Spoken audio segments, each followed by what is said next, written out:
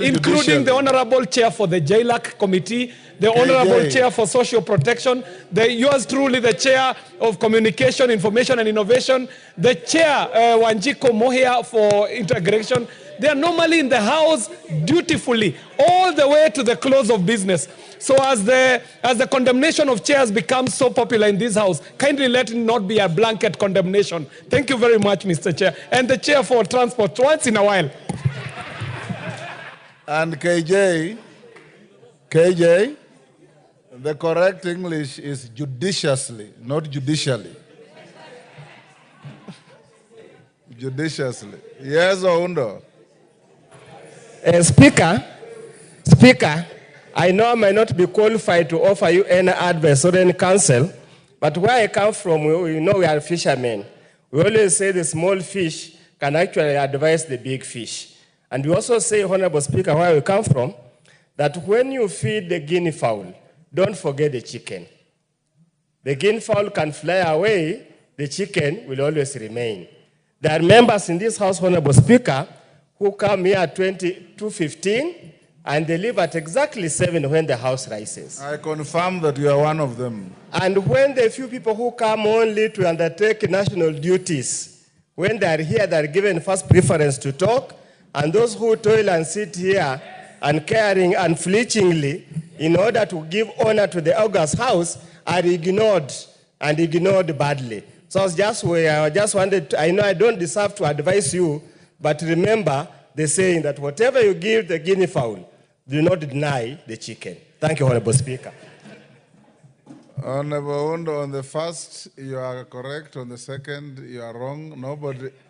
No member is ignored. And if you are using yourself as an example, you have opportunities to speak here more than any average member. You speak more than any average member. Yes. Let's go on. For cases member, the leaders are your leaders. And in case you have any grievance, you tell them. You inform them that you are not happy. I used to see a rule in some office that read, rule number 1, the boss is always right. Rule number 2, in case of any doubt, refer to rule 1.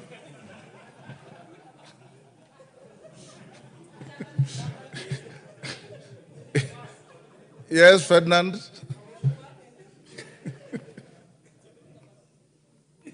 No, I don't want to talk about that. Mr. Speaker, sir, I think that what my colleague has just mentioned is very, I'm always here.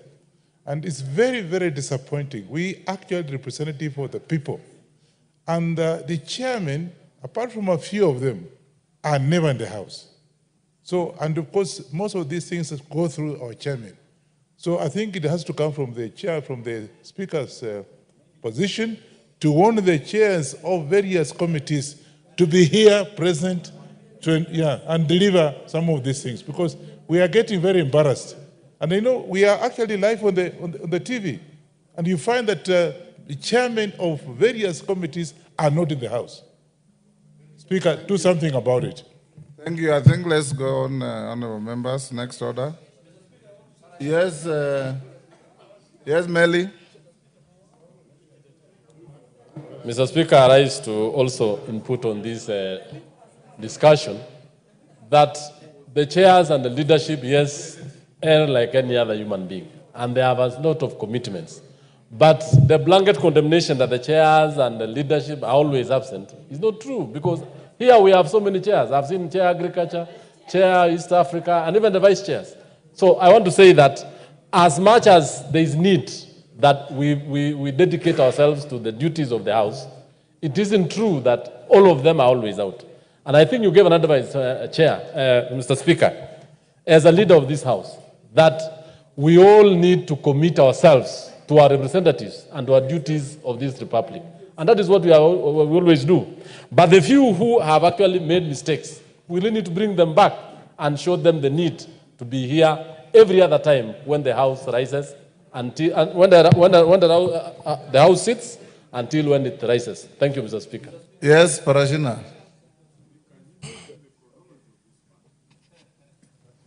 Yes, next to you. Oh, okay, thank you, Speaker, for giving me this opportunity. I'm so much grateful. I think today I'm the lucky person because the other time the leader or the majority leader lied to this house that I always don't come to this house. I always come, and I always make my good comments and contribution. So Order, Parashina. Yes. The word lies and parliamentary withdraw. I withdraw, Mr. Speaker, sir. Okay, go on. So, Mr. Speaker, I really want to say that I might come again to request that to apologize and withdraw that statement also from him, because I always come here to articulate issues, and I know the only time that the majority leader comes here, or our leaders, they only come here when they are pushing an agenda, but they don't come to the floor on the contributions of the real issue that's affecting our country or issue that we need to debate. Thank you, Mr. Speaker. Honorable members, let's not overflog this matter. I know that many members, some chairmen are always here.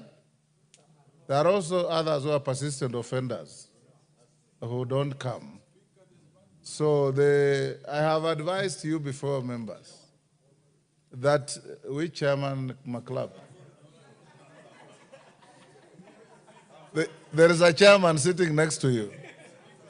I have advised you, members, and I want to advise you again. In my many years in Parliament, the Speaker always found me in the House, and I follow the Speaker when he's leaving the House. Always.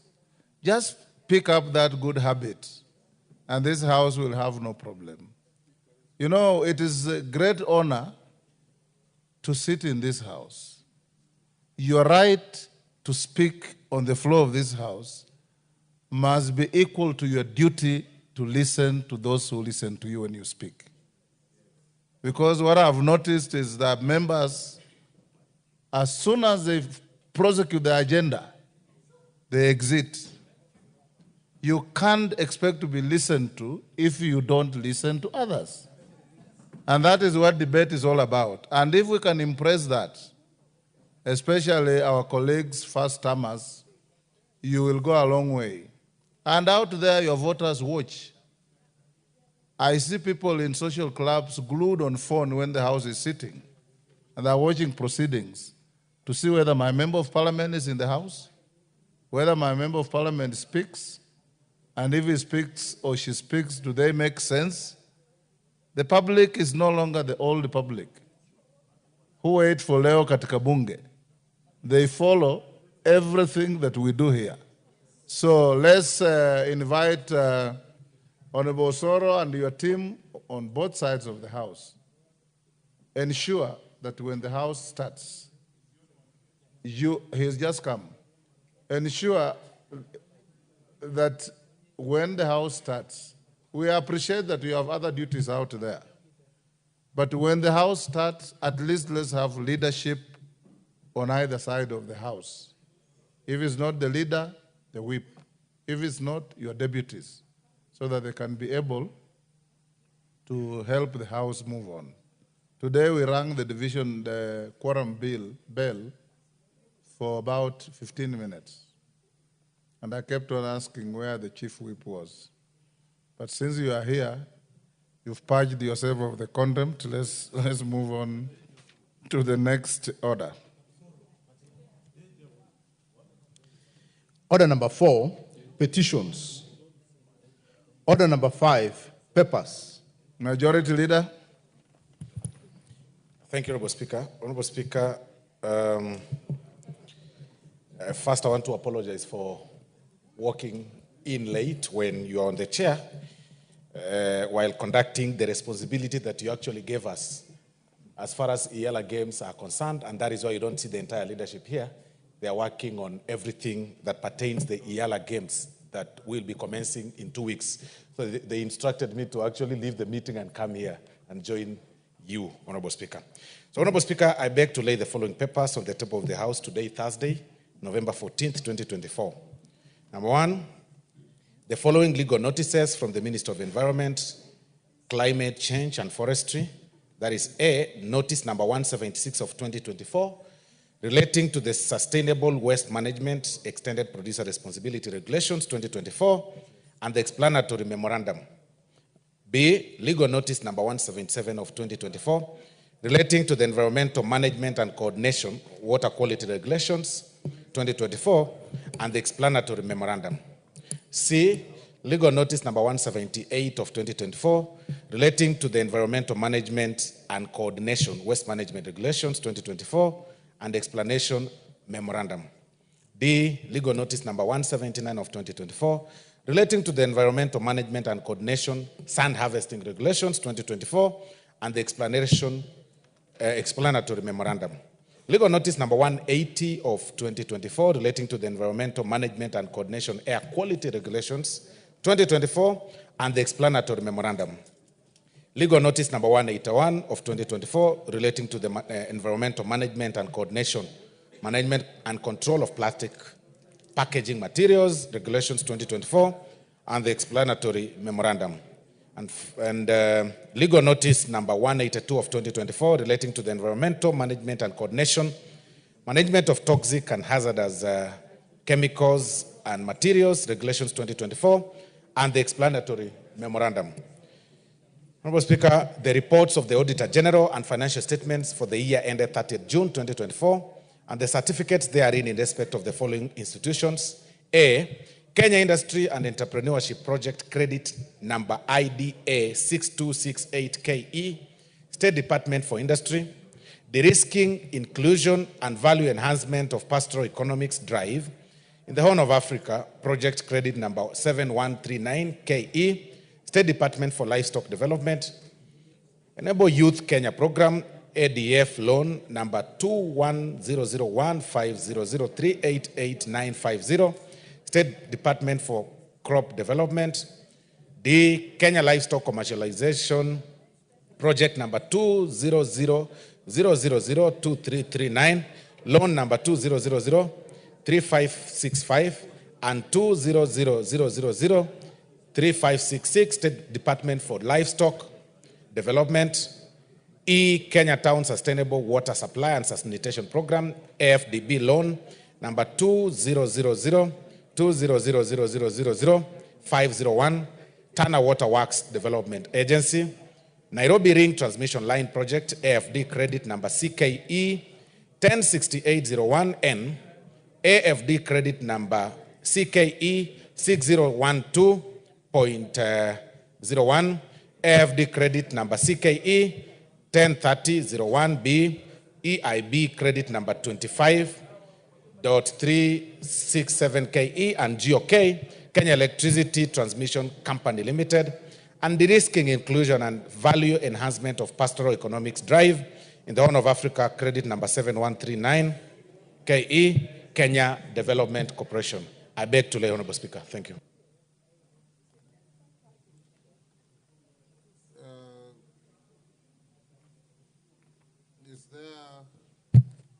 Osoro, is there any difference between Roman 2B and G?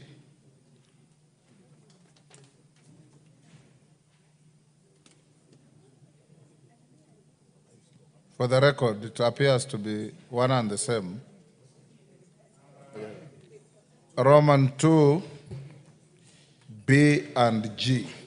For the record, Honorable Speaker, the one is the State Department for Livestock, Honorable Speaker, and the other one is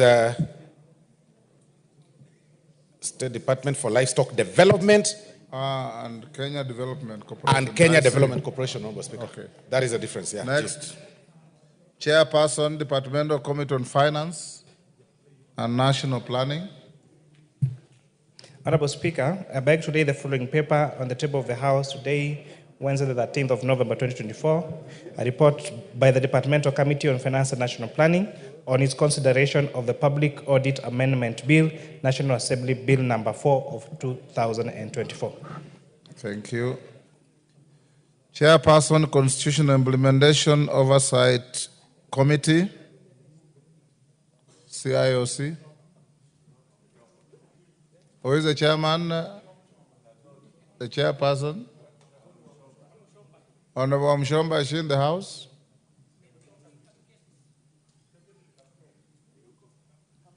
Where is the vice chair? Is Kamket here? Yes. Yes, CNN. Are you a member of the committee?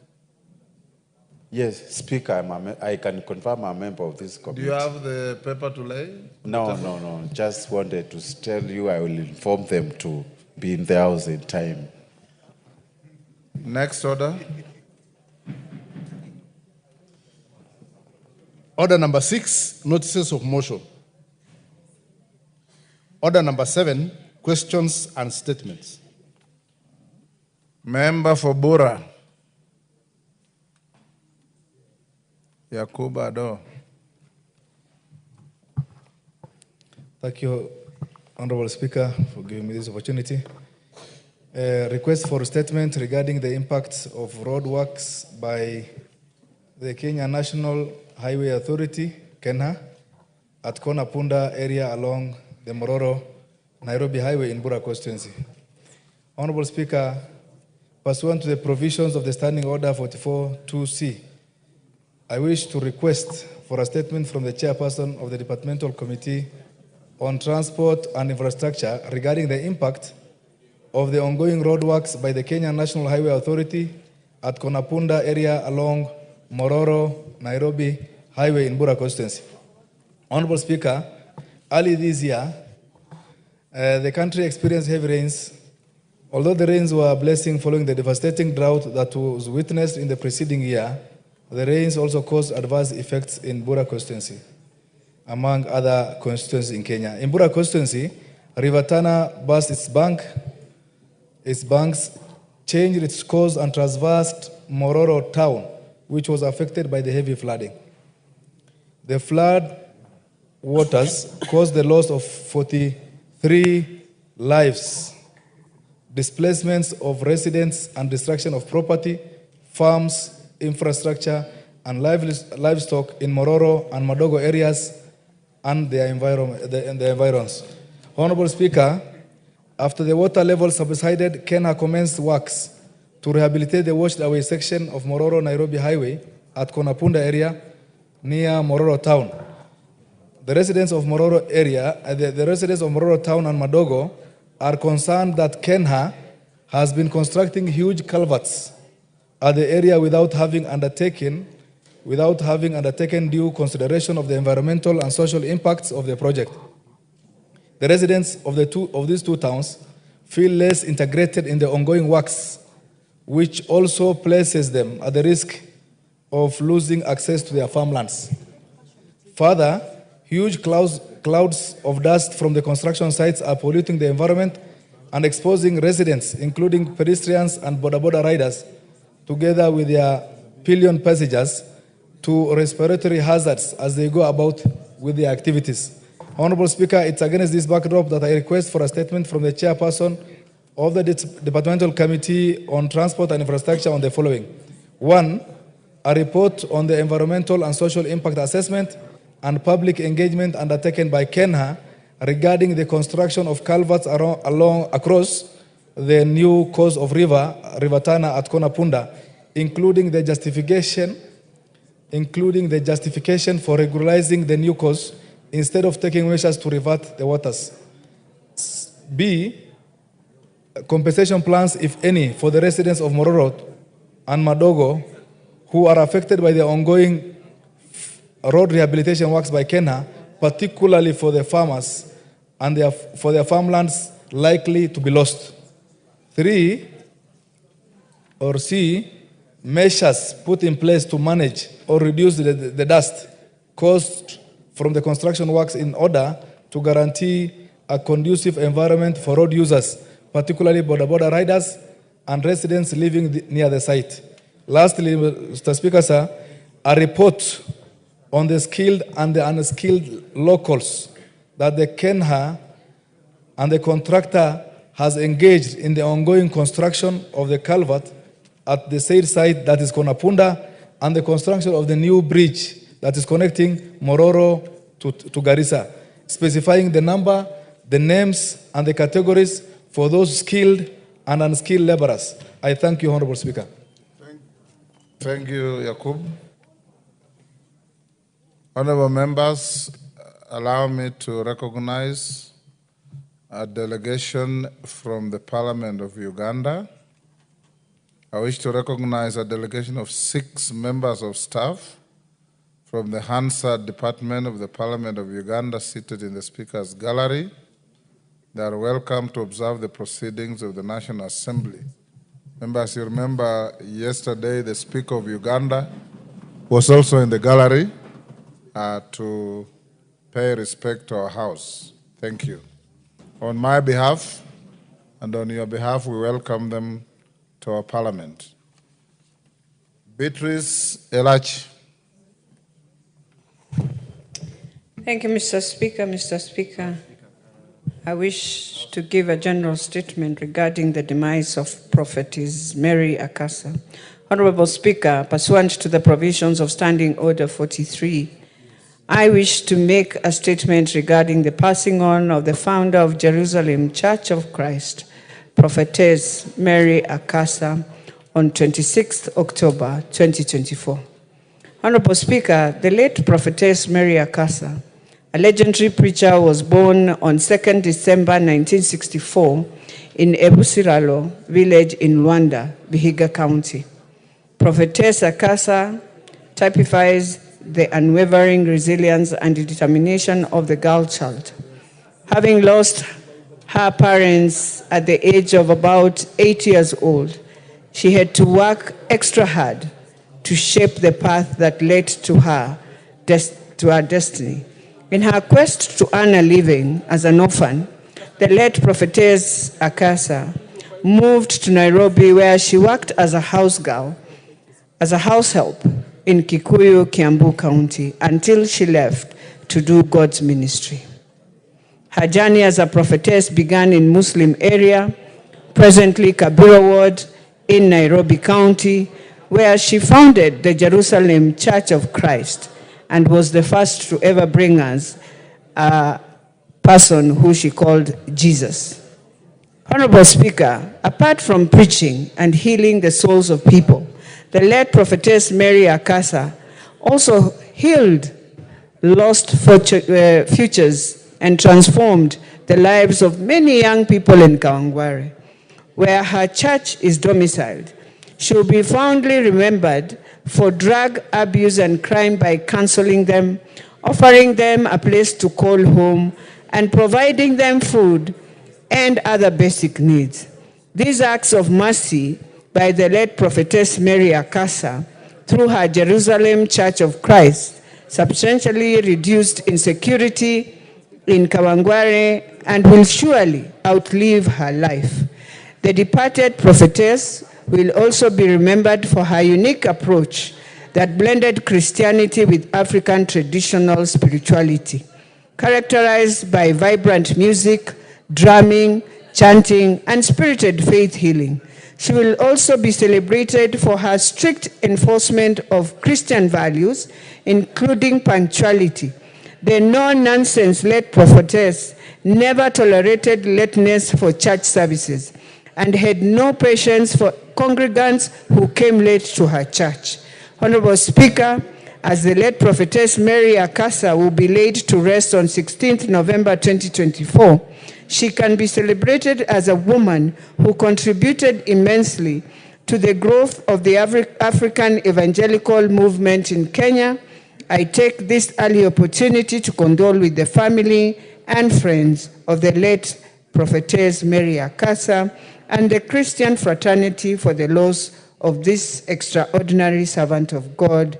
May her soul rest in peace. I thank you, Honorable Speaker. Yes, KJ. 1 minute. Mr. Speaker, I thank you.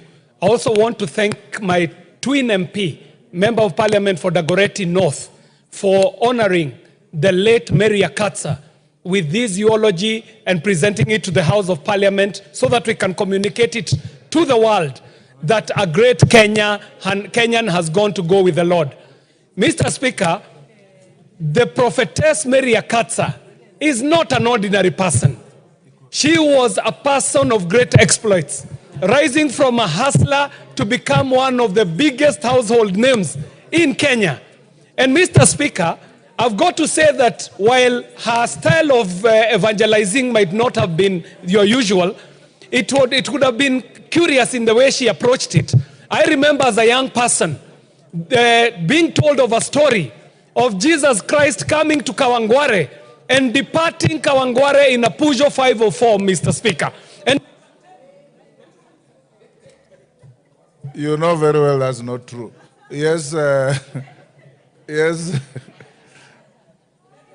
Yes, Osoro. Thank you very much, Honorable Speaker. Honorable Speaker, I also want to join the Honorable Beatrice in mourning with the people and the Christian fraternity for the loss of Prophetess Mary Akatsa. Honorable Speaker, my family has got so many children named Mary Akatsa. My family has got so many children named Ishmael. My family has got so many children named Lona, because Lona happened to be the mother of Mary Akatsa, and Ishmael happened to be the father of Mary Akatsa. Honorable Speaker, I was a young man, a young boy, when I never knew then, but I was a young boy when Mary Akatsa, and I had attended that service as a very young boy, when Mary Akatsa told us that Jesus Christ had visited us in church, Honorable Speaker. I was a young boy, and I must confess that I believed her then, because I believed that I had seen Jesus with my naked eyes, with my very own naked eyes, Honorable Speaker. Later, I got to realize that it was the passion of Christianity that she had in her that pulled her and pushed her to even create a Jesus by herself. And I believe now she's met the real Jesus, even as she rests. May her soul rest in eternal peace. Thank you very much. Thank you. Walter Wino. Thank you, Mr. Speaker, for the opportunity. This is a request for a statement regarding revival of South Nyanza Sugar Company, Sony, and other state-owned sugar mills. Honorable Speaker, pursuant to the provisions of Standing Order 44-2C, I wish to request for a statement from the chairperson of the Departmental Committee on Agriculture and Livestock regarding rehabilitation and revival of Sony and other sugar companies in the country. Honorable Speaker, there are 16 sugar mills in the country with a total processing capacity of 51,450 metric tons of cane per day. However, the current capacity utilization for most mills is estimated to be 56%, which is attributable to old machinery, poor factory equipment maintenance, fluctuating supply of cane, and inappropriate processing technology. Most state-owned sugar mills are operating old and inefficient machinery, limiting sugar production to about 700,241 metric tons against a domestic demand of about 1,100,000 metric tons a year. Bridging the deficit through importation from Comesa region and the international market is hurting profitability of ailing local sugar millers. Honorable Speaker, notably, the cost of sugar production, especially by the state-owned mills, is comparatively high due to inefficiencies along the value chain, inadequate maintenance of factory machinery and equipment, low sugar recovery as a result of poor cane quality, inappropriate processing technologies, and low skill competencies. To mitigate these hindrances, it is necessary for the government to implement its pledge of rehabilitation and revival of Sony and other state-owned companies in the country so as to enhance sugarcane availability, sugarcane supply, and the debottlenecking, as well as process automation of the plants to operate at its optimal levels. Honorable Speaker, it is against this background that I request for a statement from the chairperson of Departmental Committee on Agriculture and Livestock on the following. A, an outline of the plans in place by the ministry to urgently procure new crushing equipment for Sony Sugar Company to replace the old one, which was acquired in 1979 and now requires Kenya shillings 400 million for maintenance to keep in operating. B, to immediate the immediate and long-term strategies the government plans to implement to curb the frequent equipment breakdown, which impacts heavily on the company's output and results in low production and low morale among workers and farmers. C, the reasons why there has been a delay in paying the outstanding salary arrears of Kenya shillings 800 million for the Sony Sugar Company workers who in the past have endured various economic hardships and poor working conditions at the factory. D, a comprehensive report on the status of sourcing a strategic partner to invest in restoration of the company to profitability, hence improving the welfare of smallholder sugarcane farmers and employees of the Sony Sugar Company. I thank you, Honorable Speaker. Thank you, Owino.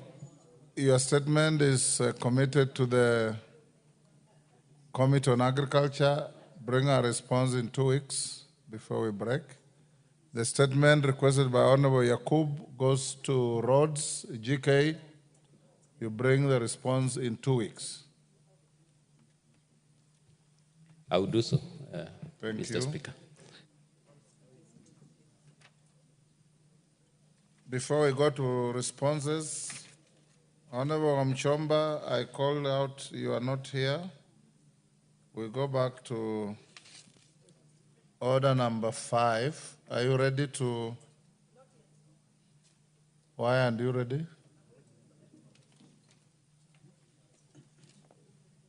Why is it in the order paper? I'm waiting for the clerk to bring it for signature.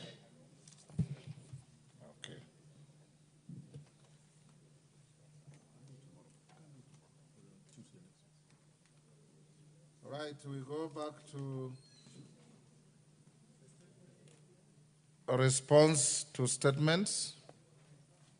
Dr. Mutunga, you said you had a response which you just want to lay on the table. Go ahead and do so. Thank you, Honorable Speaker. Honorable Speaker, today, the 14th of November 2024, I laid to the table of the House the response to a statement regarding strategic food reserve in the country as requested by the Honorable David Kiplagat, MP Soy. And I don't know, I can't see David Kiplagat, Honorable Speaker. I believe you'll be able to see this report. Thank you. Okay. Lay it on the table. Response to Wilberforce Oundo. JLAC Chair. Thank you very much, Mr. Speaker. Even before I start, I confirm I have given a copy of the response to the Honorable Wilberforce Oundo, and therefore allow me kindly to make the statement in an abbreviated version because he has the full particulars of the response.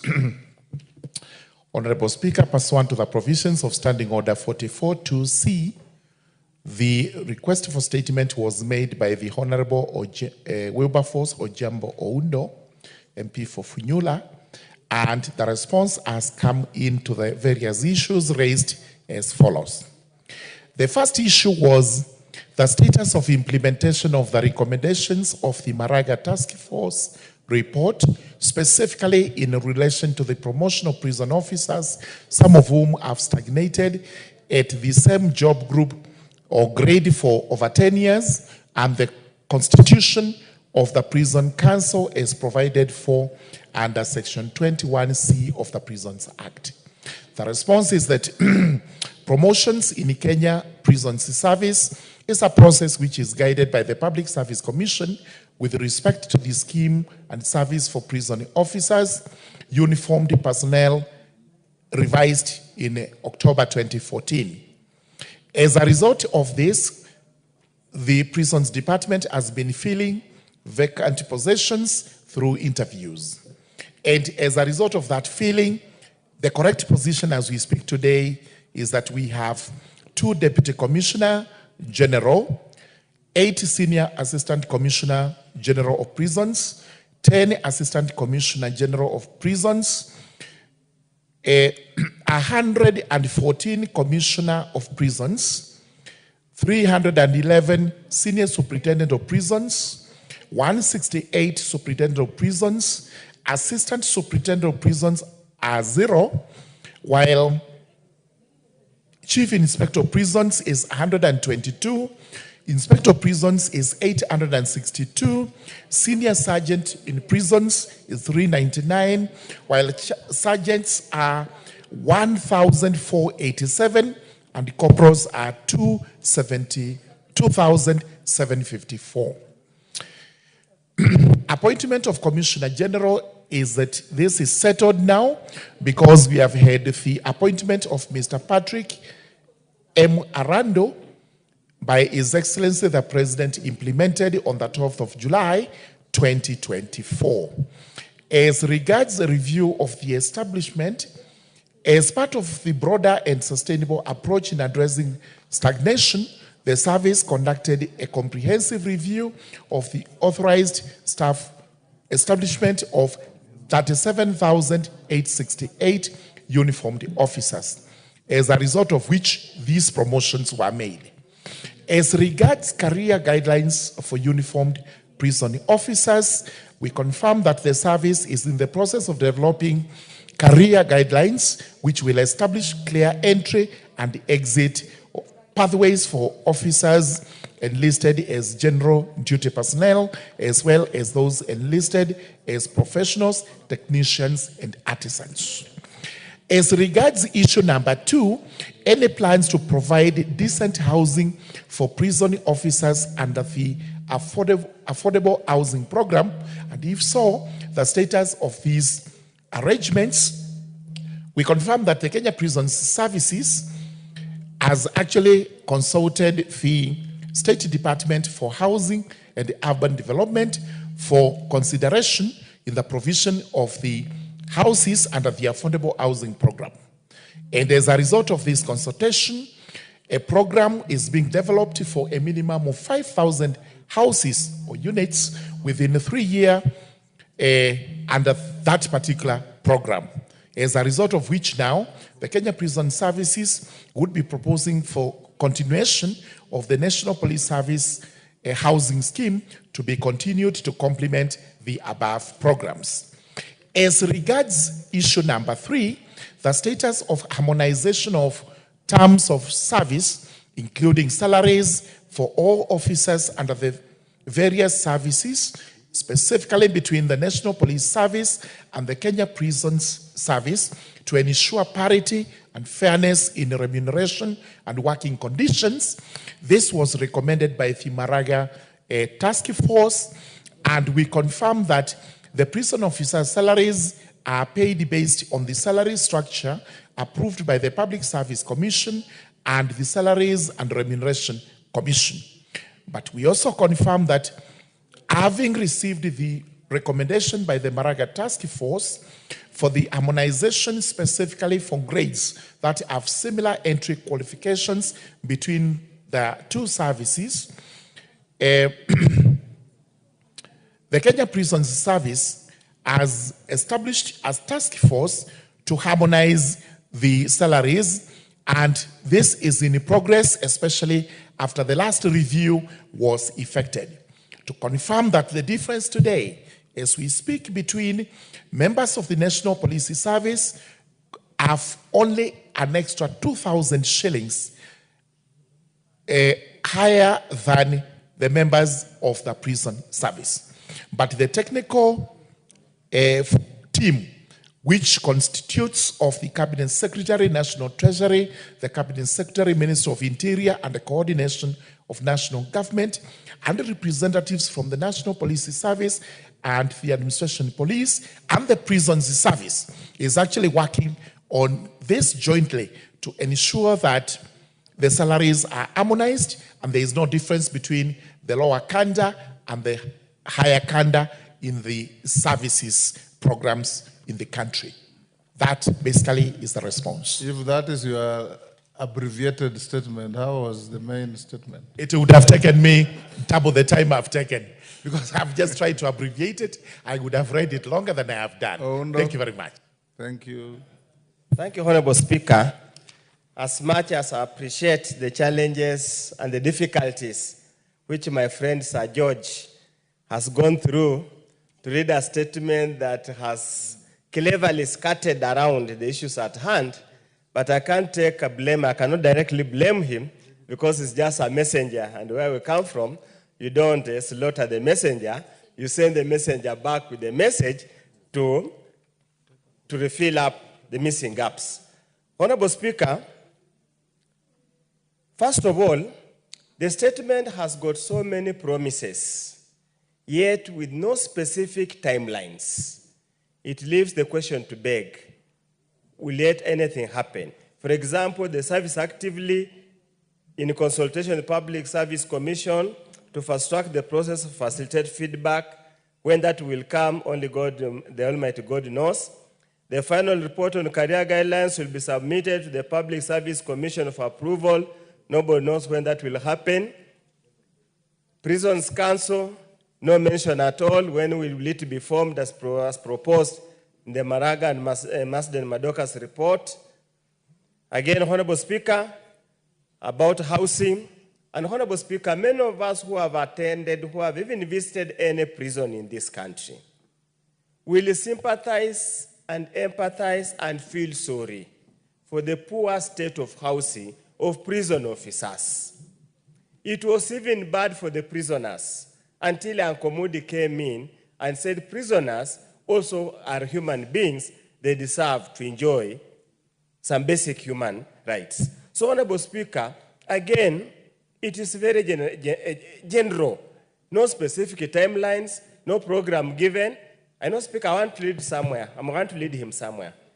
You're taking a very long route. Yeah, but allow me to lead. Because, Honorable Speaker, the prison service plays an extremely important role. What you should do, Honorable Undo, the statement has been given by the chair. He says he gave you an advance copy. So seek a clarification. What you are doing is now this is what debating and disputing. No, this is what I want him to do, Honorable Speaker. Yes. Two things. Number one, please go back to the sender to give you the timelines in implementing the promises they have given, or the undertakings, or the statement I made here, timelines. Second, Honorable Speaker, there's a very fundamental issue, and I think Sir George noticed the absurdity of it and tried to be clever, but I already knew. Honorable Speaker, the joint technical team that has been formed to harmonize the salaries does not exclude the prison service. And this is what it says. The prison service was not represented in the technical team. So when they were setting, risk allowances or service allowances, they had nobody to represent them. They had nobody to talk to them. That's why their allowances were set much, much lower than in all other disciplined services. And they're right. To this end, the prison service has written to the Principal Secretary for Correction Services, seeking intervention in the resolution of this matter.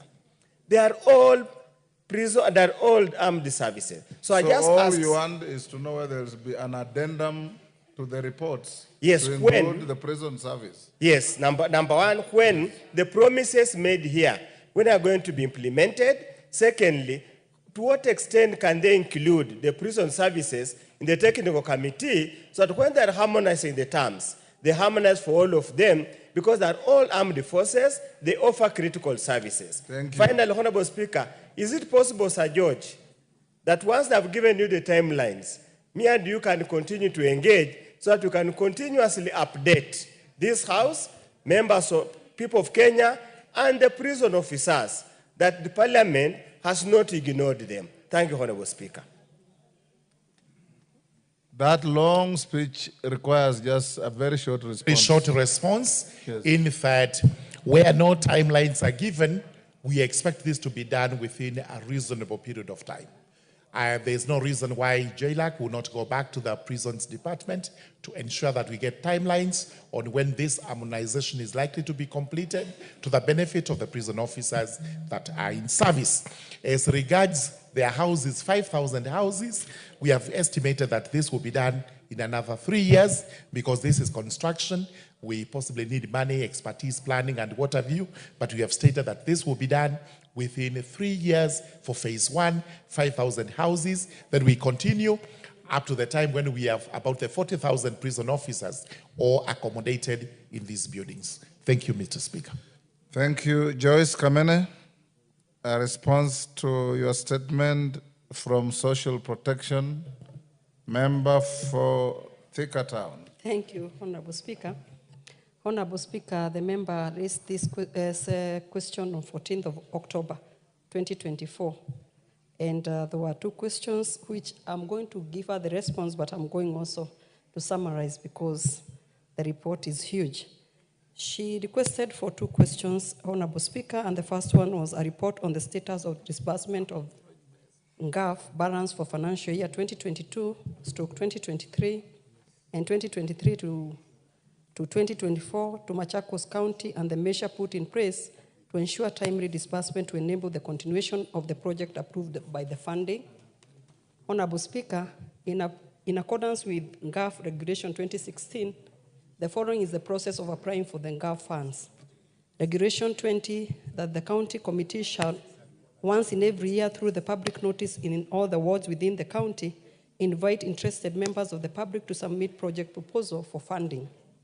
And 2, the county committee shall receive and review all project proposals and prepare a list of projects to recommend to the board for approval to approve the project to be funded.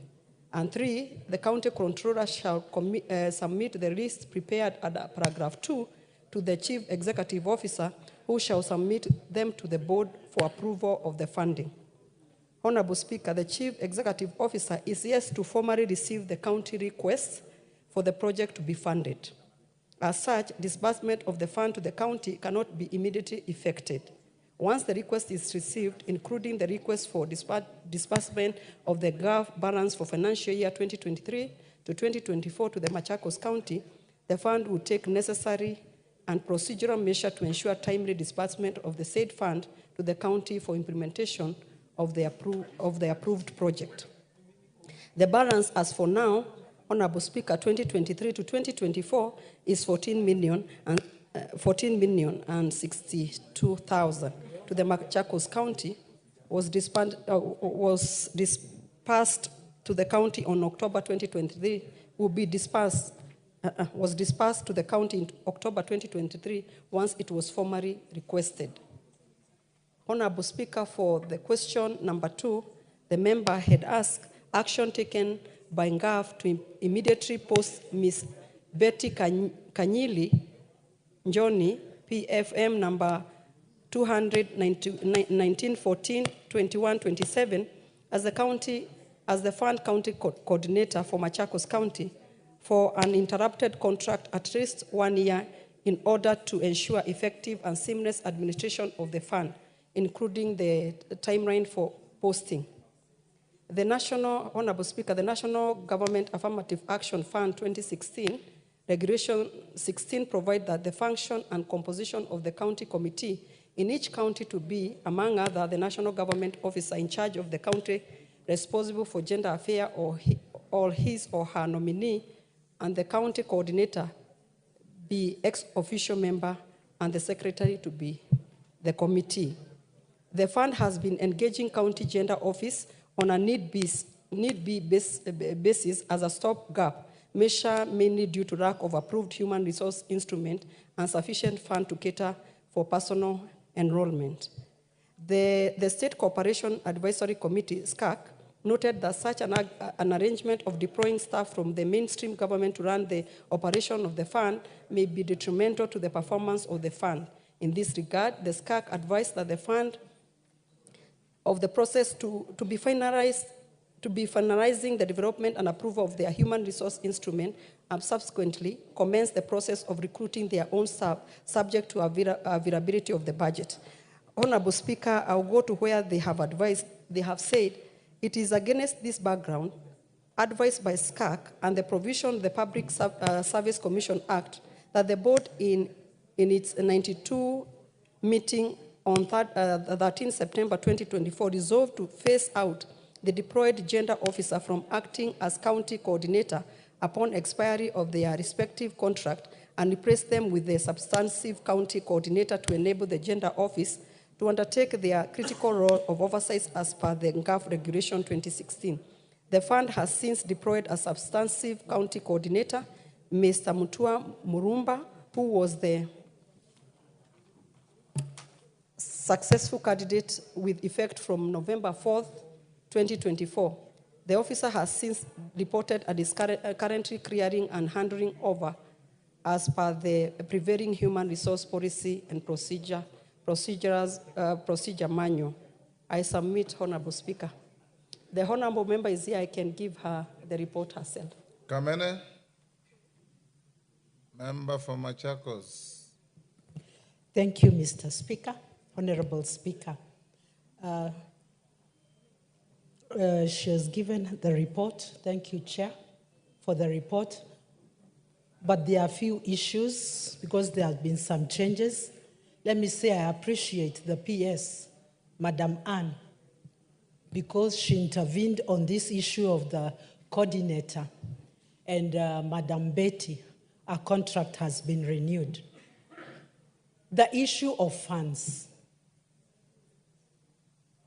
You cannot just give us a blanket figure of 14 million. I want full records of the county projects, the value addition, because all those have different votes. Your Nini is talking about some 14 million. And our books are showing approved projects that have not, that the money is lying with GAF is 24 million. That's why we are insisting, we want to know where these funds are going and what is happening. We also have funds that have been carried forward. And because of the lack of the coordinator, we have a whopping close to 100 million that belongs to Machakos County. And we need to be reconciled. Let them give us a full report.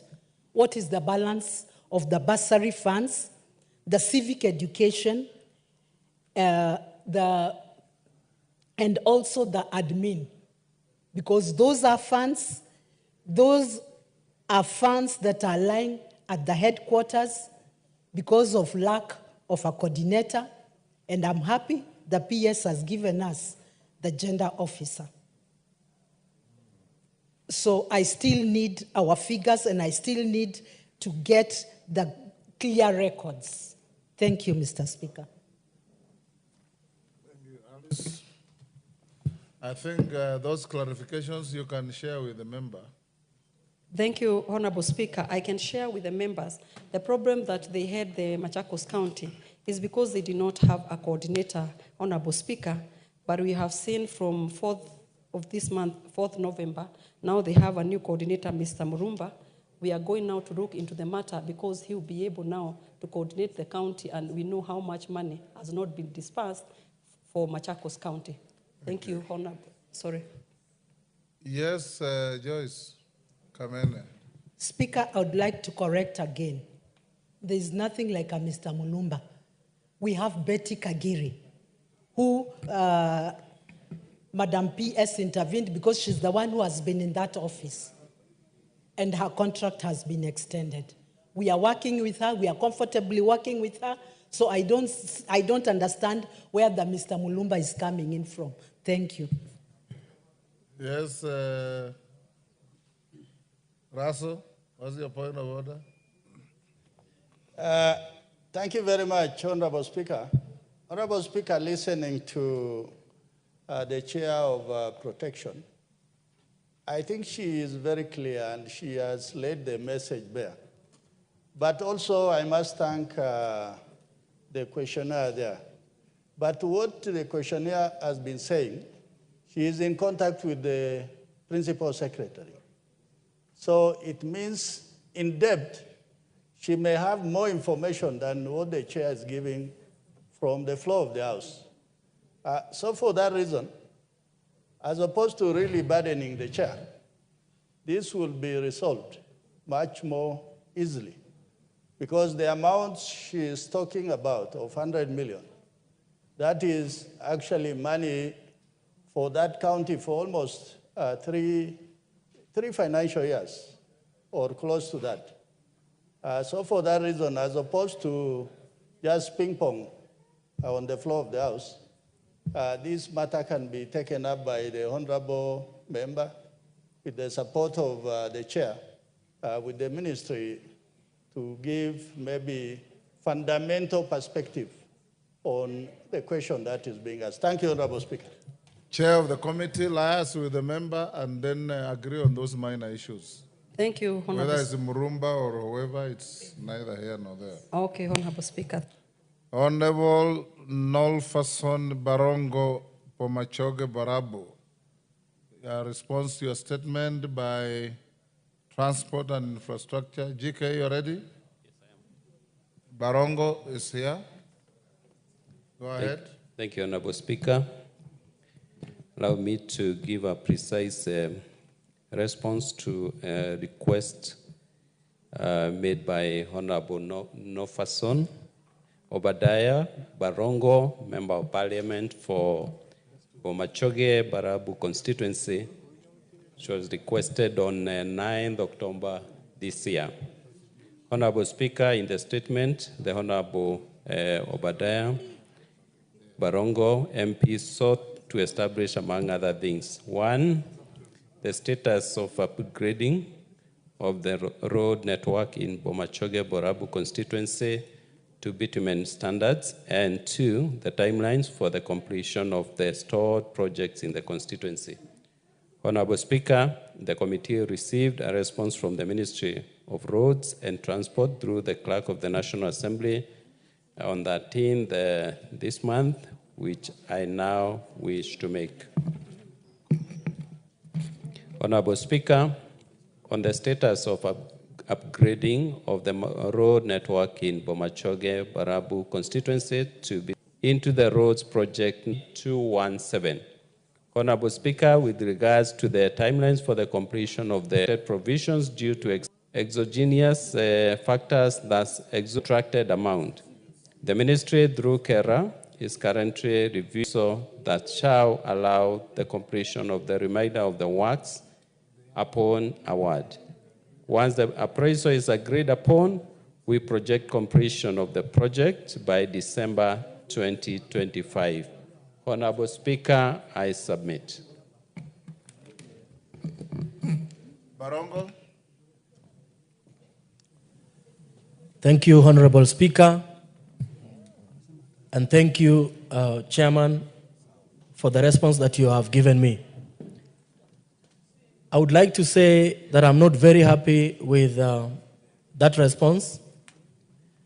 And that is because of item number 6 and item number 7 on the response. I thank you because on item number 7, you have indicated that an incomplete box culvert disconnects along this road, rendering this road not motorable at all seasons. I wish to update you also that on item number 6, the existing box culvert has actually collapsed completely. And this has inconvenienced Mwananchi greatly because they are marooned away from essential services. Especially, Honorable Speaker, when it rains, it becomes very dangerous. Communities are prevented from accessing their homes completely. Chairman, I would like to notify you that the absence of these two box culverts on item number 6 and 7 on your statement is long overdue and is extremely urgent and needs to be dealt with. Thank you. GK, can you ensure that is done? Honorable Speaker, I want to believe that the member appreciates the good work that has been done by the road agency KERA to push your expectations to above 80%, and the remaining percentage will be dealt with soonest as indicated in this response. I think you have only about 7 kilometers, and the box caravans you have mentioned are within that remaining section. So, Honorable Speaker, I once again submit my response. Okay, thank you, Speaker. Yesterday we had a lot of questions towards the Cabinet Secretary for Road and Transport, but I needed to ask the Chair. Whenever the Cabinet Secretary for Roads comes here, you see many members wanted to ask questions because the response that the department is giving, totally sometimes we feel as members they are not substantially, they are not giving guarantee. Mr. Speaker, there's the last 2 financial year, and I want the Chair to confirm, the State Department has spent over 400 billion on roads. And the question that we are asking, there are roads that have been left, which were started or were in the program for the last 2 regime. But now you see the 400 billion, they have started new roads. And we wanted to understand what are the criteria. Because when we go to those offices, we take the proposal. Roads are very important. A road connects a country to a country, a county by a county, a constituency by a constituency. But you find one constituency in this republic, I don't want to mention, either because a member is a committee there, or other beneficiary can able to maneuver there. You find out that a road even is given to a church again as a church. Whereas we have areas in this country that there are no roads at all. So I want to ask the Chair, to ask the Chair through the Speaker, if possible, can we have a report on how you locate the roads? On how per constituency or per county? So that we don't have a certain area in this country doing more or benefiting or getting more allocation more than us because we don't know the criteria you are using. Yes, GK. Honorable Speaker, I do not know where the member has picked the figure 400 billion from. Looking at the budget that we passed 3 or so months ago, I did not see such a figure allocated to the Ministry for Roads. So that assertion is completely out of order in terms of figures. Yes, Parashina. I only said the last 2 financial years. Chair, don't run away. I know one constituency which has gotten 17 billion. And we can go Western or Nyanza or even Mombasa, and we find constituencies that have never even gotten 200 billion, not 200 million shilling. So don't take us round. You know the truth. The last financial year, 2022, 2023, 2023, 2024, a lot of money has been spent on roads. Yes, Nyamai.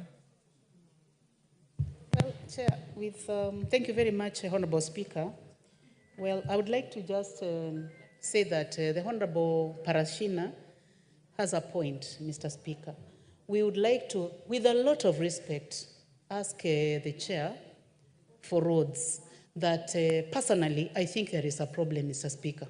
Because my own constituency, Kitui South, and Kitui County as a whole, got about 400 million.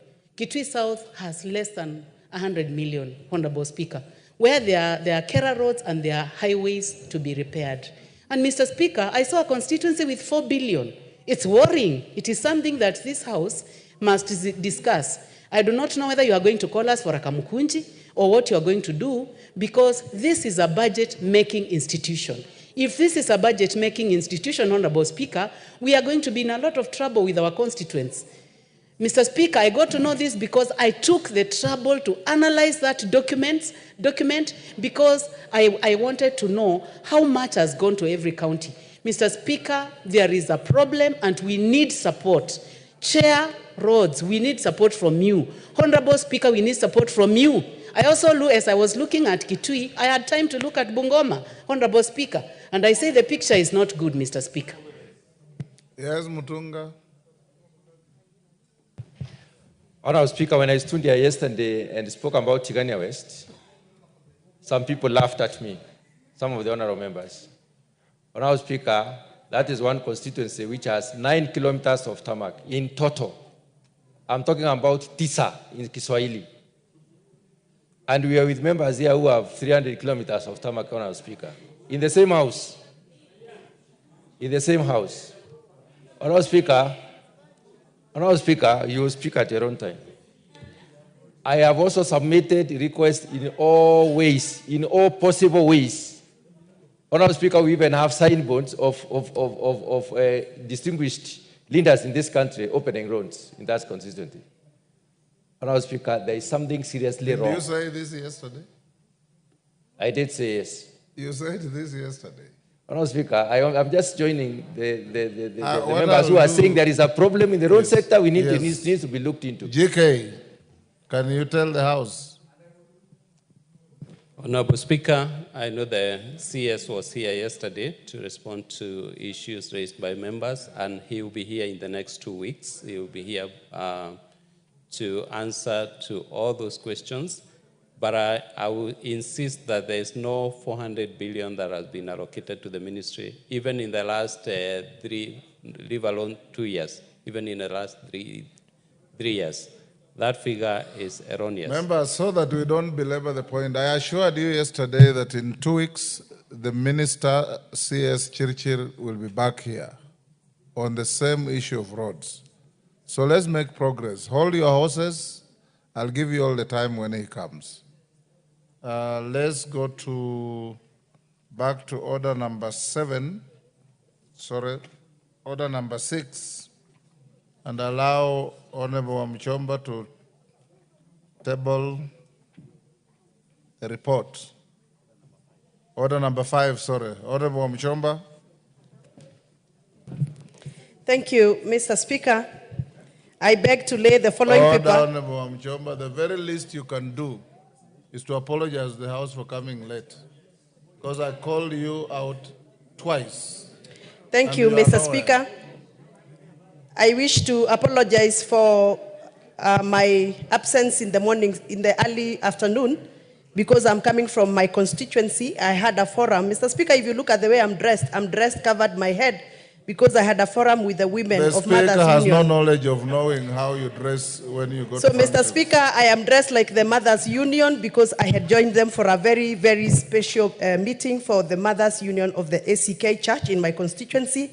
And being one of them, I had to attend and I had to fellowship with them. My apologies for lateness, but I am here, Mr. Speaker, to lay the following paper on the table of the House today, Wednesday, 13th November 2024, a report of the Constitution Implementation Oversight Committee on participation in the Parliamentary Intelligence Security Forum in Washington, D.C., United States of America, from 7th to 8th December 2023.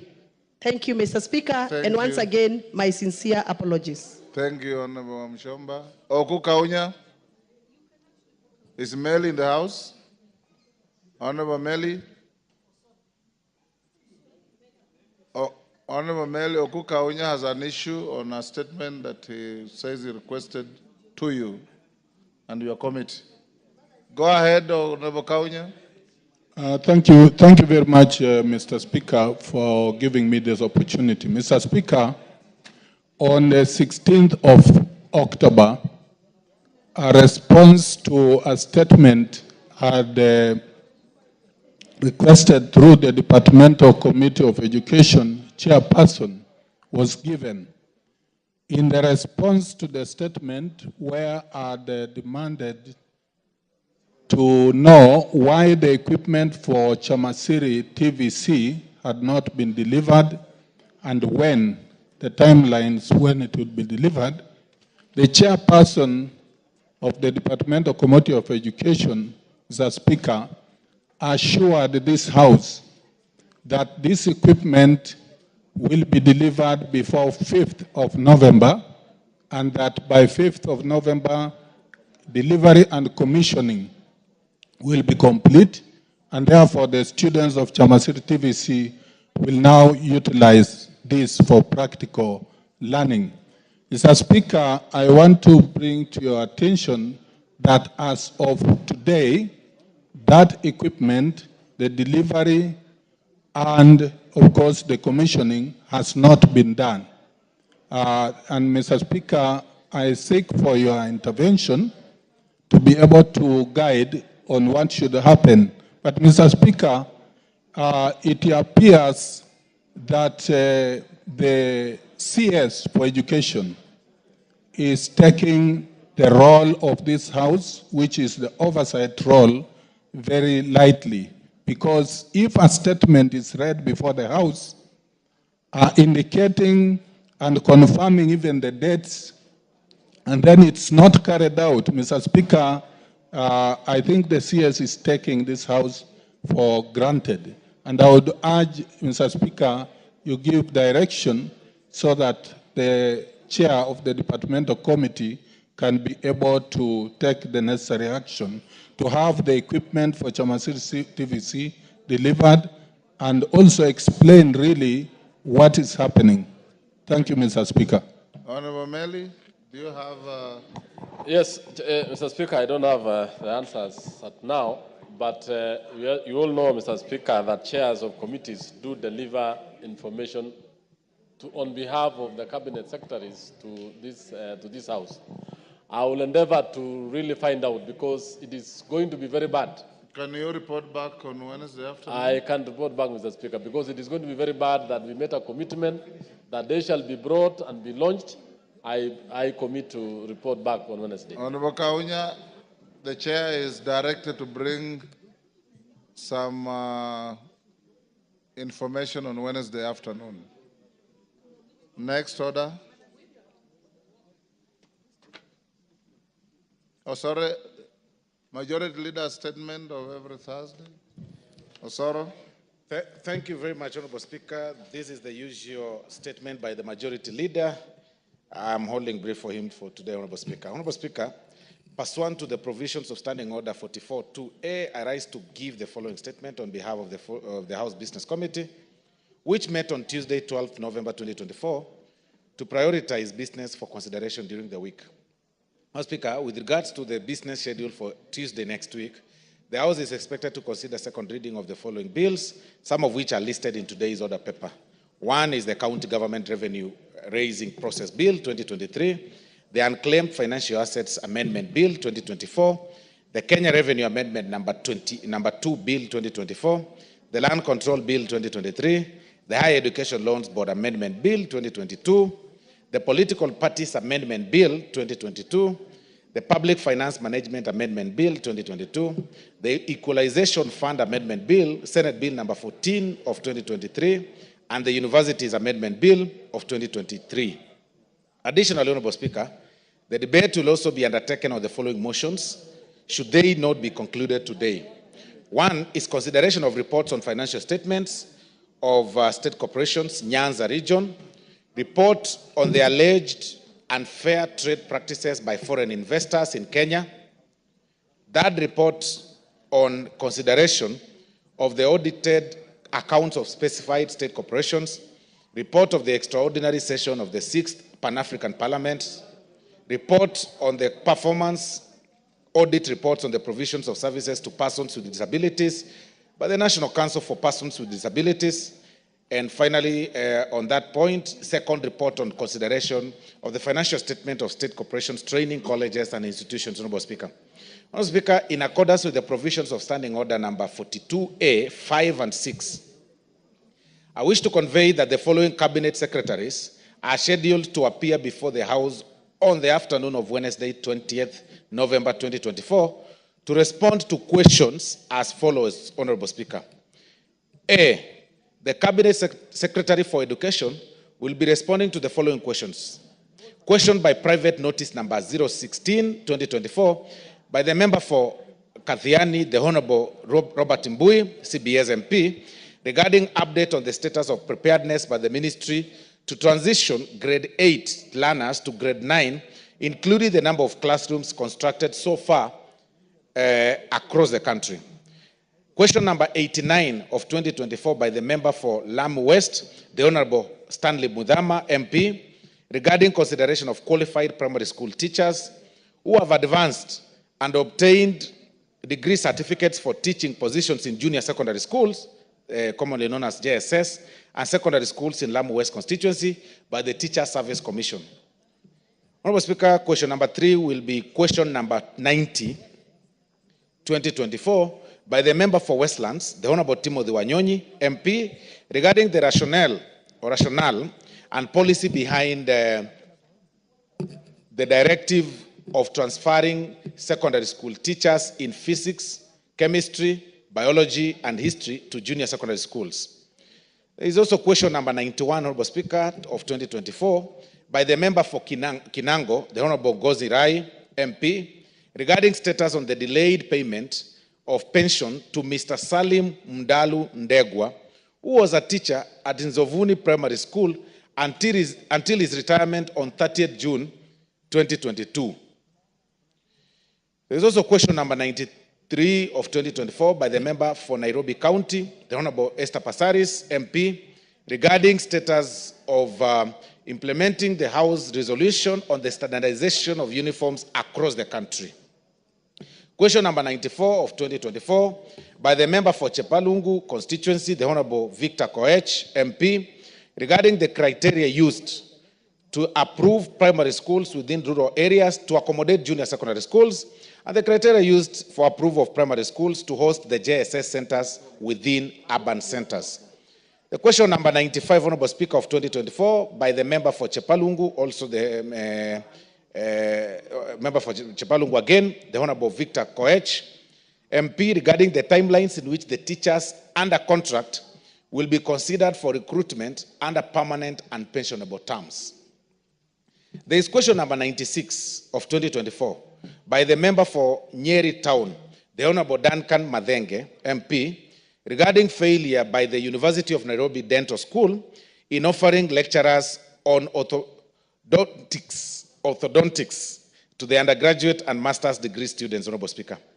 Honorable Speaker, there is also question number 97 of 2024 by the member for Emuhaya constituency, the Honorable Mboko Milemba, MP, regarding the authorization for purposes of conducting fresh parent association elections in various counties and some counties in the country. Honorable Speaker, there is also question number 98 of 2024 by the member for Yatta, the Honorable Robert Basil, MP, regarding provisions of hardship allowance to technical vocational education and training tutors in Yatta constituency. Honorable Speaker.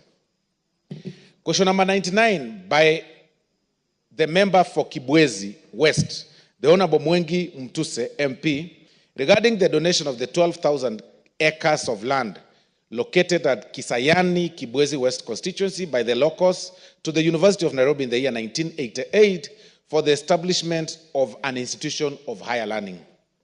Question number 100, Honorable Speaker, by the member for Suba South, Honorable Speaker, the Honorable Karoli Omondi, MP, regarding details of the current deficit of teachers in both primary and secondary schools in Homa Bay County, Migori, Kisumu, Siaya, and Kakamega counties.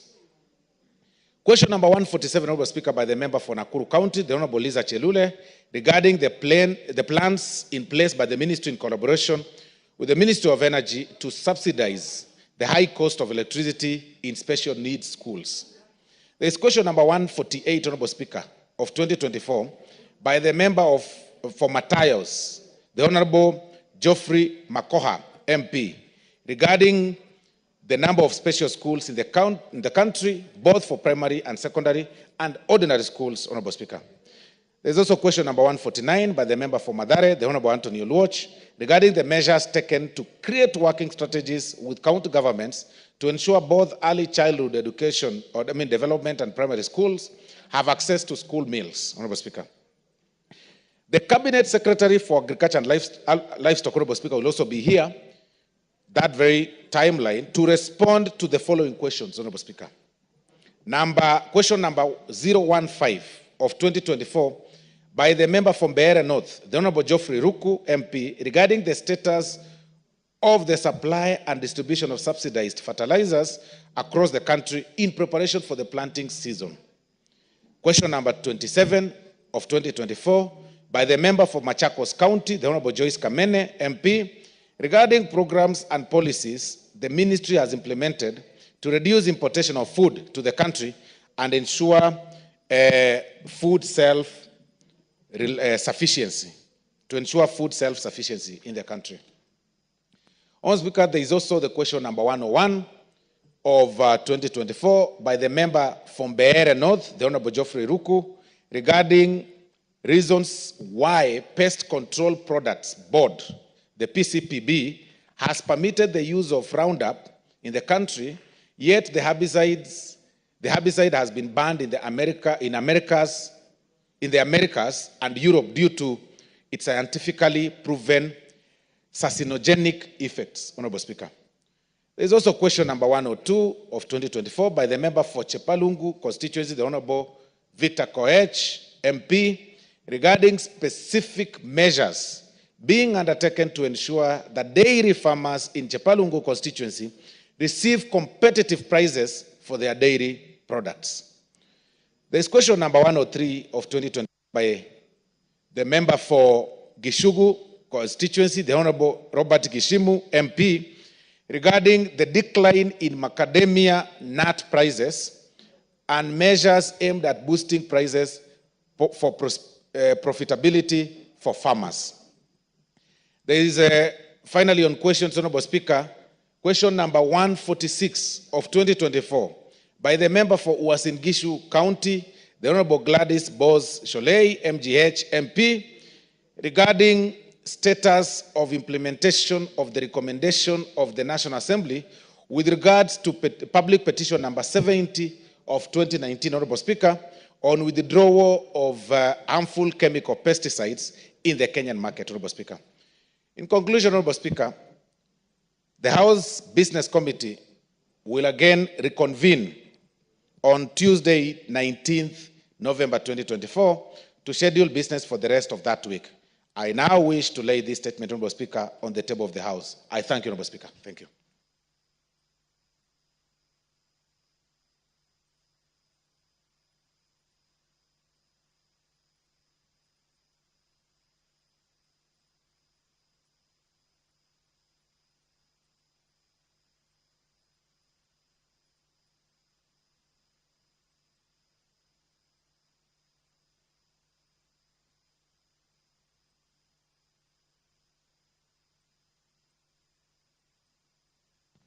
Thank you, Majority Whip.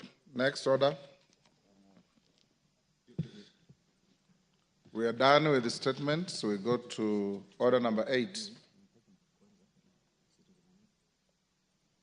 Order number 8, the Cooperatives Bill, National Assembly Bill number 7 of 2024, second reading, resumption of debate.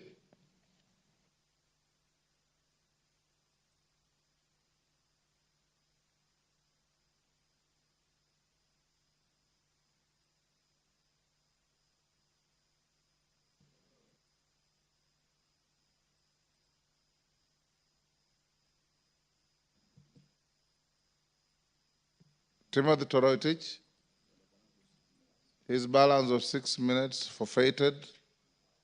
Wilberforce Oundo, had you spoken to Cooperatives Bill? I had. You had? Yes, yes. Parashina Sakimba?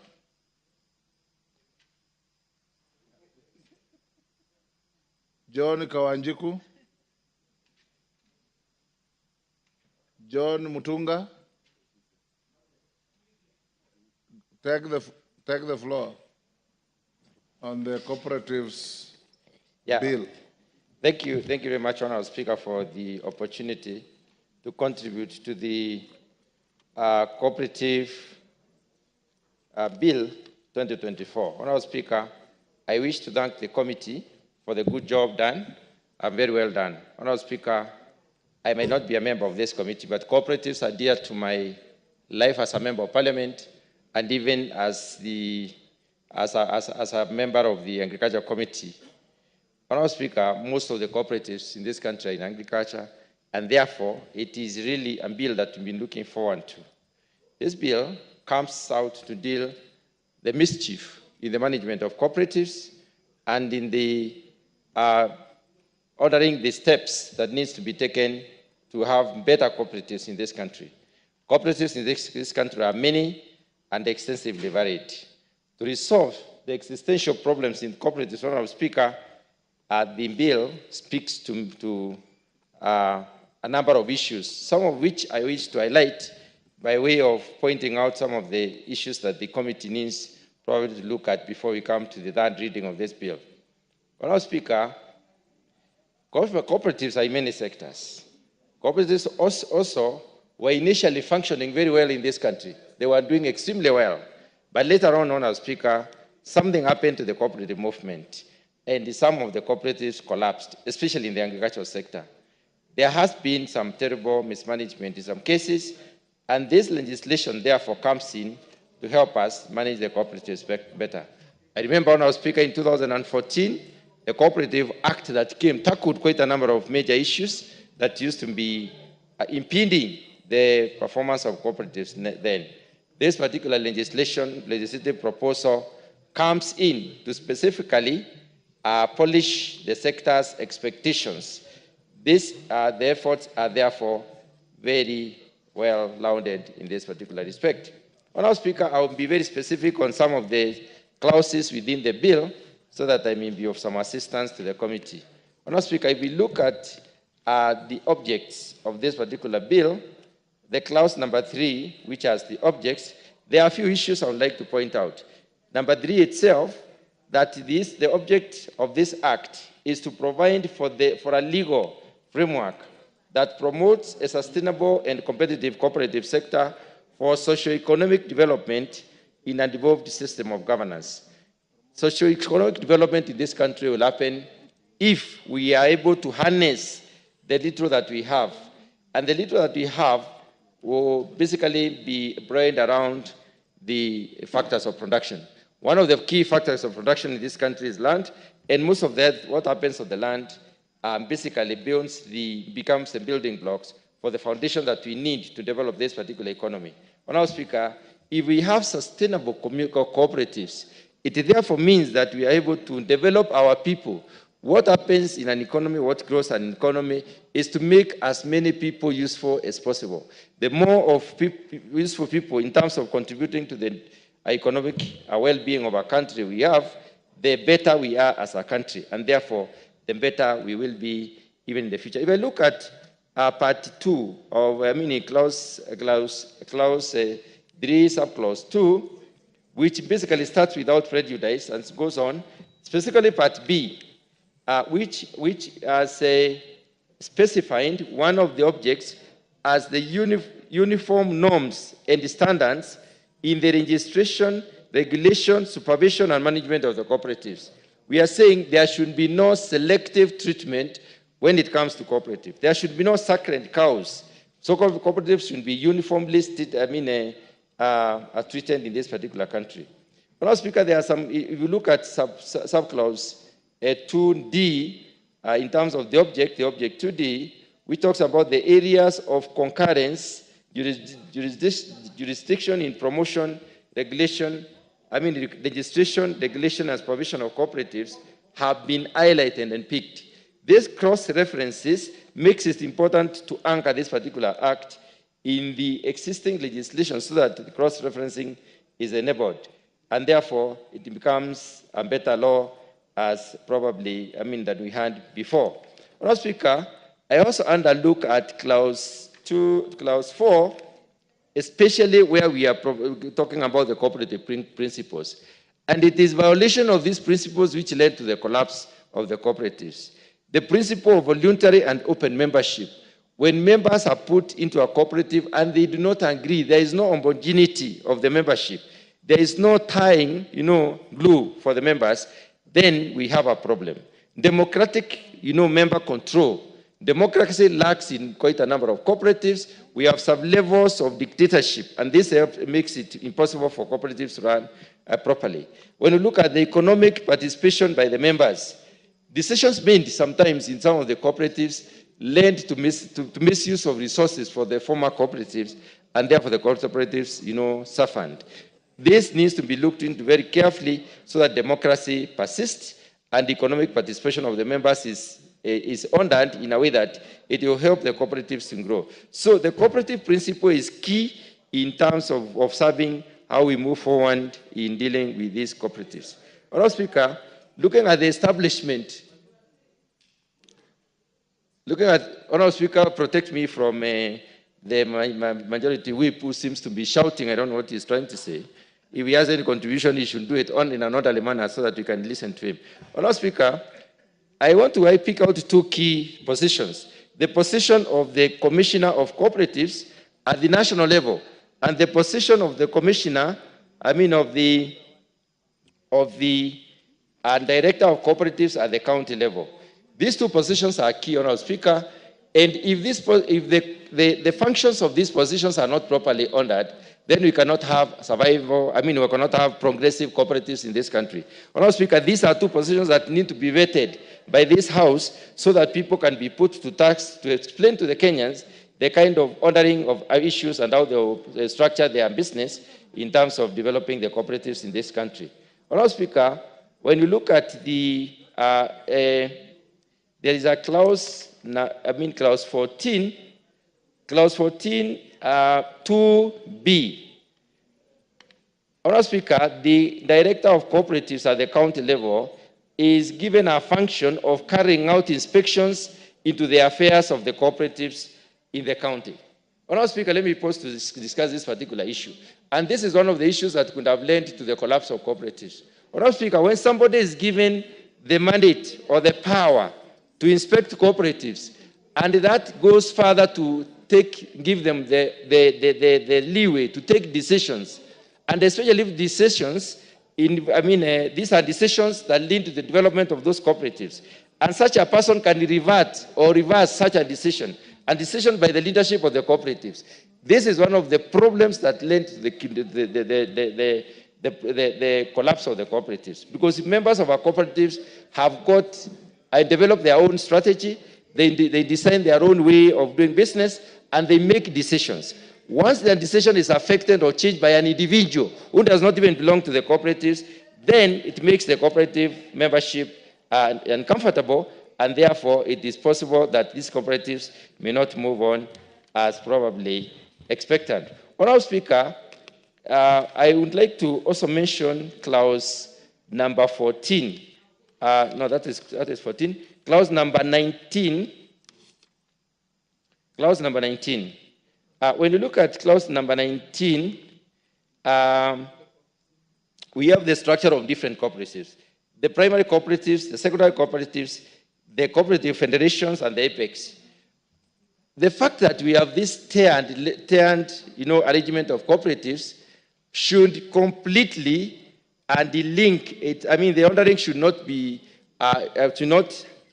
be associated with the power to manage the issues of the cooperatives under.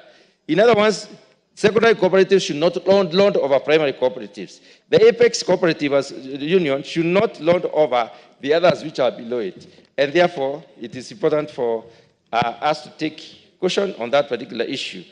Honourable Speaker, clause 25E, which speaks to the fact that one of the roles of the apex cooperative is to provide mechanism and framework for alternative dispute resolution for the cooperatives. I would like to suggest that, Honourable Speaker, by way of amendment, and probably the committee has looked at this particular issue, dispute resolution should not be in an institution. We should set an independent body to deal with disputes within the cooperatives so that we do not bring in mischief that probably would lead to problems.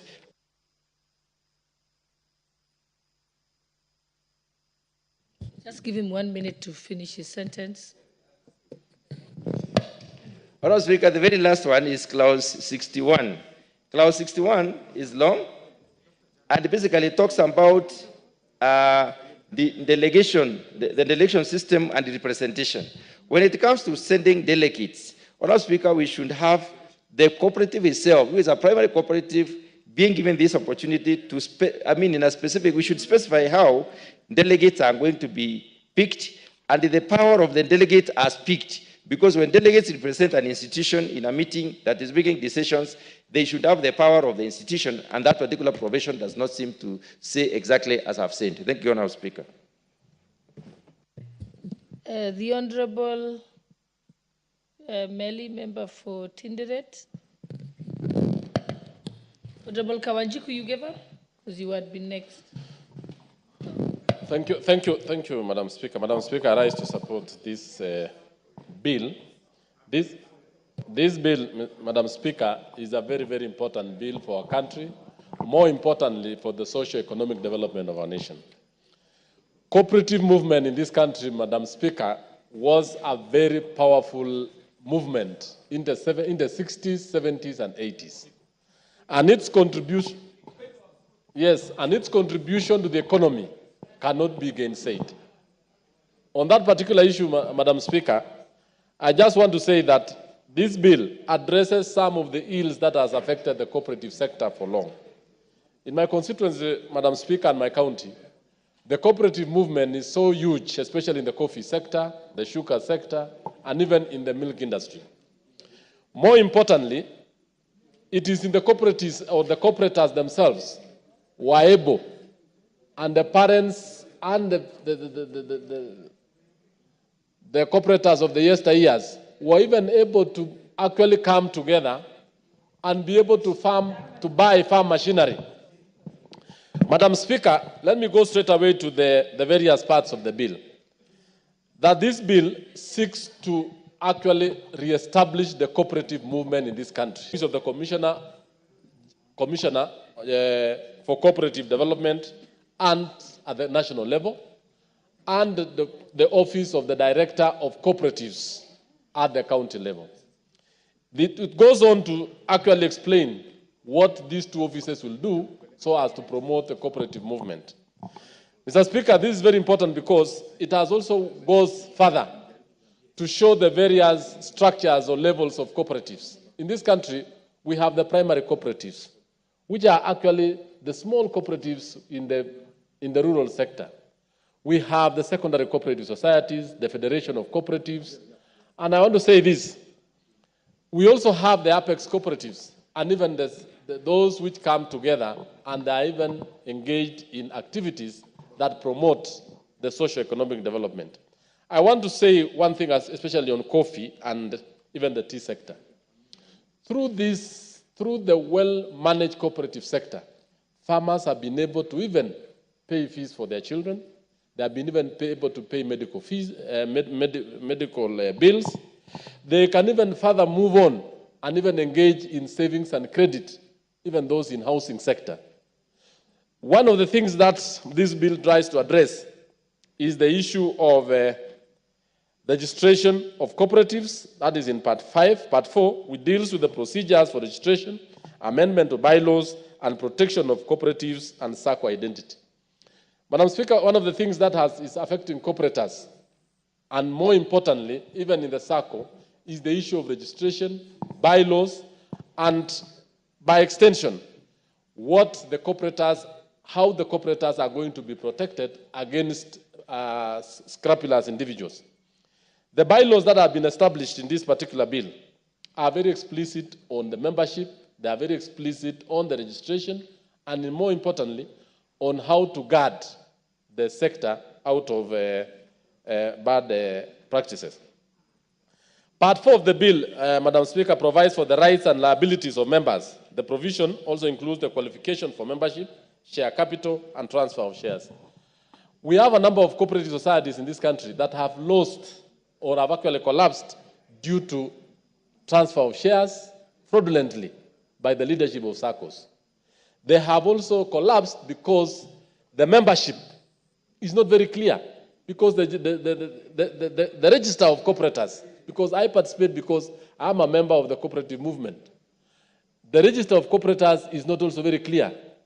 In this case, the individuals who are involved in this, especially the leaders of the society, when a SACCO has been registered, the membership has to be kept in a very good register. It has to be kept by the Commissioner of Cooperatives, and the shares of that particular cooperative cannot be changed anyhow, which has actually led to some members losing what they have because of that particular lack of clause. Madam Speaker, in part 6 of the bill, part 7 of the bill, part 6 of the bill provides for the duties of cooperatives, which include the responsibility to maintain active fiscal location. Madam Speaker, sometimes we have what we call briefcase cooperatives. They do not have offices, physical addresses. Madam Speaker, there's a lot of importance on the physical address. At times, many people take it for granted why we need a physical office. It is for the members to know and to be able to fix the kind of place and time they can meet regularly. Instances where briefcase cooperatives have been established, members have been swindled. In this particular case, Madam Speaker, it also gives it also provides actual physical location, copies of the act and the bylaws, preparation of the budget and books of accounts. All these particular are very important. It is not, a cooperative cannot be run by word of mouth. All the audited accounts, they shall be provided for to the members. And this bill is actually very important because as the members sit, as the members invest, they should know that all those verifiable documents, like the books of accounts, all what the SACCO is doing, actually in that particular place.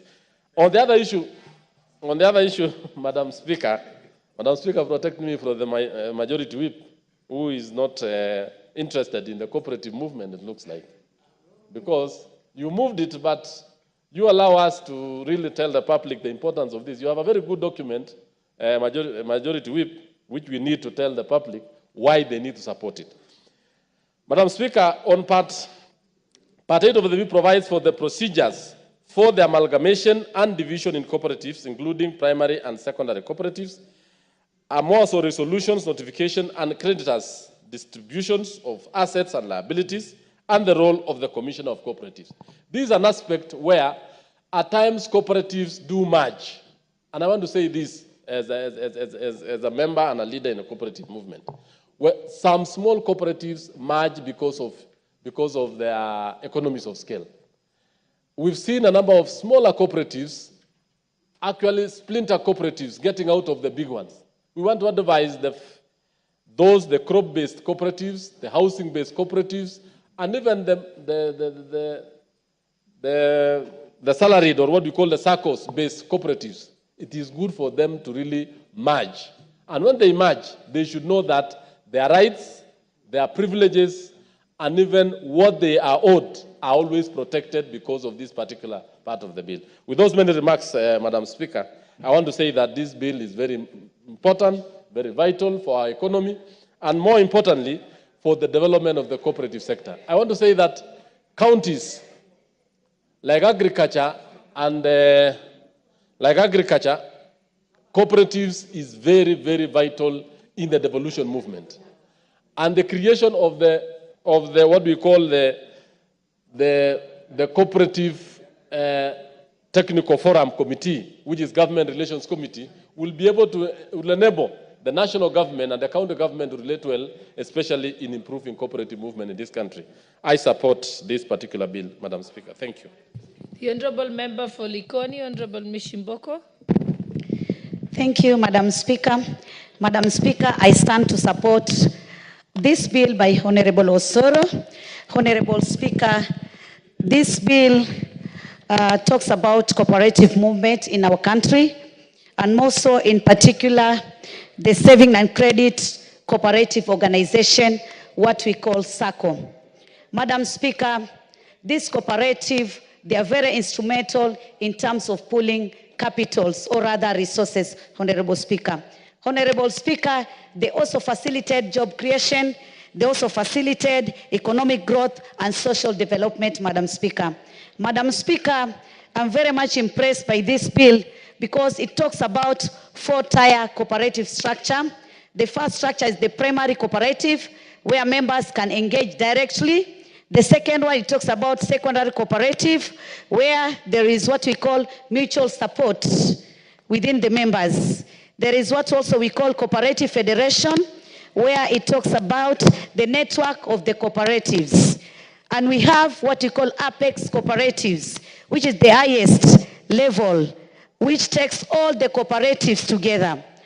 Madam Speaker, having these 4 tiers, it means the governance and accountability is going to be very clear. And that is why we are going to avoid so many wrangles and to ensure that members benefit as members of the cooperative. Madam Speaker, if I look on clause 11.1, which I quote, it states, there is established in each county the office of the county director of cooperatives. Madam Speaker, this means there will be a new breath of life for our local economies. It means the administrative functions will go closer to the members at the grassroots level. Because, Madam Speaker, when you are talking about devolution, devolution has to go in so many aspects.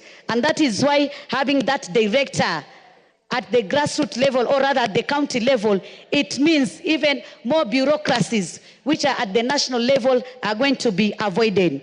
Madam Speaker, if I also look on this bill, clause 62(5)(a), and I want to quote, which says, in constituting its board of directors, a cooperative shall ensure that not more than 2/3 of the directors are of the same gender. Madam Speaker, we have been talking every day that this law has to be implemented. And you know, Madam Speaker, in any organization which is well inclusive, all inclusive, that means we have women, we have men, we have the vulnerable groups, we have the marginalized groups, we have those who even maybe their economy is very low, but they are also being included in this organization. Madam Speaker, I think we'll be assisting all Kenyans, and that is why I want to support this. Madam Speaker, you can also remember there have been many fraud, and we need to put some mechanism to ensure Kenyans are being protected. And I've seen in this bill, in clause 41, clause 43, and clause 44, which talks about how to protect members from fraudulent schemes. We have been having so many schemes in this country. And these people, they come, they entice us, they tell us so many good things, that we are going to be rich at a go or what, and so many things. But because of this bill, we are going to have some protection. And that is why I support it. My last will be clause 73(1). We stipulate that if an employee has paid the employer the deduction for the SACCO, and the employer does not pay that deduction to the relevant SACCO, then he's going to be liable to pay that deduction, and also if there is any penalty or any interest, is going to pay that. Honorable Speaker, I've been told that there is no time, we have to go to the Committee of All House, but I had a lot to say, because cooperative movements are the ones which have made individual businesses as a country to thrive in terms of growth in our economy. I support. I thank you, Madam Speaker. Thank you. And lastly, we have the Honorable Member for Githunguri, Honorable Gathoni Wamushomba, then we'll close that debate. Thank you very much. I'm honored indeed to participate and to be on record that I have supported this bill, because this is what we have been waiting for, Madam Speaker. I am a member of many cooperatives in my society, in my community, in my constituency, because obviously you know that Githunguri is one of the biggest producers of milk in the Republic of Kenya. Actually, we are the people who manage the largest milk cooperative society in Kenya and largely in East Africa. Madam Speaker, if there is anything that has made most of the producer activities in agriculture retrogress, is the mismanagement of producer cooperatives and the death of the sector in that matter. Madam Speaker, there are many cooperatives that owned even many buildings in Nairobi after having made profits in the past. When I was growing up, farmers from Murang'a owned the whole of Kirinyaga Road. Farmers from Kiambu were lending other countries money. I remember the Kiambu municipality used to lend Tanzania money that came from producer cooperatives. But something happened along the way, Madam Speaker. People who retired from civil servants, people who are fired for misconduct in government, went down to those producer cooperatives and bribed their way into the management of cooperative societies. And they laundered and stole the money that were meant to grow the cooperative societies and put those cooperative societies to death. As we speak, Madam Speaker, we had a very large cooperative society that owned Imenti House, for example, and many other houses you see down at River Road, near Kikorok Road. And those cooperative societies today, Madam Speaker, they are indebted. They are supposed to be selling off those assets to cover running costs. I am very excited, Madam Speaker, that finally this bill is bringing back the vibrant spirit of cooperative, the successes that we read in our history.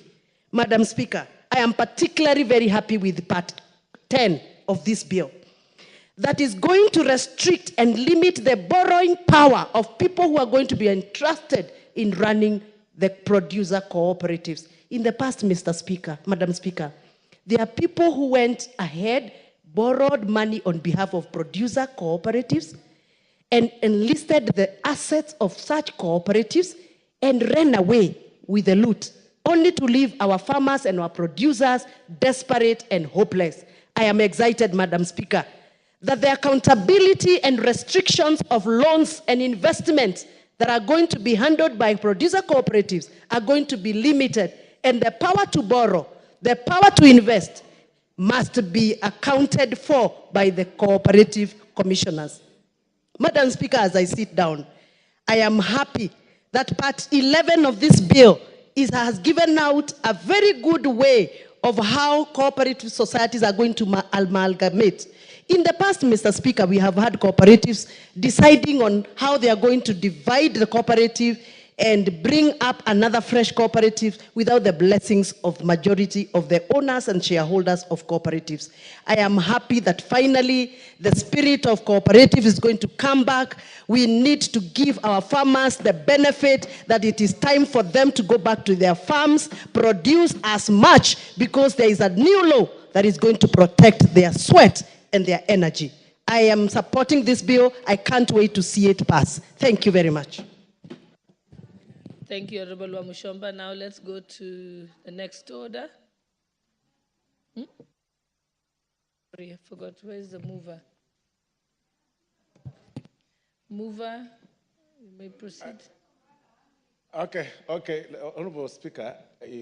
Unless you give her your minute. Yeah, with your indulgence, Honorable Speaker, let me allow the Honorable Sabina to, Honorable Sabina. No, Thank you, Madam Speaker, and I want to... No. Honorable, I've only allowed Honorable Sabina to take some of your time. Then, yes, and then you also do it very briefly, and then we can Madam proceed Speaker, to the next order. Thank you very much, and I want to really thank the mover of this bill. Madam Speaker, I came running because I needed to speak and say I support this bill 100%. Cooperatives, Madam Speaker, originated originally from Murang'a, as Honorable Mushomba has mentioned. By the time cooperative society in Murang'a County, back then in the 60s and 70s, could lend money to the national government. So, Madam Speaker, I am so happy that we are going to manage these cooperatives. I stand here to honor one man, the late Moshiri, who was a cooperative officer, who actually became the president of cooperatives in the entire Africa, and he was from Murang'a County, specifically Maragua constituency, specifically Kamahoha village. So, Madam Speaker, as I support, there is only one element, maybe I don't know where the honorable member can add into this bill. We had cooperatives university.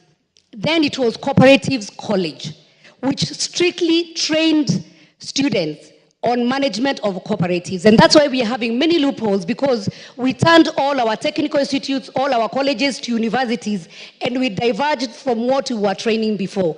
So the move of the bill, as you move, let's see how we can be able to incorporate the training of cooperators so that even the young people can join cooperatives and help their elderly parents in management. I really thank you even for donation of that 1 minute, and I support. Okay, Mover, you may proceed. Thank you very much, Honorable Speaker. Honorable Speaker, I want first to take this opportunity to thank all the honorable members that have contributed to this bill. And Honorable Speaker, to also appreciate the immense support that the honorable members have accorded to this bill, Honorable Speaker. Honorable Speaker, the unison way that this bill has been supported clearly shows that it was really timely. It came in timely. And it really indeed that this is what Kenyans needed at this point in time, especially on matters coming together and putting resources together. Honorable Speaker, as I reply to this bill, I wish to remind the public and even the honorable members that the bill's intent is rooted in under Article 186 of the Constitution, and is part of a broader national cooperative policy whose intent, Honorable Speaker, is to harmonize the cooperative governance across the counties and ensuring uniform standards while respecting devolution, Honorable Speaker. Because the act that we had, Honorable Speaker, before in regard to the management of the cooperatives, Honorable Speaker, then did not really consider the devolved units. And that is why it's very important that we harmonize this between the counties and the national government and make it easy, of course, for the management, Honorable Speaker.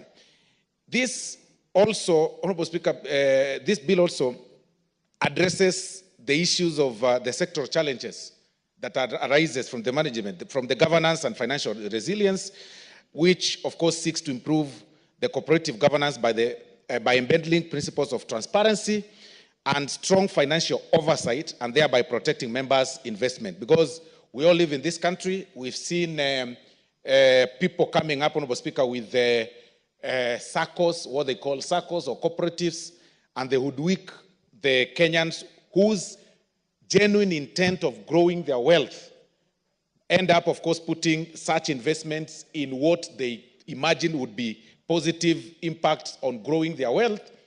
And they end up, of course, having those people steal their funds. And this is really prone in the entire country. This is something that everybody has faced. Some pose as cooperatives, but they end up to be pyramid schemes. We all know of the pyramid schemes that have been in existence in this country, including the DESI and all the others. And you've even seen the men of cloth, Honorable Speaker, forming cooperatives or things that they imagine would be cooperatives, and tell people we want to buy land, we want to buy property. They would do it Kenyans, and then they con them in, while carrying the Bible, billions and billions of money, Honorable Speaker. And then I don't know where their words of you'll go to heaven without anything. I don't know whether themselves, as men of cloth, will be going to heaven carrying those billions that they've stolen from people in the name of cooperatives, Honorable Speaker. So this bill seeks to resolve such challenges because of the nature of management and transparency that is involved in this whole in this bill, Honorable Speaker, and the structure of governance, which is with the clear operational structures. It really help in guarding the resources of the members of the public, Honorable Speaker. And finally, Honorable Speaker, the involvement of the public in this bill was very vital, because the committee went, and even the involvement of the secretariat, our secretariat that went back to the villages to listen to the common man, Honorable Speaker, to listen to them. You will see the burning desire the common man has, the burning desire the Kenyans have in having their investment put in safe places, the investment packaged in good places where they can put their trust in. Because nowadays, Honorable Speaker, it becomes very difficult to understand, to differentiate between the genuine places for investment and the fake ones. And from the public participation, Honorable Speaker, that was conducted, what came out clearly is that Kenyans want to be sure. Kenyans want to be sure that indeed the cooperatives law has been clearly streamlined to make sure that their money, Honorable Speaker, is safe and secure, Honorable Speaker. And the bill, as drafted, Honorable Speaker, has really been simplified for any person to understand in a very basic language, very, very basic, from the level of dividing the tires, primary tire, secondary tire, tertiary tire, just to make Kenyans understand that it's a very basic, it's a law that incorporates all their demands, but with very basic terms of reference or language that is easily understandable, Honorable Speaker. So I really want to appreciate the members for supporting this bill, which is very crucial for a sustainable, competitive cooperative sector aligned with the national cooperative policy, Honorable Speaker. So by passing this legislation, Honorable Speaker, this floor, Honorable Speaker, will support, this House, Honorable Speaker, will support a modern cooperative sector that upholds cooperative principles, strengthens economic inclusion, and fosters unity across Kenya's counties. Thank you, Honorable Speaker. I beg to reply. Thank you. Thank you. We shall put the question at a later date. Now we can move to the next order. Order number 9, Committee of the Whole House.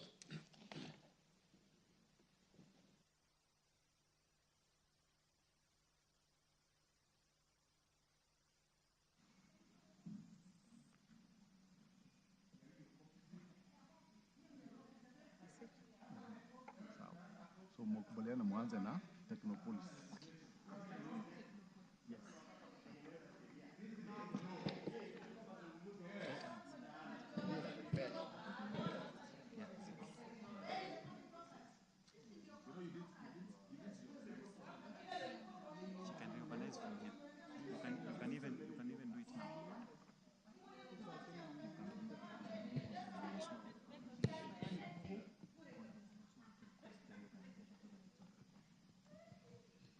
Order, members. Before we start, I'll give the first opportunity to the Honorable Osoro to put on record the reorganization.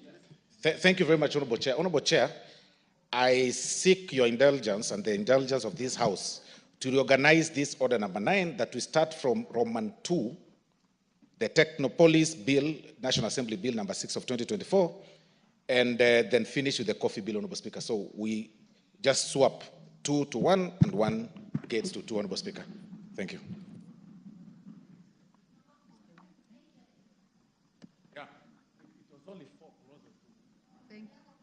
Thank you, Majority Whip. Honorable members, we are in the Committee of the Whole House, and we are starting with the Technopolis Bill, National Assembly Bill number 6 of 2024.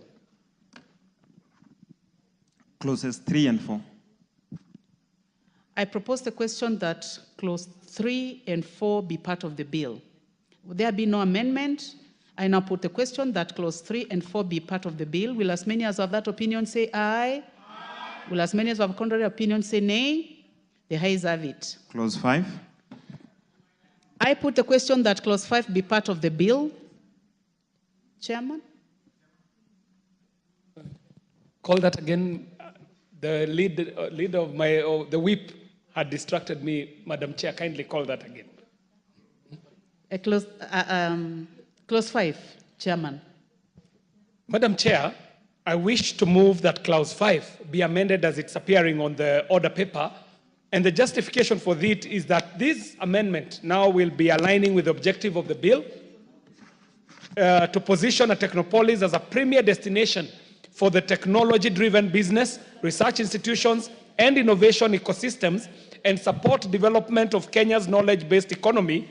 And further, the other terms have been amended to ensure that the technical definitions like high technology and Technopolis is to ensure that the technical definitions are closely aligned with the common usage of the ICT sector and the best practices, Madam Chair. Thank you, Chair. I now propose the question that clause 5 be amended as proposed by the Chair. Honorable Wilberforce Oundo, member for Funyula? No interest in that.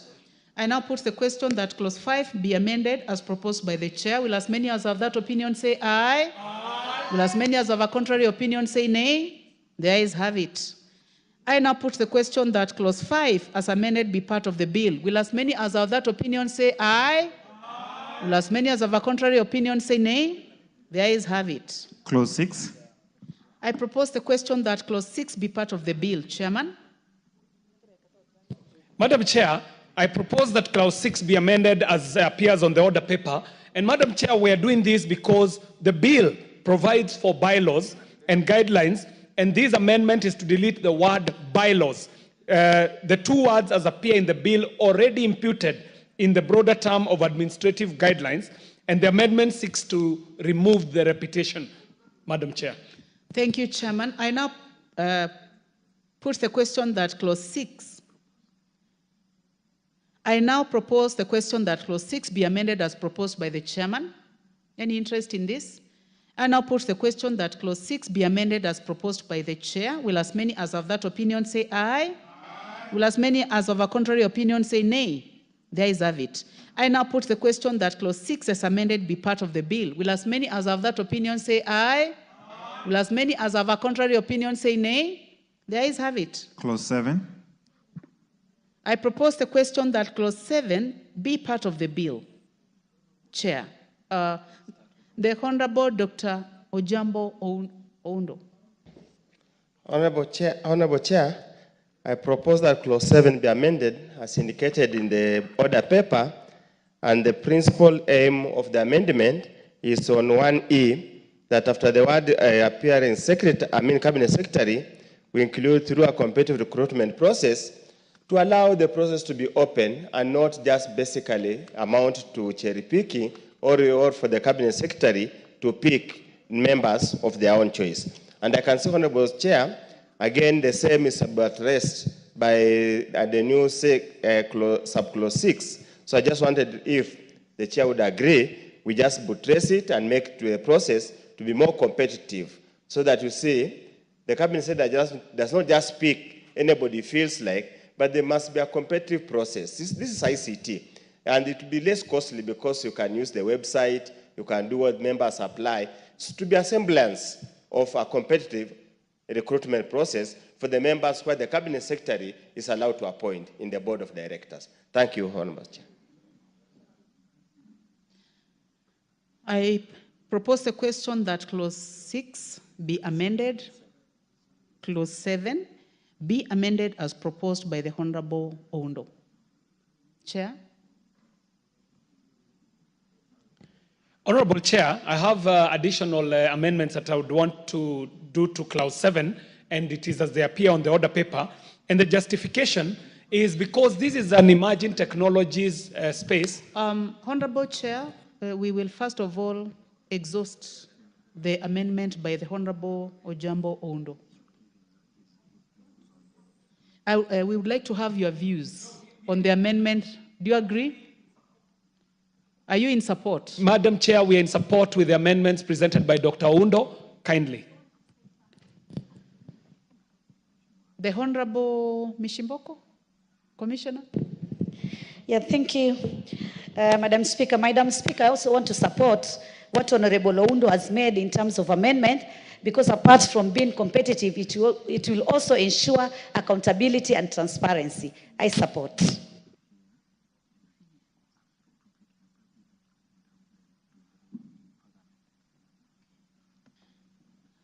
So I now put the question that clause 7 be amended as proposed by the Honorable Oundo. Will as many as are of that opinion say aye? Aye. Will as many as have a contrary opinion say nay? The ayes have it.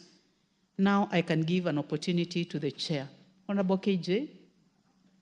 Madam Chair, I want to propose that clause 7 be amended as is appearing on the order paper. And the justification for this, Madam Chair, is that we all understand that technopolises in themselves are going to be superintending over emerging technologies. And as such, a requirement for such extensive work experience in leadership and management might block out very good young and youthful talent. The amendment further seeks to provide certainty on the need for diversity on the composition of board members. Madam Chair, I move. Thank you. I now propose the question that clause 7 be amended as proposed by the Honorable Chairman, the Honorable KJ. Yes, the Honorable Ondo? Thank you, Honorable Chair. I truly want to lend my support to the amendments because this is a realm of the young people. We, the old hog, should remain analog and mind our business in analog.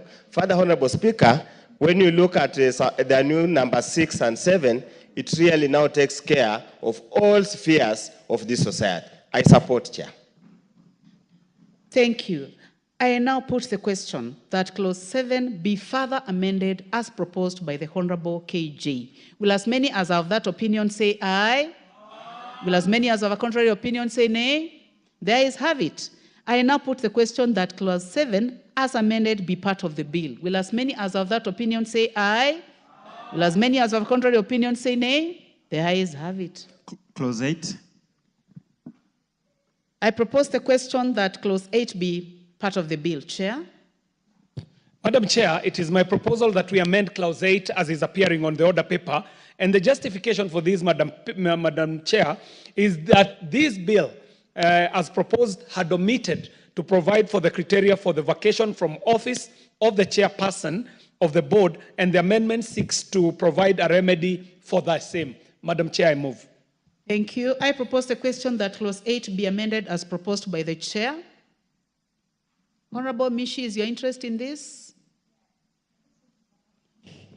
I just want to support because it is in order. We need to have criteria. We cannot just do things haphazardly. We need to have some rules and regulation. So it is okay. I support.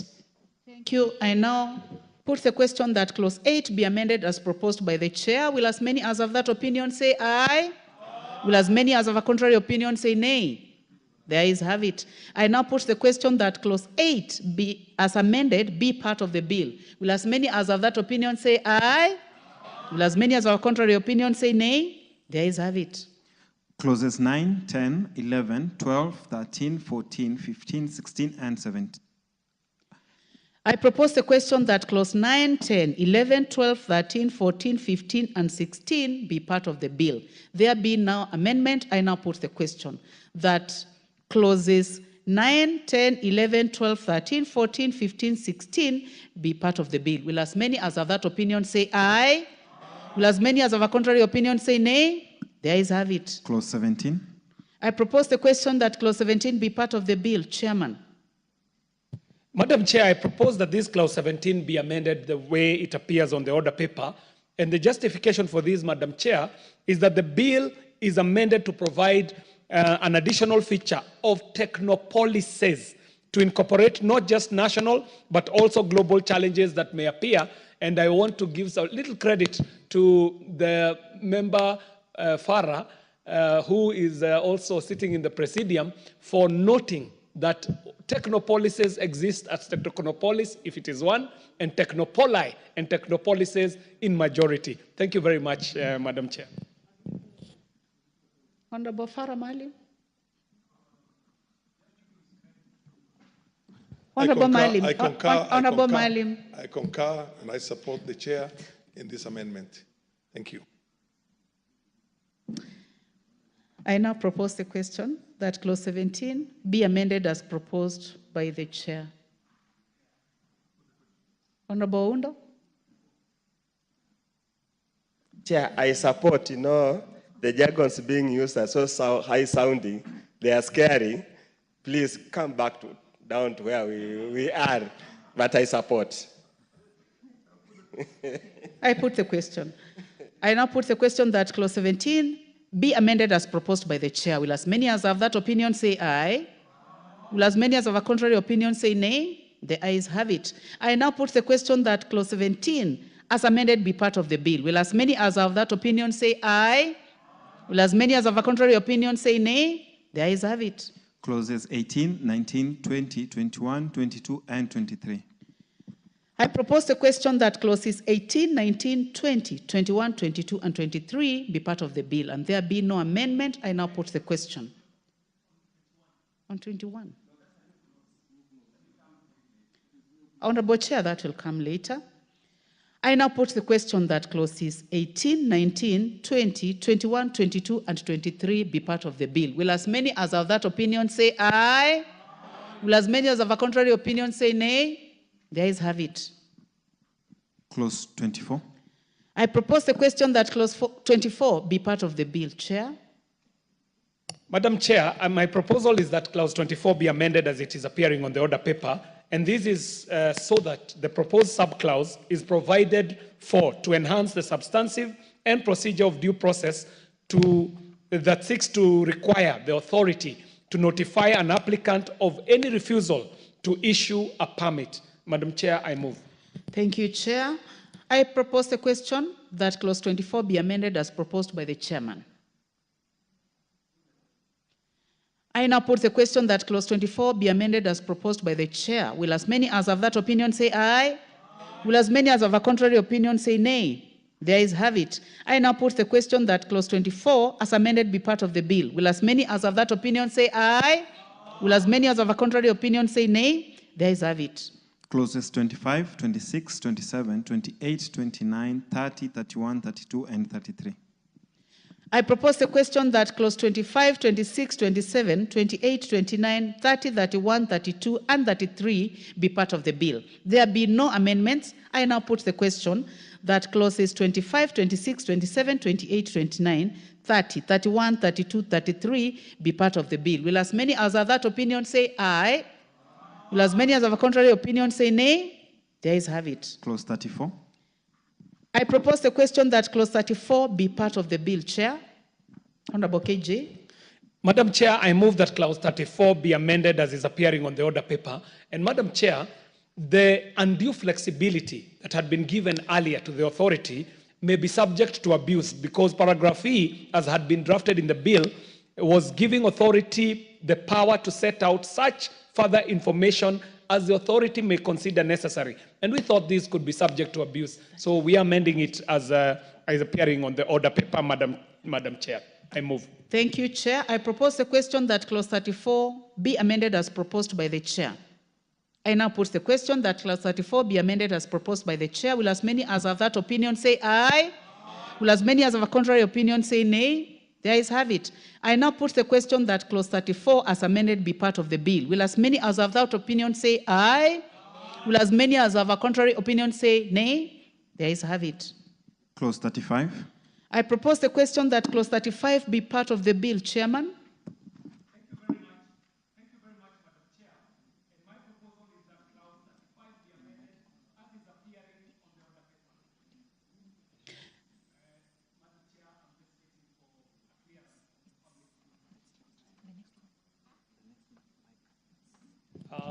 I'm depending on my tab here, so let me use this one. Madam Chair, it is my proposal that we amend clause 35 as is appearing on the order paper. And why we are doing this, Madam Chair, is because the review and appeal clause provides an internal dispute resolution mechanism of the first instance before the aggrieved parties elect to go to the courts of law.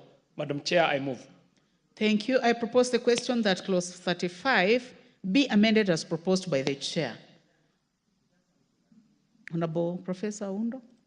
Chair, please, you see, when you delete the clause 35 in entirety and replace it in what you have provided here, yet in the bill, clause 35 had two parts, and part 2 provided for the timelines in which to make the decision. Are there any internal mechanism to ensure, as had been contemplated here, that that review is made and communicated to the applicant within 30 days of receipt of the request? Thank you, Chair. Chairman.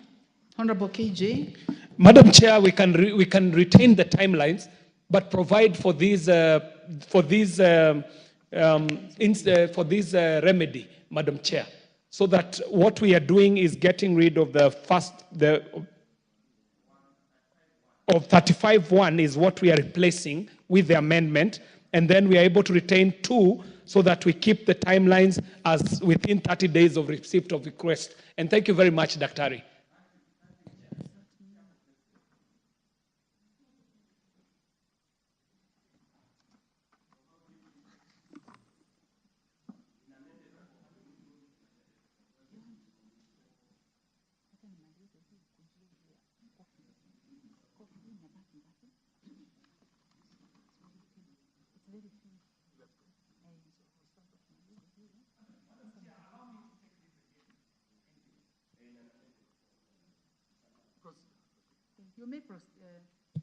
Madam Chair, allow me to take this again.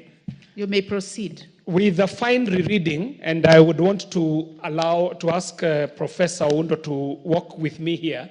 The provisions that we are giving is for an internal mechanism of dispute resolution that will in itself take care of the timelines, Dr. Undo. So kindly let's delete 35 and replace it with the amendment as appears on the order paper. Now I now put the question that clause 35 be amended as proposed by the chair. Will as many as are of that opinion say aye? Will as many as have a contrary opinion say nay? The ayes have it. I now put the question that clause 35 as amended be part of the bill. Will as many as have that opinion say aye? Will as many as have a contrary opinion say nay? The ayes have it. Clauses 36 and 37. I propose the question that clause 36 and 37 be part of the bill, and there be no amendment. I now put the question that clause 36 and 37 be part of the bill. Will as many as have that opinion say aye? Will as many as have a contrary opinion say nay? The ayes have it. Clause 38. I propose the question that clause 38 be part of the bill. Chairman. Madam Chair, it is my proposal that clause 38 be amended as it is appearing on the order paper. This proposed amendment provides a useful sanction in restricting an activity as an enforcement measure for violation, which may have been inadvertently omitted in the bill. Madam Chair, I do move. Thank you, Chair. I propose the question that clause 38 be amended as proposed by the chair. I now put the question that clause 8 be amended as proposed by the chair. Will as many as have that opinion say aye? Will as many as have a contrary opinion say nay? The ayes have it. I now put the question that clause 38 as amended be part of the bill. Will as many as have that opinion say aye? Will as many as have a contrary opinion say nay? The ayes have it. The next one.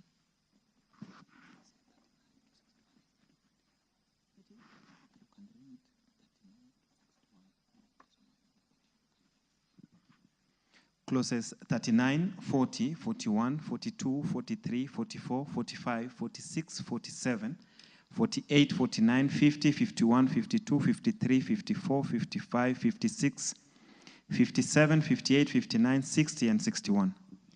Thank you. I propose the question that clauses 39 to 61 be part of the bill. And there be no amendment, I now put the question that clauses 39 to 61 be part of the bill. Will as many as have that opinion say aye? Will as many as have a contrary opinion say nay? The ayes have it. Clause 62.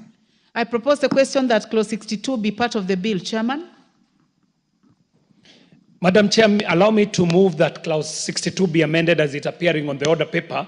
And the proposed amendment is seeking to clarify that the subclauses 1 and 2 are distinct and severable in terms of providing for the incentives that extend to the technopolis. I move, Madam Chair. Thank you, Chair. I propose the question that clause 2 be amended as proposed by the chairman. Honorable Wilberforce Oundo. Honorable Silvana Sosoro. Honorable Mishimboko, Commissioner.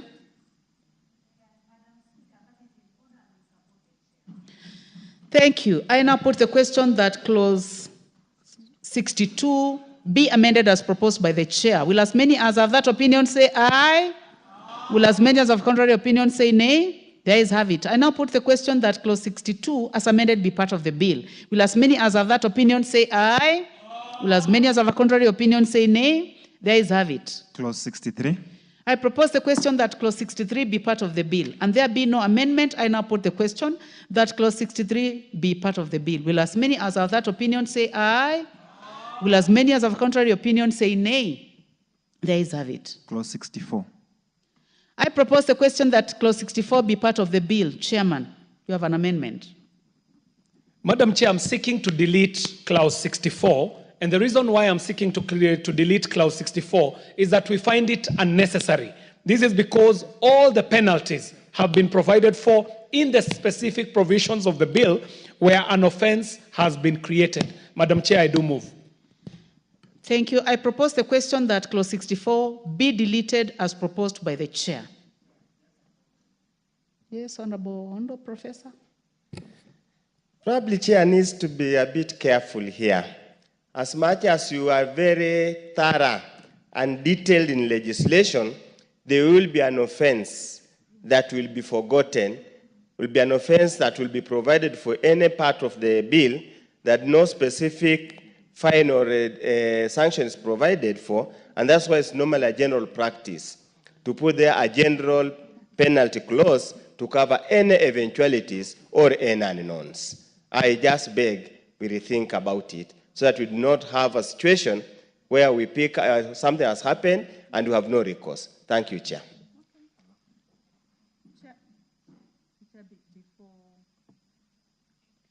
Before we come to you, I'll go to the Honorable Gishimo.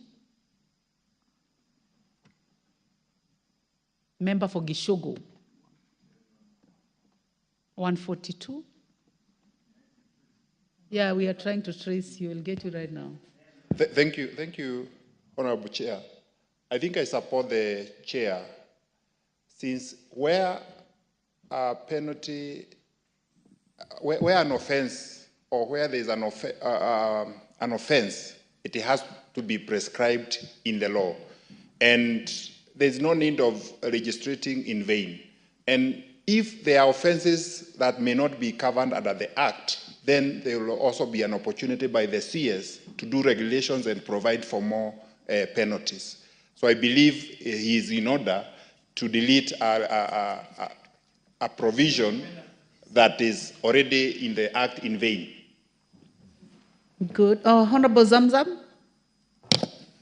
I also want to support Mr. Chair, given that the penalty is also very harsh, 5 million and 5 years in jail. I think maybe we can replace with something that is reasonable, and maybe if you can get in the other laws, then we are good to go. We can delete it. Thank you, Madam Chair.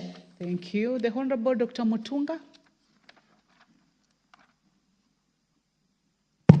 Chair, bearing in mind that, as Chairman has said, they were very thorough. They have looked through the bill intensively, and they are sure that all the penalties have been provided for. I think it would be an honor to delete. Thank you very much. Then lastly, the chair, can we proceed? Madam Chair, we did take time. We burnt the midnight oil to give provisions for offenses that may occur. And in fact, the justification for the deletion of this is that, Madam Chair, a general penalty opens it up for so many opportunities for abuse.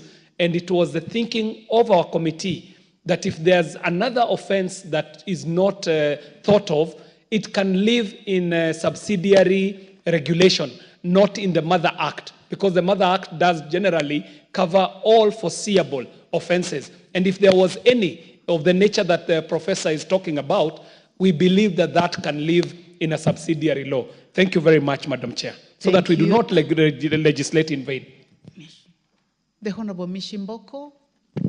Yeah, Madam Chair, I was also with the opinion of what Honorable Undo has just said, because I've seen that although the penalties have been shown according to the specific provincial, but to me, Article 64 is like it's emphasizing on the penalty. So I don't know whether maybe we can do some arbitration between Honorable Chairman and Honorable Oundo so that we are at the middle to ensure that at least that emphasis in clause 64 is not just trashed, because I think it's also giving more sense on it, on that issue.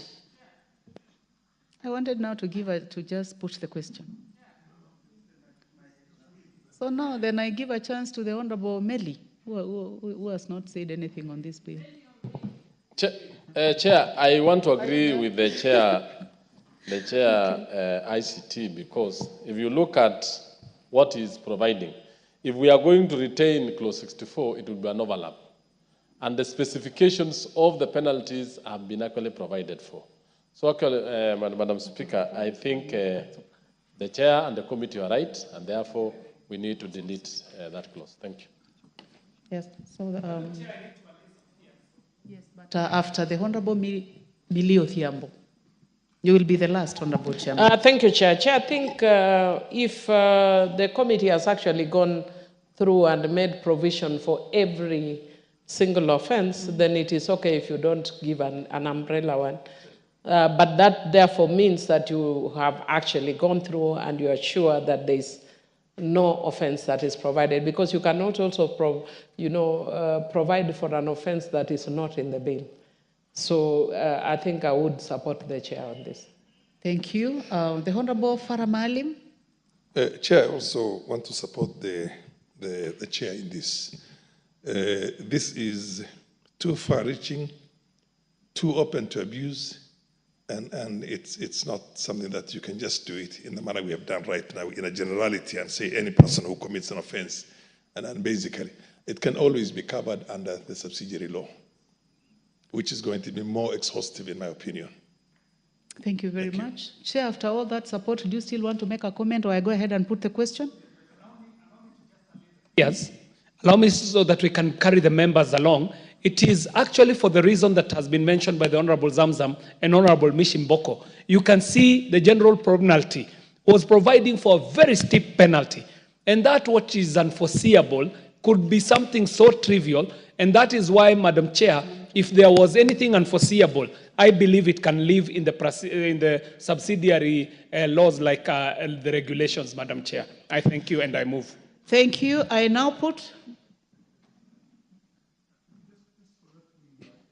We clear in our own Honorable minds. Maalim. Yes, just so that we, because of the gravity of this kind of a matter and the consequences that are very, very severe, it's important that we give it as exhaustive engagement as possible. But already it says obstructs authority and says commits an offense shall be liable for. You've already prescribed. What do you call a penalty for that? And then you come in a very general one and says anybody who commits under this act. I think we should get away with it and just allow how the chairman has done the amendment on this one. We are going in a very dangerous direction. Let's delete it. Delete it. I will go ahead and... Delete the whole of Honorable members, I now put the question that clause 64 be deleted as proposed by the chair. Be deleted as proposed by the chair. Will as many as have that opinion say aye? Aye. Will as many as have a contrary opinion say nay? The ayes have it. Clauses 65, 66, and 67. I propose the question that clause 65, 66, and 67 be part of the bill. There be no amendment. I now put the question that clause 65, 66, and 67 be part of the bill. Will as many as have that opinion say aye? Will as many as have a contrary opinion say nay? The ayes have it. New clauses, new clause 21A.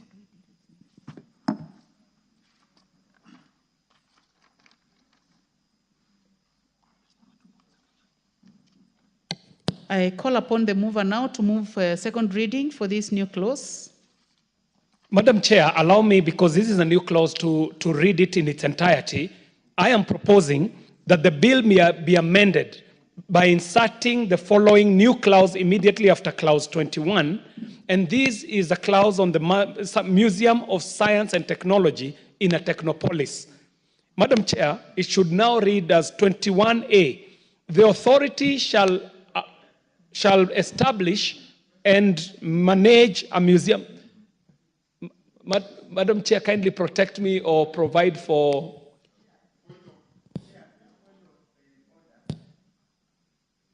Point of order, Chair. On the matter of the new clause? Yes, just procedural matter. Okay. It's not really necessary for him to read the entire bill, because if we did that, then, Honorable Chair, we'll never finish legislation process. We are capable of reading, just mentioned as prescribed in the order paper. You will paraphrase. What is out of order, Honorable Minority Whip? Honorable Millie Odhiambo. Thank you, Chair. For me, it's two issues. One, which is procedural, that when it's moving, it should actually first just indicate that I move that it be read a second time. before then he explains. But secondly, even though it's a bit preemptive, I think because you want to set up a museum, I think the House has spoken to this issue because that makes it a money bill. And I don't know if we are allowed to do that at this stage. Chair, maybe you can advise us on that.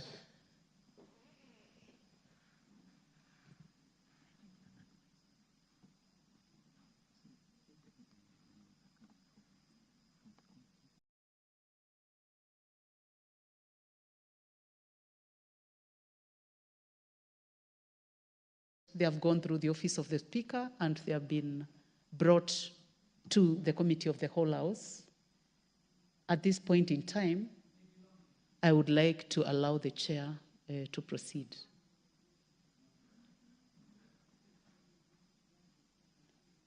Madam Chair, the amendment here is to bring in this. And Madam Chair, I do propose that the bill be amended by inserting the new clause immediately after clause 21 as it is appearing on the order paper, Madam Chair. I now propose the question that new clause 21A be now read a second time. Any interest in this? Honorable Oundo? Honorable? Chair, I sincerely and heartily support, even though Minority Whip has raised a constitutional issue that rests somewhere else, but I sincerely support. And as I support, Honorable Speaker, I remember I was taken to a tour of Houston Space Museum in Texas, somewhere in the US, and I was mesmerized, truly mesmerized. And I just hope, it took me to science, but I would really see the way it is said, Honorable Chair, is at the discretion of the authority. The authority may. Can it make, because again, in this House, I think we had a motion that called for the establishment of a science museum, which I think, if I'm not so sure it has been adopted or not, can we make it mandatory? Because may is discretionary, it might never happen or it might happen. I was just wondering, probably you had a good reason why you chose to use the word may instead of just establish. Chairman, what is your comment on that? Madam Chair, it is actually not may. And I know the Wakilis here can tell us the difference between may and shall. Shall obligates. And may is as what Professor is saying. And the proposal, and that's why I was reading it, Madam Chair, but the proposal is that the authority shall establish and manage a museum of science and technology in a technopolis. So it is shall. We need to confirm whether that is the position.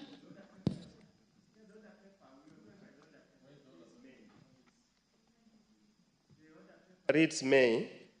Unfortunately, I'm going to give a chance to the chair to consult 2 minutes. Yeah, please. The other paper reads may.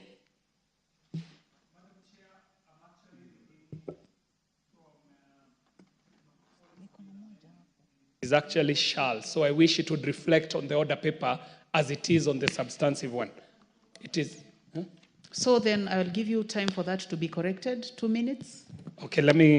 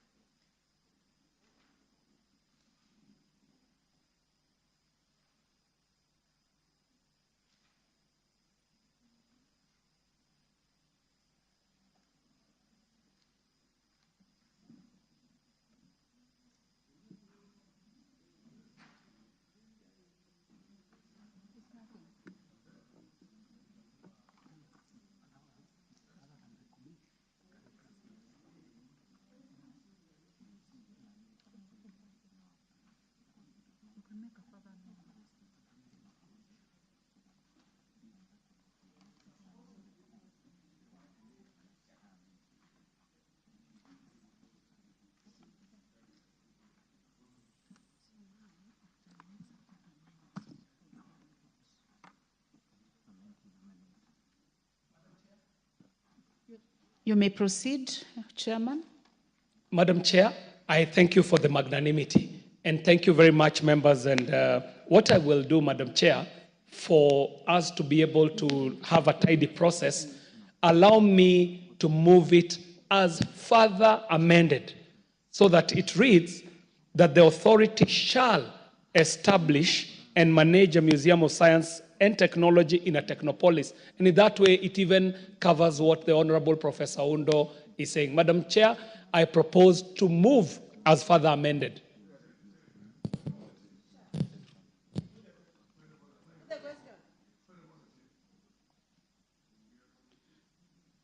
Honorable Farah?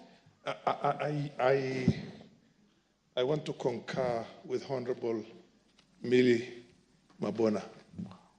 If it's definitely going to involve additional resources or resources for putting up that thing. And I think it's easy for anybody who is a busybody, to contest that. And in any case, the shall itself, on matters of developmental, which is a progressive thing, even if you put it shall, then determine when will that shall be. Is it immediately established, or 2 years down the line, or 3 years down the line?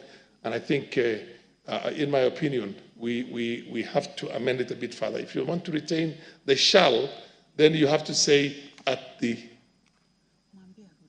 you put certain appropriation, a certain appropriate. You must be conscious of the fact that those resources cannot be available instantaneously. And if you put it shall, so if you leave it to May, then of course it's there. You can put it in the programs and also in the development plan for this technopoly or polis. It is a money bill, but this is an additional. Noted. I think you have made your point. Honorable members, I would like to appreciate that it takes a process for the bill to get where we are. And honorable members, I would like to take note of what the chair of the committee has said, and I'll go ahead and put the question. Honorable members, I put the question that clause 21 be amended as proposed be further amended as proposed by the chair. Will as many as have that opinion say aye? Will as many as have a contrary opinion say nay? There is have it. I now propose the question that clause 21A be part of the bill. Will as many as have that opinion say aye? Will as many as have a contrary opinion say nay? There is have it. New clause 68. I now call upon the chair to move the second reading. Madam Chair, I move that clause 68 now appear as further amended. Madam Chair, I do move. 68, right? Madam Chair, to the second reading. Yes, I do move that clause 68 be amended as appear in the bill. Be read a second time, Chair. Madam Chair, I do move that clause 68 be read a second time. I propose the question that new clause 68 be now read a second time. Will as many as have that opinion say aye? Will as many as have a contrary opinion say nay? There is have it. I now propose the question that new clause 68 be part of the bill. Will as many as have that opinion say aye? Will as many as have a contrary opinion say nay? There is have it. Schedules, first and second schedule.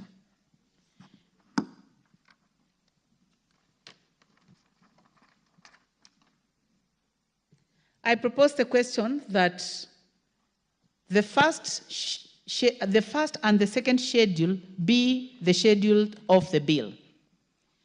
Will as many as have that opinion say aye? Will as many as have a contrary opinion say nay?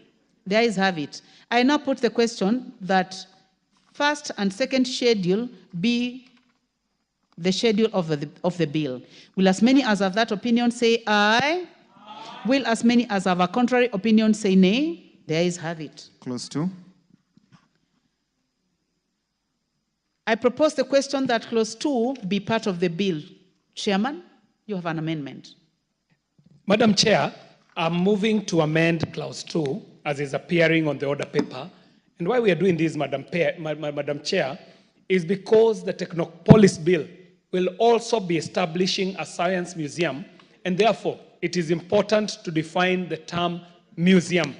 The amendment seeks to provide for the establishment of a science museum in a Technopolis, and the science museum will serve as a hub and an interactive space where Kenyans can appreciate the advancements in science and technology. The museum will also provide an avenue for recognizing the role of science and indigenous technologies, Madam Chair, and Kenya's contribution, and indeed Africa's contribution to the development of science, technology, and innovation. Madam Chair, I do move. Thank you. I propose the question that clause 2 be amended as proposed by the chair. Honorable Wilberforce Oundo. Chair, I'm not so sure the definition of Technopolis, especially the last part that says and includes the Konza Technopolis. I thought Konza Technopolis, just like any Technopolis, would apply to be registered as Technopolis. Why are you, from the very first instance, safeguarding or protecting it in the Act? Would you just leave it? And I hear very tough words here, sophisticated, cutting edge. Good. Chairman? Madam Chair, there is very good reason why we are doing this. Is because while this bill seeks to set up many more technopolises around the country, Konza Technopolis already exists, and it also exists under the Konza Technopolis Development Authority, which we are retiring with this bill, so that Konza Technopolis does not hang nowhere. It is why the Konza Technopolis is singled out and mentioned in this instance. Thank you very much, Madam Chair. So, honorable members, I proceed to put the question. I now put the question that clause 2 be amended as proposed by the chair. Will as many as have that opinion say aye? Aye. Will as many as have a contrary opinion say nay? The ayes have it. I now put the question that clause 2 as amended be part of the bill. Will as many as are of that opinion say aye? Aye. Will as many as have a contrary opinion say nay? The ayes have it. Title. I propose the question that the long title be the title of the bill. Chairman? Madam Chair, I'm rising to propose that the long title of this bill be amended by inserting the word establishment immediately after the words a framework for the. And the reason for this, Madam Chair, is because this addition of the word establishment in the long title of the bill seeks to enhance the clarity that the bill seeks to guide on the establishment of technopolises. Thank you very much, Madam Chair. Thank you. I put the question that the long title be amended as proposed by the chair. I now put the question. I now put the question that the long title be amended as proposed by the chair. Will as many as have that opinion say aye? Aye. Will as many as have a contrary opinion say nay? The ayes have it. I now put the question that the long title as amended be part of the bill. Will as many as have that opinion say aye? Aye. Will as many as have a contrary opinion say nay? The ayes have it. Clause 1. I propose the question that clause 1 be part of the bill. And there be no amendment, I now put the question that clause 1 be part of the bill. Will as many as are of that opinion say aye? Will as many as have a contrary opinion say nay? The ayes have it.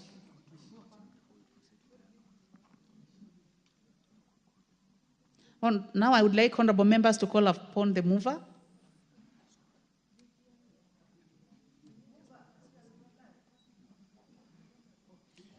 Thank you very much, Honorable Speaker. Honorable Speaker, Honorable Chairperson, I beg to move that the committee do report to the House its consideration of the Technopolis Bill, the National Assembly Bill number 6 of 2024, and its approval thereof with amendments.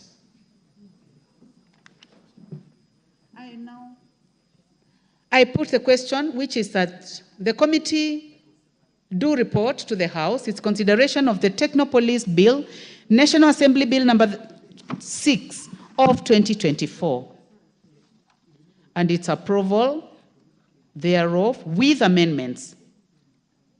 Will as many as have that opinion say aye? Will as many as have a contrary opinion say nay? The ayes have it.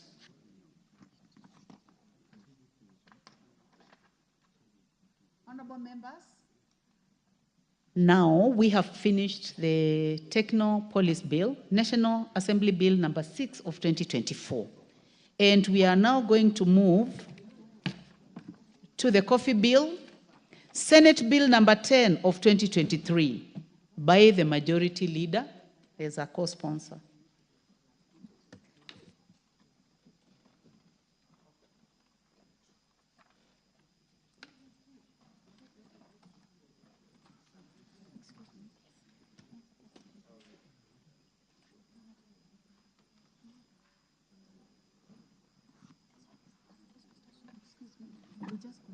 Just continue.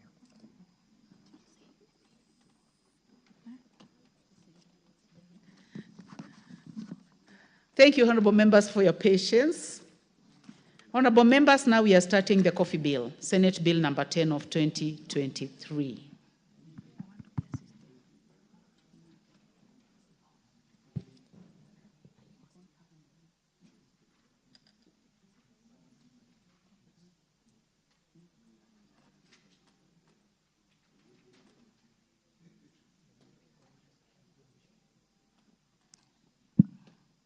So, clause 3.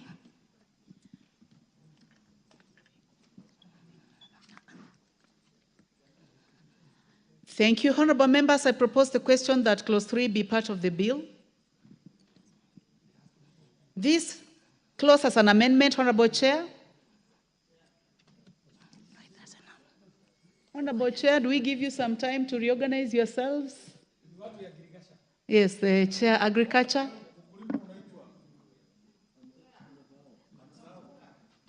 Order, members. We have given him some time to reorganize, to reorganize something.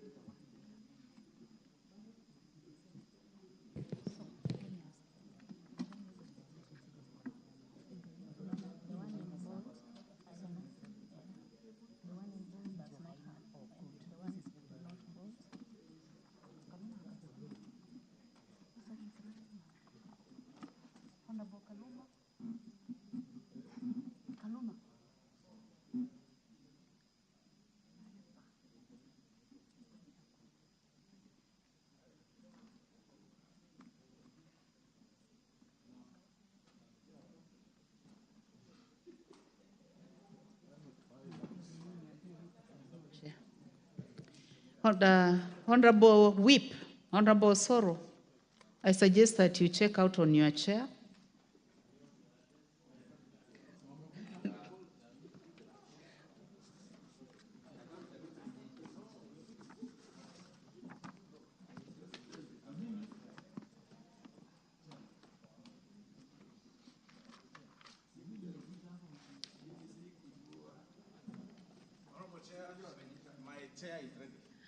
Okay, thank you. So I propose the question that clause 3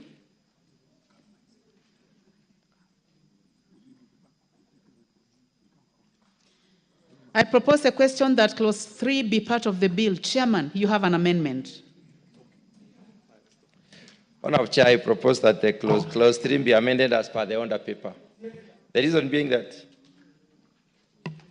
The purpose of this particular amendment is to provide for clarity on the provisions, do away with the misplaced functions which are devolved, and also provide for management of the Coffee Development Fund.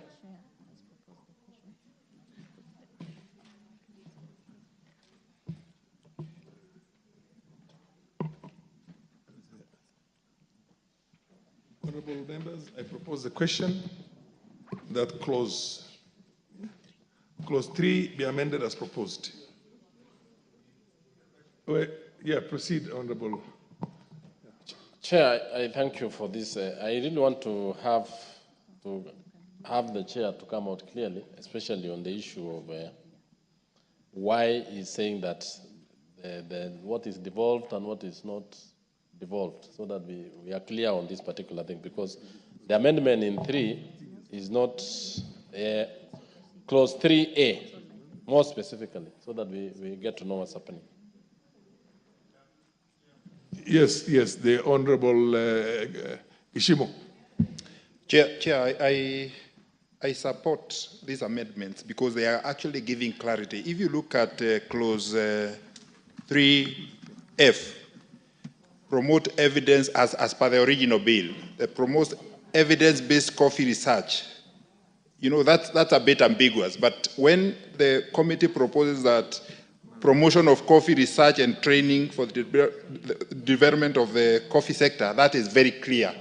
But the evidence-based might also call for other factors to provide or to give that evidence, which is not necessary. So I support. Anybody else? The Honorable Muchomba. Thank you, Chair. I rise to just support the Chairman's proposal.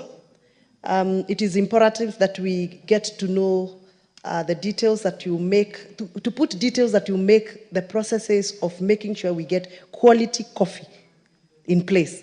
So I support what the Chairman is proposing, and I'm excited that we are now debating coffee bill. Fair enough. There have been no any other member interested in this. I now put the question that clause 3 be amended as proposed. As many of that opinion say aye. Aye. As many of the contrary opinion say nay. The ayes have it.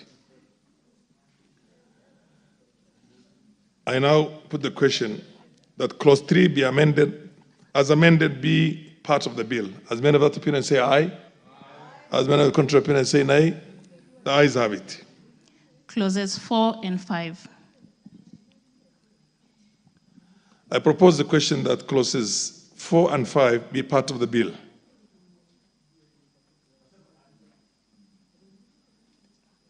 There's no amendment. There being no amendment and no member willing to contribute on this, I now put the question that clauses 4 and 5 be part of the bill. As many of that opinion say aye. Aye. As many of the contrary opinion say nay. The ayes have it. Clause 6. I propose the question that clause 6.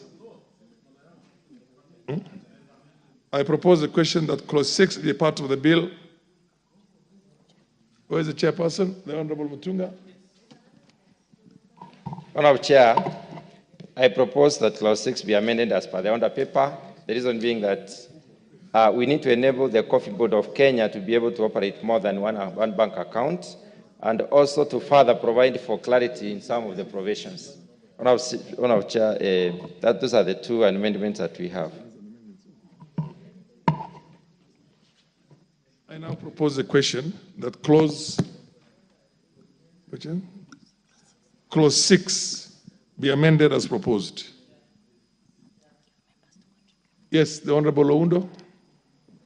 Chair, it's a very well-intentioned amendment, but I fear at one time it could be subject to abuse, because any such bodies or organization whose objective and purpose support the promotion of the coffee industry is such wide-ranging, it could mean anything. But the intention is good, it opens up any association. Thank you, Chair. Honorable members, I now put the question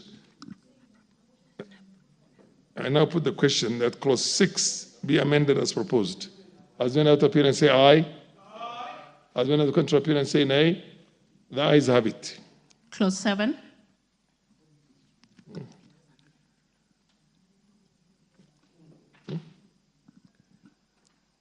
I now put the question that clause 6 as amended be part of the bill. As many of that appear and say aye. As many of the contrary appear and say nay. The ayes have it. Clause 7. I propose the question that clause 7 be part of the bill.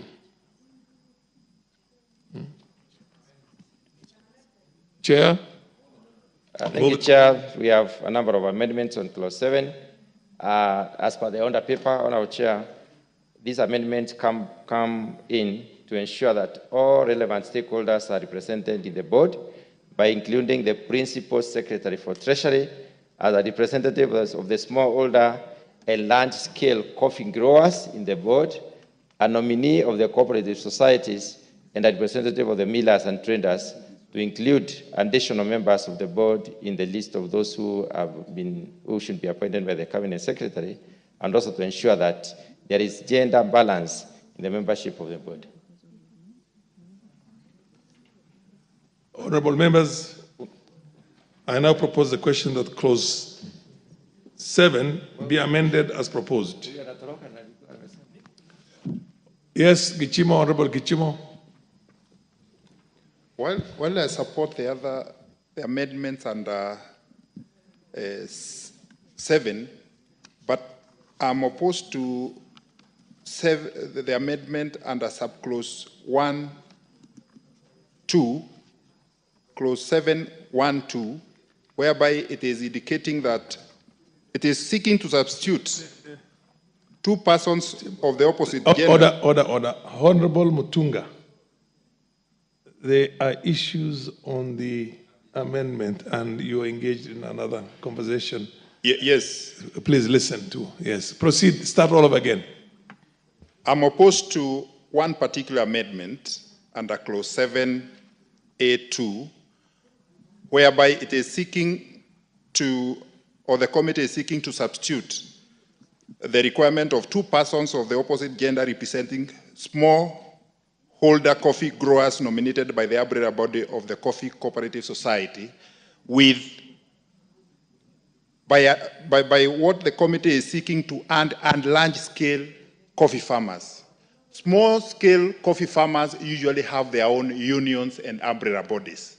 But when you say that and large-scale coffee growers, we do not have any union, and if there is any, then that gives a conflict. Now, who nominates? And we are in the last parliament, in the 12th parliament, before this bill found its way to the Senate and died there, and now it has been revived there and came here. I moved this particular amendment so that the small-scale coffee farmers can have a say in the operations of the Coffee Board of Kenya.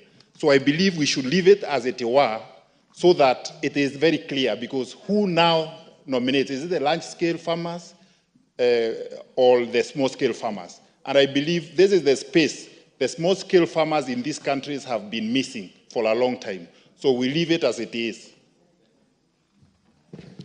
Honorable Mutunga. Honorable Chair, I would like to refer to the honorable member that the provision is for the two to be represented, not one. The small-scale farmers have their own association. The large-scale also need representation in the board. If you leave any of the two, you create a conflict, which is not right. Yeah, but the issue he's saying is that the small-scale farmers have their associations to nominate. Who is going to nominate the large-scale? Because the large-scale farmers do not have basically an organization. They have no union. Omochomba, please. Chair, I'm trying to resonate in the line of Honorable Geshimu in the space of including the large-scale farmers. In the language of coffee farmers, we use the word estate farmers. And those estate farmers, they may not have a union, but they have their own coffee trading associations as estate farmers. So really, if we have to include them to also nominate members into the board, then we have to be specific, because large-scale farmers is general name, and it's not very practical in coffee farming. Meli, wait, Gichumuyu. Thank you, Chair. I think the two members have just put it very candidly, that in coffee industry, a large-scale farmer is anyone more than 5 acres. And they always do not have an association or they don't cooperate together. There are small-scale farmers who are in cooperatives.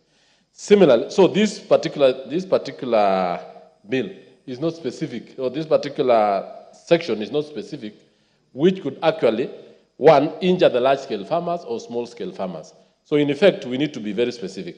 On the same note, in F3F, one person nominated by coffee cooperative societies. This is where the small-scale farmers... Let's go back to, let's exhaust this one first. That is what I'm saying. So the chair needs to be specific. Gichemo.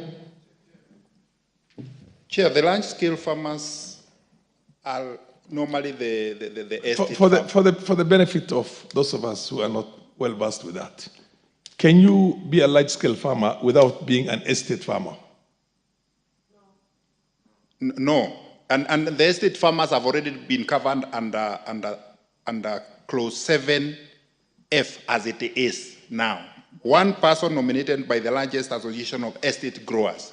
So that one is already covered. So we need to leave FE as it is for the small-scale farmers also to have some good space in the management of the coffee in this country. Anybody who wants to contribute on the same, just to make it clearer for us? Yes, Meli, go on. Omochomba, I'll come to you. Yes, Omochomba. So just to assist our chair, we are trying to say that looks like there is double entry for the large-scale farmers. Mm-hmm. Some defined in your bill, Chair, as estate growers and then as large-scale farmers. So that's a double entry. So we are proposing that we leave it as it was.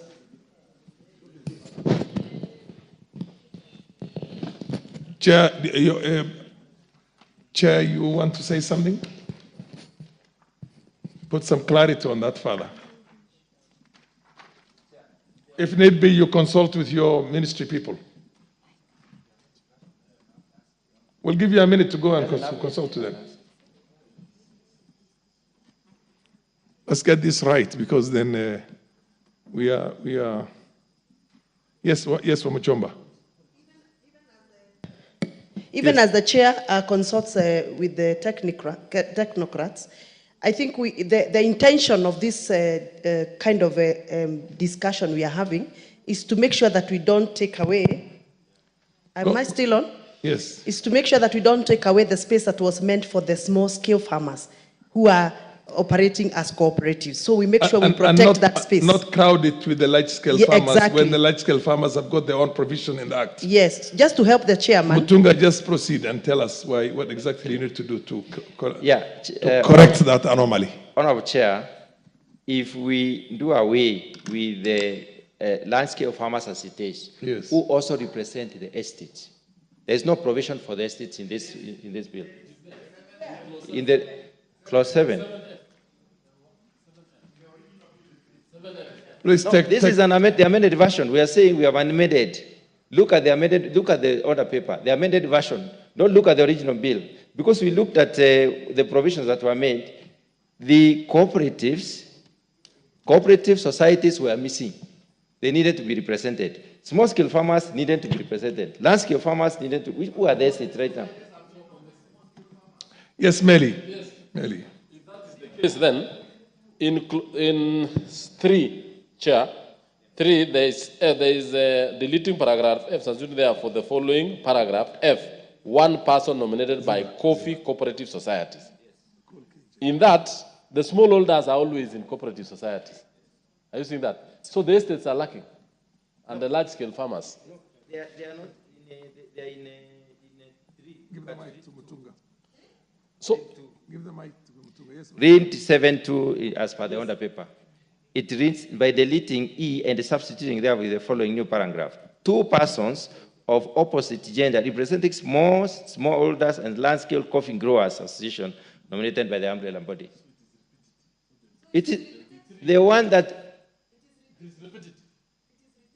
It gives, there is an association and there is a cooperative. There are two institutions. There is the Association of Coffee Growers and there are the cooperatives. Association of Coffee Growers exists as an entity, as a lobby and advocacy Honorable organization. Gichemu, let's so hear you. large small-scale farmers are represented twice. And that is better for the for the sector. Chair, I think we are trying to get the best for the coffee farmers. Yes, yes. And in my knowledge in this space, because actually Gishogo grows a lot of coffee.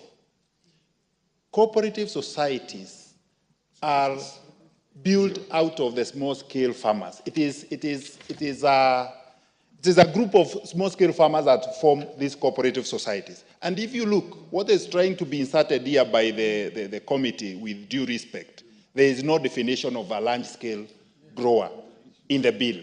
So it means that if we indicate a body to nominate someone which is not even defined in the Act, then that will bring a problem. So I think Clause 7 should be left as it is in the original bill. And it covers each and every sector. And we debated this for a long time. So I believe 7 should be left as it is. Can I have it, please? Wamuchomba? I would want to ask the chairman to try and help us understand so that we can meet somewhere, because we are all working towards the benefit of all farmers, whether large scale or small scale. Now that he's introducing a term called large scale farmers, are they well defined in this bill? And when you say you're talking about the one that is in order paper, the one I'm holding, I have not found that definition. If the term large scale farmer is not there, then we are introducing a foreign group into the bill, and it's going to continue bringing confusion. Yes. Go on, Osoro. Chair, I am tempted to agree with Honorable Gishimo. Yes. Entirely. Yes. And I've been going through this quietly, and I think... Can I give you a few minutes, you, Gishumu, Mtunga, Wamuchomba, consult briefly? Okay, that's fine. And Mary, all of you, we'll keep on hold. Just for 1 minute, yes. Yes. This is a very, very important landmark bill that we are passing. And I remember very well 32 years ago, we tried to do the same, and we couldn't get anywhere. And I don't want us to do any half job on this. Yes. Thank you.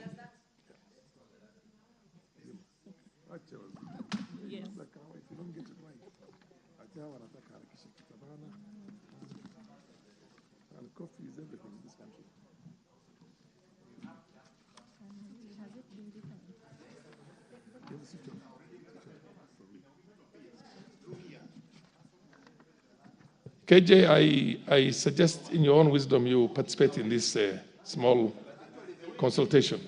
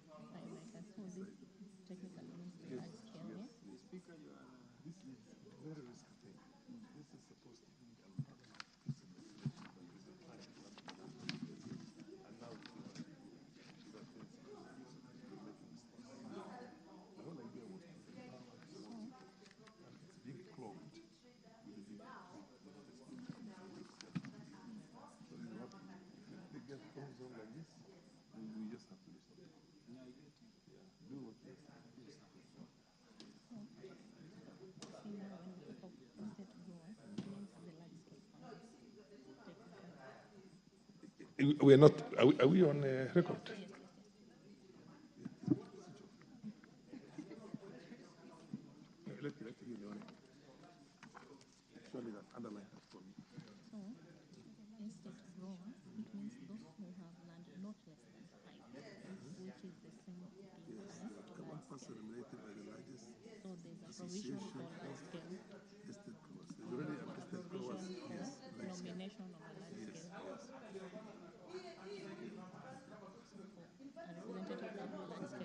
So then why do we have to have another one again? No, that is duplication. But Osoro had already agreed, so it's just for him to convince the rest of the Okay. Okay, well, Mutunga, I hope you now move the agreed version of the amendment. Okay, Honorable Chair, we have agreed that we stick to the old bill. Yes. We drop the amendments by the committee. So that was... so clause 7, clause 7 is not amended. Okay. Passes unamended. I now propose the question that clause 7 be part of the bill. I now put the question that clause 7 be part of the bill. As many of the opinions say aye, as many of the contrary opinions say nay, the ayes have it. Clause 8. I now propose the question that clause 8 be part of the bill. Mover, move the amendment of clause 8. Clause 8, I move that clause 8 be amended. But be amended as per the order paper, but be further amended. I don't know whether that is correct. Because we have inclusions in clause 8 that touch on clause 7. So we delete what was amended in clause 7 to constitute clause 8. Again, yeah, I think it will be fine if we do that. Proceed and read the amendment as amended or as further amended, as you put it. Yes, as further amended. Yes. Plus 8, clause 8. Proceed and read for us read for us the amendment so that every members are on the same page with you. Clause 8 will read as follows. By deleting the... No. I think we are not amending clause 8. Clause 8 was anchored on clause 7. It was giving the conditions for clause 7. Conditions of appointment by in clause 7. So clause 8, there is no amendment. So there's no amendment on clause 8? There's no amendment on clause 8. Okay, I now put the question. No, sorry. I propose the question that clause 8 be part of the bill. You have an amendment for clause 8? Yes. Okay, proceed, Honorable Gishimu.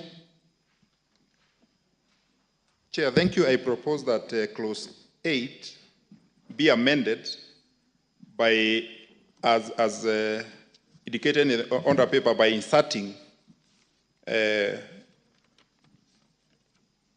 clause 8(1)(ca), that the requirements of subsection 1b shall not apply to a member appointed under subsection under section 7E and F.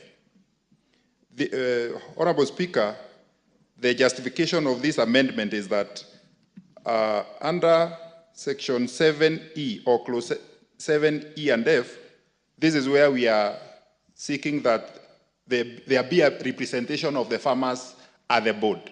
And we've also indicated under 8(1)(b)(2) that the requirement is only a certificate in secondary school education. So I'm seeking that for those farmers who are small-scale farmers, they should not be required to have a minimum of 3 years experience, preferably in management in coffee, because these are farmers that we are picking or will be picked directly from actually they are farmers. So there is no need of a management experience. So that is why we are saying, I'm seeking that we exclude that category. You delete 8(1)(c). Is that what you're saying? Not deleting, we exclude. Others can have those management skills. But for the farmers that are, for the category E and F, they be excluded. So that will not apply to the farmers who are just, who are actually being appointed by other farmers to represent them. There's no point of having them, requiring them to have those management skills. Yes, Honorable Osoro. Chair. Yes. All the other appointments, because most of there are appointments that require a degree from a recognized University of Kenya, and that is A to G, Honorable Speaker. And there are appointments that require, and I think that if I'm getting Honorable Gishimo very well, that require a certificate in secondary education.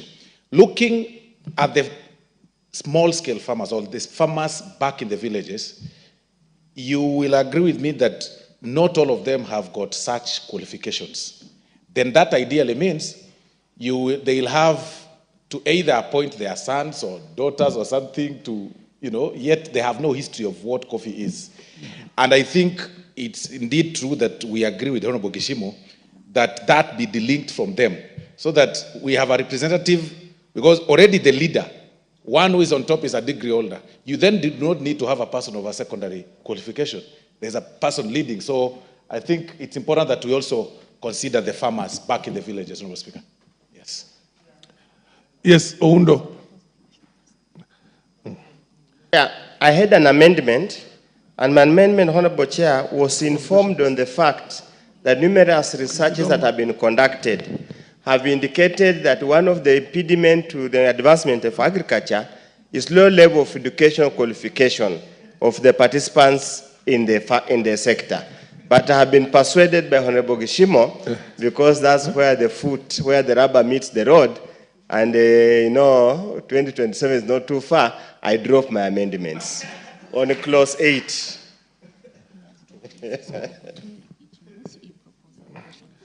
I propose the question that clause 8 be amended as proposed. Now, I put the question that clause 8 be amended as proposed. As many of that opinion say aye. As many of the contrary opinion say aye. The ayes have it. I now put the question that clause 8 as amended be part of the bill. As many of the opinion say aye. As many of the contrary opinion say nay. The ayes have it. Just a little bit of guidance on this so that you can get it right. When it says that a part of the qualification is has at least 3 years experience, preferably in the management of the coffee sector. If somebody has been managing a small 1 acre farm or 2 acres farm, is that also considered as the right experience? Can we yes, from Chomba. Chair, in as much as we want to have an all-inclusive sector in the coffee industry, please, I am a bit hesitant to go in the thinking of Honorable Gishimo, and I'll tell you why. The reason why we've been having a lot of mess in the coffee cooperative society is having people who are inept in running those coffee societies in terms of financial management, in terms of data collection, and all that requires the power of the pen. Education and skills and achievement in terms of running such kind of sector. That is why we are here we are. Because we have pushed those people into levels where they cannot prove themselves. So if we start accommodating them in such sensitive boards, then we still find ourselves in the same problem. I'm sorry, I am pro-farmer. I argue for the farmer. But I am one of those that believe for us to be able to revamp coffee sector, we must put the right people in the right offices. Not every farmer can fit in a board to argue out issues of board, issues of financial management. In as much as we want to accommodate them, let us also be careful so that we don't introduce a problem that will become another problem. Thank you. But you have just passed that 8 as amended in line with Gichimo's. Yes, Muchunga. Yes. Honorable Chair, Honorable Gichimo's amendment was on the issue, or was to lift out of the farmer's requirement the issue of having experience, preferably in management in the coffee sector. To be a member of the board. To be a member of the board. And Chomba is saying that primarily because of that. Should have a minimum of secondary school education. That one is adopted. Somebody with secondary school education and has been practicing farming must be able to articulate issues on farming and can also competently, discuss matters in the board. Okay. But then they must not have, this can be exclusive, this can be discriminatory to have them, to indicate that they must have management, experience management for at least 3 years. Yes, Osoro. Chair, I think Honorable Gichimo might have failed to move the further amendment, and I think that is why we are in this situation that we are in. But even as we debate with the Honorable... I think we'll have to go back to clause 8. As we go there, Honorable Chair, yes. Honorable Chair, as we go to that, I really wanted to persuade the Honorable Wamushomba and maybe the Chair for this, with this reasoning. Honorable Speaker, we need to be very careful not to go against the spirit of the Constitution on discrimination and everything. This very House, a degree requirement was passed, but it has always been deferred on implementation through so many other channels, court, and every other aspects, because people say a degree is not a measure of intelligence. I mean, that's why we have people here who didn't even go to beyond, who didn't even go beyond class 8, and they are doing very well. They are, because the authenticity of, speaking good English, Honorable Chair, is not a measure of intelligence.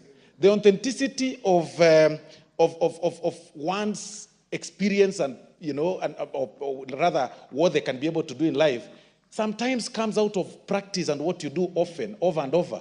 If that class 3 person has been able to maintain coffee, Honorable Wamushomba, if that class 3 person has been able to maintain his own farm and coffee for 20, 30, 40 years, and I'm talking about my grandfather, successfully, that is experience enough. He doesn't need a paper of Form 4 that was teaching about anthropology and types of abundance and banner, parts of abundance and banner. I mean, really, let's be practical. And this is a board. Let's listen. I've heard you. Let me finish, Chair. And this is a board. Yeah. A board will be a hybrid. There is a degree person. There is also a person who didn't go to school, and that is okay. The Honorable Gladys Cholet. Yeah. Thank you, Honorable Chairperson. I think I've just been following the discussions by my colleagues in relation to the qualifications of the people serving on these cooperative boards.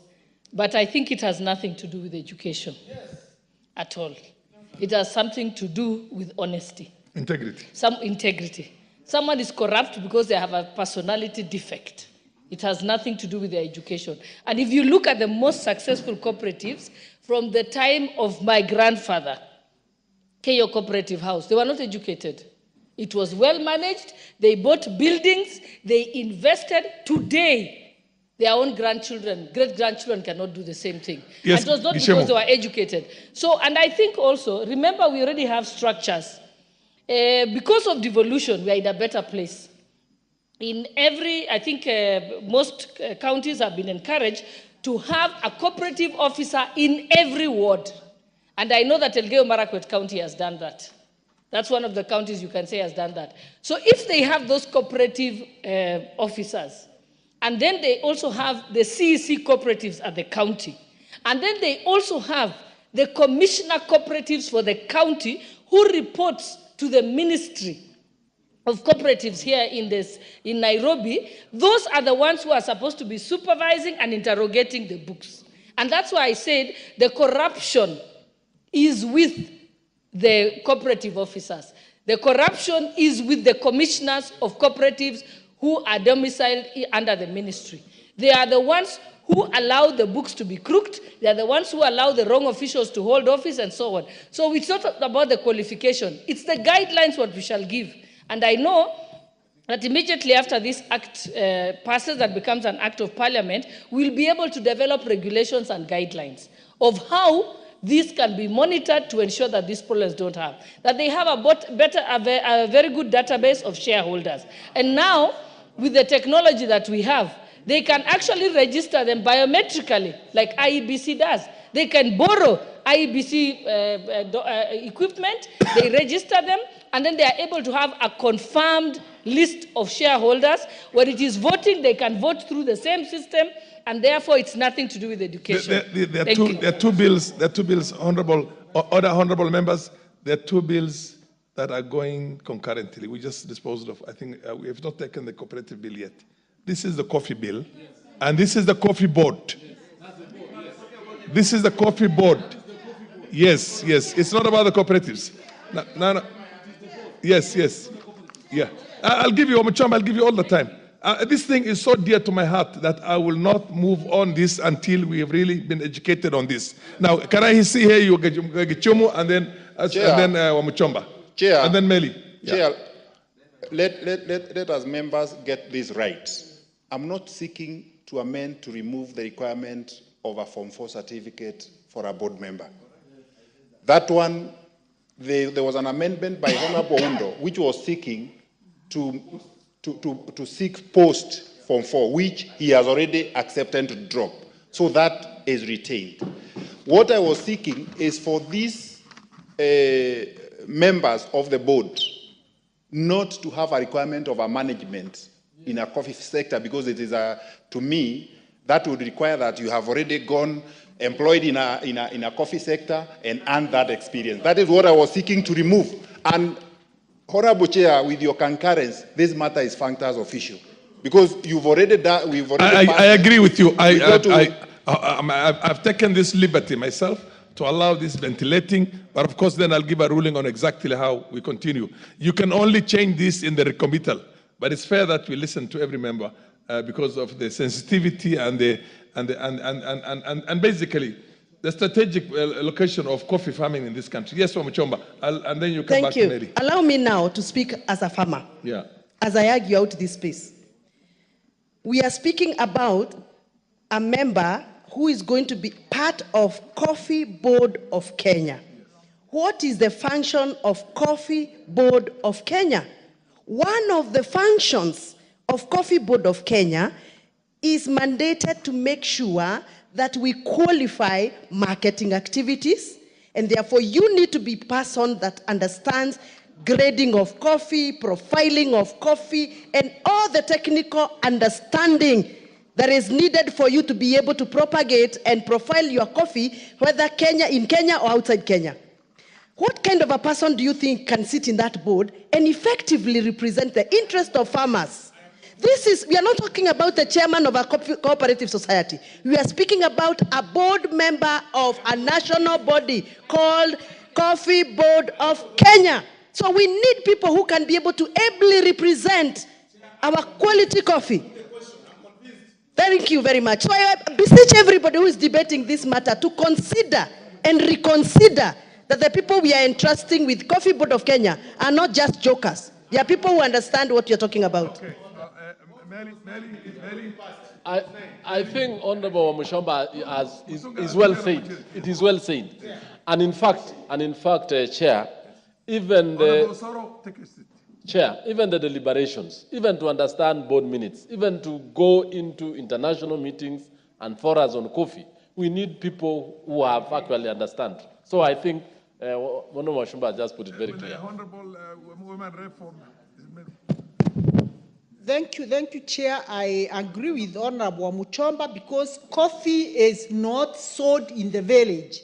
Coffee is marketed nationally and internationally.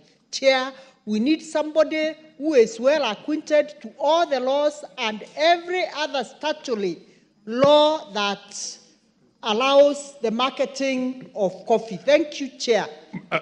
Finally, Meli, and then we proceed on.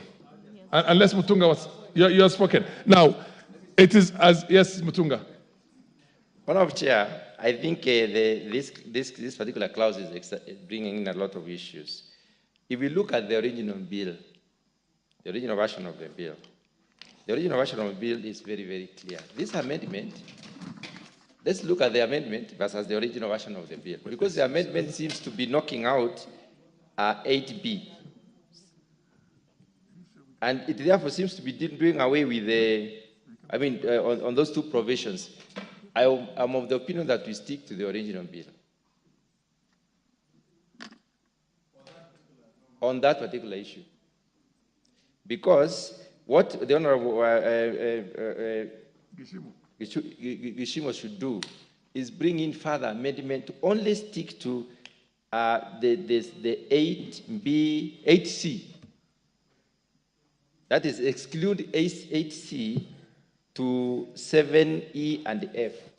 That's what you should be saying. You know, unless it brings further amendment. The problem and the dilemma I have right now yes. is this business of trying to rush business in the House. No, hang on a minute. Because ideally, if you have to go strictly by the rules, you can only amend this back and go back to the original bill through the committal. But because there is a scanty understanding and we have gotten educated on it, I'm tempted to go back to clause 8. Yes. Yes. I want to put the question and all the proposals afresh because ask him for a bit of some clarity, particularly on C of the original bill, the 8C, that has at least 3 years experience, preferably in management in the coffee sector. We then need to ask ourselves here, we all agree that where we've come from, currently as presently constituted, most of these people who are elected in the villages or in the local society groups are the only ones with experience, those ones. Then, as it were, there were now the educational qualifications and everything. They're the only ones now who are leading the cooperative societies back in the villages. If I am not elected, I didn't manage to get elected. The person who was elected does not have educational qualification, minimum educational qualification. Where will this farmer in the village get the 3 years experience from? Particularly 3 years experience in terms of management, because he is never, and that Honorable Chair, you posed a very important question. How then do we authenticate the management? Do we again go to the farmer's farm and say, I have been able to manage my farm, I then have 3 years experience? If Chair is able to convince me on this particular, because the secondary education is quite convincible. But this particular one, 3 years experience, Mr. Speaker, even when we have challenges of students people seeking jobs and losing jobs or lacking jobs because of such thing called experience. No. And we should how many are the members of the coffee board? How many are the members, Mutunga, of the coffee board? Just educate us on that. 9 members nationally, basically to promote coffee industry and production and everything else and marketing and make us, reap the gold, the black gold. Okay. Chair, we are talking about the board that is called Coffee Board of Kenya. That's what I thought. This is the Coffee Board of Kenya. Yes. So it has absolutely nothing to do with what happens at the village. Absolutely. But let me be very, very, very basic. Assume I have not gone to school. I've gone to school up to Form 4. And I have a very successful coffee farm. Do I have experience? Chair, let's look at this particular provision. Order, Honorable Osoro. Let's look at this provision. Order. As at least 3 years experience, preferably in management in the coffee sector. Coffee sector has from coffee seedlings, coffee planting, pulping, management of the selling and so on. It has got a lot. If you have experience in farming, in production of coffee, that's what you bring to the board. So I think we leave it at that. Gishimo, yes. If you convince me. Yes. If I'm convinced. Osoro, Honorable Osoro, order, Honorable Osoro. If I'm convinced. Take your seat. No, okay, you can go and sit to the Honorable Meli, but don't make any loud pronouncements. Chair, I wouldn't have a problem. Yes. if the experience that is being sought under the 8C includes farming, I would have no problem with that. But you see, now we have not said what is management in coffee sector. Someone may say that it is management. Honorable Osoro. That needs to be qualified. Yes, so what's your point of order, Honorable Meli? Chair, as a matter of procedure, yes, I think this House needs to, when we are actually going through these bills, yes, we must know which clause we are discussing, and at whatever level. Honorable Kishimo, yes, is giving us a very good idea. But when you look at, at all this, he's supposed to bring a further amendment, which he has not done so. He has not done so.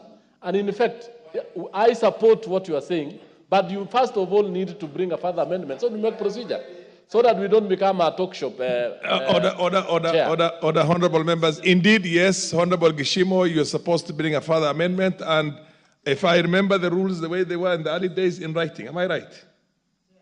Or you propose it on the floor? Yeah? Which is? Yes, the Funyula MP. Gishimo, give a moment. Yes. Chair. Yes. I think we have ventilated this matter for fairly too long. Yes. And we seem to be like just going around circles. And as Honorable Gishimo had said, we already defunct as official in respect of that clause. Why can't we engage sideways and recommit that particular clause? We go apply our mind over the weekend. When we come back on Tuesday, allowing the procedures allowing, we recommit. Because I was persuaded by him to drop my amendment. But I truly believe an effective board requires some level of education, some level of experience for it to be effective. But if you really want I think to on the overall, the manner in which we transacted this particular clause was a little bit not normal. We rushed it, and I must take certain blame for it also myself. Because here we are now, I think there's, how many members do we have here? And the majority of you are in favor of something different from what the honorable member is proposing. Order. Now, both ways are acceptable. But then let's listen to the chair and Mutembei one last time. I still want to support the chairman's position. Okay. And allow me to speak politics now of coffee. Yes. If we leave this opportunity of nominating somebody into the Coffee Board of Kenya without any of those qualifications that we are asking for, we are just going to open up this position for any politician to be appointed. We are going to make it just any other appointment, and we'll have people who are coming from another sector being appointed politically into that position. So how do we make sure that we safeguard this position to people who have some experience in coffee management? And please remember, we are discussing Coffee Board of Kenya, a national come back body. to the chairman, Honorable Mabona, yes. Thank you, Chair. Chair, there is no coffee grown in Suba North. But I think Honorable Wunda has actually suggested a better way forward. Otherwise, we'll be talking here forever. This clause can be recommitted. So instead of debating and everybody, if I'm listening to everybody, they seem to be agreeing. I think, Honorable... Yeah, so can it just be recommitted? Honorable Mabona, I think we basically rushed through this thing, and I take part of the blame myself. Because, I mean, the way it was, and Osoro wants us to just say aye, and pass everything. I don't want to live with my conscience to see something that was not properly, exhaustively discussed and debated on and agreed on. So I basically would want to listen to the chairman again. We're getting more educated on all these things, which is not in vain.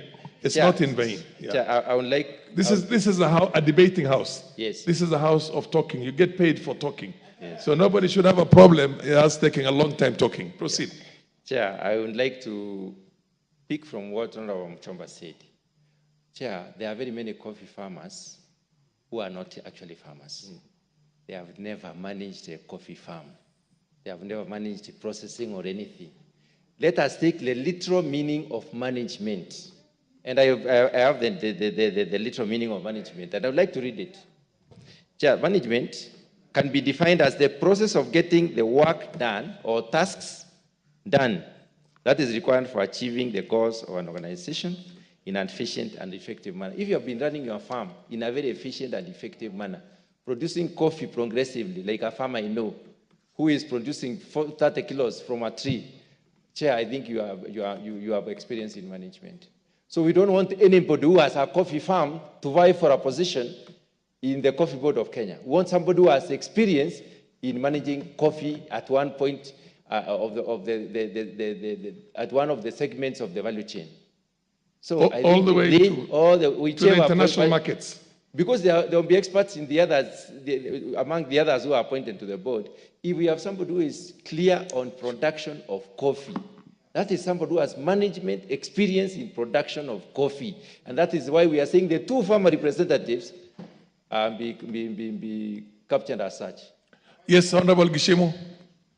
Chair, I would have no problem. That was my concern. Then, as we go along, then the chair needs to move another amendment to define what is management in coffee sector, so that now we'll be able to cover the farmer. Thank you. Any other? Omochomba, you still have something to say on this? Okay. I am in agreement that we go the direction of the chair and also accommodate the request of Honorable Gishimu. You're okay with Honorable Gishimu that? No, so what do I do now? Because the amendment has not, I don't have that amendment to accommodate what you want. We take the bill as it is, and then he comes up with a further amendment. Unless the recommittal, yes. Yes. Yeah, if he recommits, yes. Now also bring the other amendment. Yes. I will abide with that. Okay. Now, this was clause 8, yeah? So we know. Where we? Yeah. No.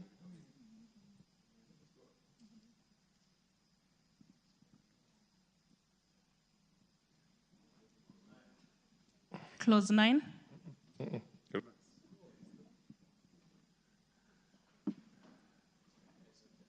You are going to seek a recommittal for this, yeah? Yeah, I'll have to bring a recommittal for clause 8. You're going to seek a recommittal for clause 8 and also accommodate what you call the emotional, I must say, emotional sentiments of Honorable Gichimu, because he's got his heart in the coffee sector and really wants to protect the small farmers. So you're going to bring that one up? Yeah, Chair, I will recommend. Without taking away our global competitive edge and in bringing in good people, whatever you want it as you put it, Chair, but at the same time you have, okay, then proceed to. Chair, I will recommit clause 8. Yes. So that we capture the spirit of the discussions. Absolutely, absolutely. Now let me go to clause 9. Where's clause 9? Okay. Clause 9. I propose the question that clause 9 be part of the bill. Mover, Chair. Clause 9, Chair, has been affected by the changes in clause 7 and 8. Therefore, we retain what is in the bill. Okay. I propose that. I now propose the question that, I propose the question that clause 9 be part of the bill. I now put the question that clause 9 be part of the bill. As many out of opinion say aye. As many of contrary opinion say nay. The ayes have it. Clause 10. I propose the question that clause 10 be part of the bill. Yes, Omuchomba. I saw you put on the line. Oh, there's no amendment. And I now put the question that clause 10 be part of the bill. As many of the opinion say aye. As many of the opinion say aye. As many of the contrary opinion say nay. The ayes have it. Clause 11. I propose the question that clause 11 be part of the bill. Mover, Chairman. Honourable Chair, I propose that clause 7 be amended as per the order paper. The reason being that we need to provide for ease of access of information collected and maintained by the board to ensure that research is used for market penetration and not just branding, to introducing digital market platform as a mode of marketing, and to broaden the consultation to all the licensing authorities and other relevant stakeholders in the coffee sector, as opposed to limiting to the Council of Governors only. So consultations is spread across to all stakeholders within the coffee sector. Anybody else? Yes, Oundo. I propose the question. You have an amendment? I propose the question that clause 11 be amended as proposed.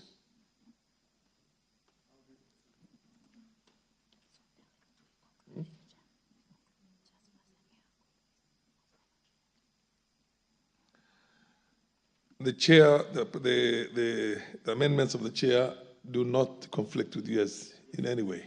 So let's first of all dispose of the one of the chair. I propose the question that clause 11 be amended. I propose the question clause 11 be amended as proposed. If there's nobody on that, I put the question that clause 11 be amended as proposed. As many of the opinion say aye. As many of the contrary opinion say nay. The ayes have it. Yes, Oundo, go to your... Chair, I propose that clause 11 be amended as indicated in the order paper, and basically, Honorable Chair, the amendment affects paragraph J, and all we are saying, instead of the word Kenya Bureau of Standards, let's use the term, the wording, a body mandated by our national legislation to set standards. Because we are not going to have probably Kenya Bureau of Standards in eternity, and the standards architecture is changing, there could be other players. So we are just legislating for prosperity. Posterity, so to speak, posterity. Posterity. Honorable Mutunga? Honorable Chair, I don't have objection to that proposed amendment, only that Kenya Bureau of Standards is a legal entity, is a body corporate, recognized by the laws of Kenya. Why we should not quote it, I think the honorable member needs to convince us. Oundo, why do you think standards cannot be controlled by Kenya Bureau of Standards? Or what is the other bodies that you feel? There is no other body, but there is already, Chair, probably Dr. Mutunga needs to understand the standard architecture a little bit. There is the Kenya Bureau of Standards, there's Kenya National Accreditation Services, and there are other accreditation laboratories. And then, Honorable Speaker, ideally, anybody else can develop a standard and get it registered and approved, either by KEBS or even KIPI or any other standards architecture. That's why we want it to open up, to be elaborate, because there are going to be changes. Even you look, Chair, look at the Business Laws Amendment. There is some amendments to the Standards Act. Actually, Honorable Chair, KEBS is established pursuant to a provision of the Standards Act. Actually, the important legislation, the overriding legislation is actually the Standards Act. It's the Standards Act. That's why we are saying national legislation mandated to set standards. But it's upon for the members to decide. Omuchomba. Chairman, coffee is produced locally but heavily consumed internationally. The standards that we may set here may only favor domestic market. We may need to accommodate standards that are set to accommodate us in international markets. Issues of Europe GAP and many other standards that are required internationally. And therefore, I support Honorable Oudo's amendment or proposed amendment. Anybody else who would want to weigh in on this? Melly? Chair, I want to... the position for... Yes, I support the chair because this bill is not locking out the standards that Honorable... It is, in a sense, locking out. It is not locking out in the sense that it is in collaboration. It is actually allowing other standards, but the body that has set standards and which is actually which are stand out in the country is the Kenya Bureau of Standards. It is not saying you cannot bring any other international standards into play. So in effect, the chair's position is not locking out any other body to come in. So I want to support that. Honorable Meli, if you read very well, it says develop and enforce the coffee industry standards and industry code of practice in collaboration, yes, with the Kenya Bureau of Standards. Yes. Chair. Yes, Ondo. We need to be very careful. And Dr. Mutembei has alluded to it, very careful. Very, very careful. The WTO is explicitly clear where CABs sit, where Kenya sit, and where international standards bodies sit. We will be safer off because then it will be easy for us to get any other, because we're going to export this coffee. We're going to export this coffee, and we'll be subject to standards in other countries. So if we rely on CAB standards and it refers standards outside the country, what recourse do we have? Mutunga, before you talk on that, would it be even better for you? Because I know there are certain EU standards for the beef that lives this country, for the fish that goes out of this country, for a lot of things. They insist on their own standards. And in effect, I would not see why they would not insist also on the coffee industry. Would you want to do a consultation with your own technocrats? No, okay, I would like to say something. Proceed. I would like to refer the House to provision number M. I think it is function number M. Function M number of which M. one? M. M of 11, clause 11? Clause 11 does not, yes. Clause 11. Yes. Subclause M. M says, conduct surveillance and enforce compliance with the relevant policies, standards, and legislation on the coffee sector. That opens up for everyone else. Now, on the other side, we are not saying that, first of all, Chair, we need to remember that Kenya Bureau of Standards is the custodian of the standards in this country. Anyone who is doing a standard must consult the Kenya Bureau of Standards, even in coming up with the nomenclature of that particular standard. So we cannot say any institution from anywhere will come and develop standards without this consultation. And the bill just prescribes consultation. It doesn't say, as approved by the Kenya Bureau of Standards. Consultation can also be need to annihilation of a standard. So I don't know why my very respected friend is not comfortable. Yes, Ondo. Chair, I want us to avoid, normally... I'm actually extremely impressed. We might not have too many people here, but there is a hell of a lot of knowledge that's coming out of this. You have serious experts here. So Ondo, continue. Proceed.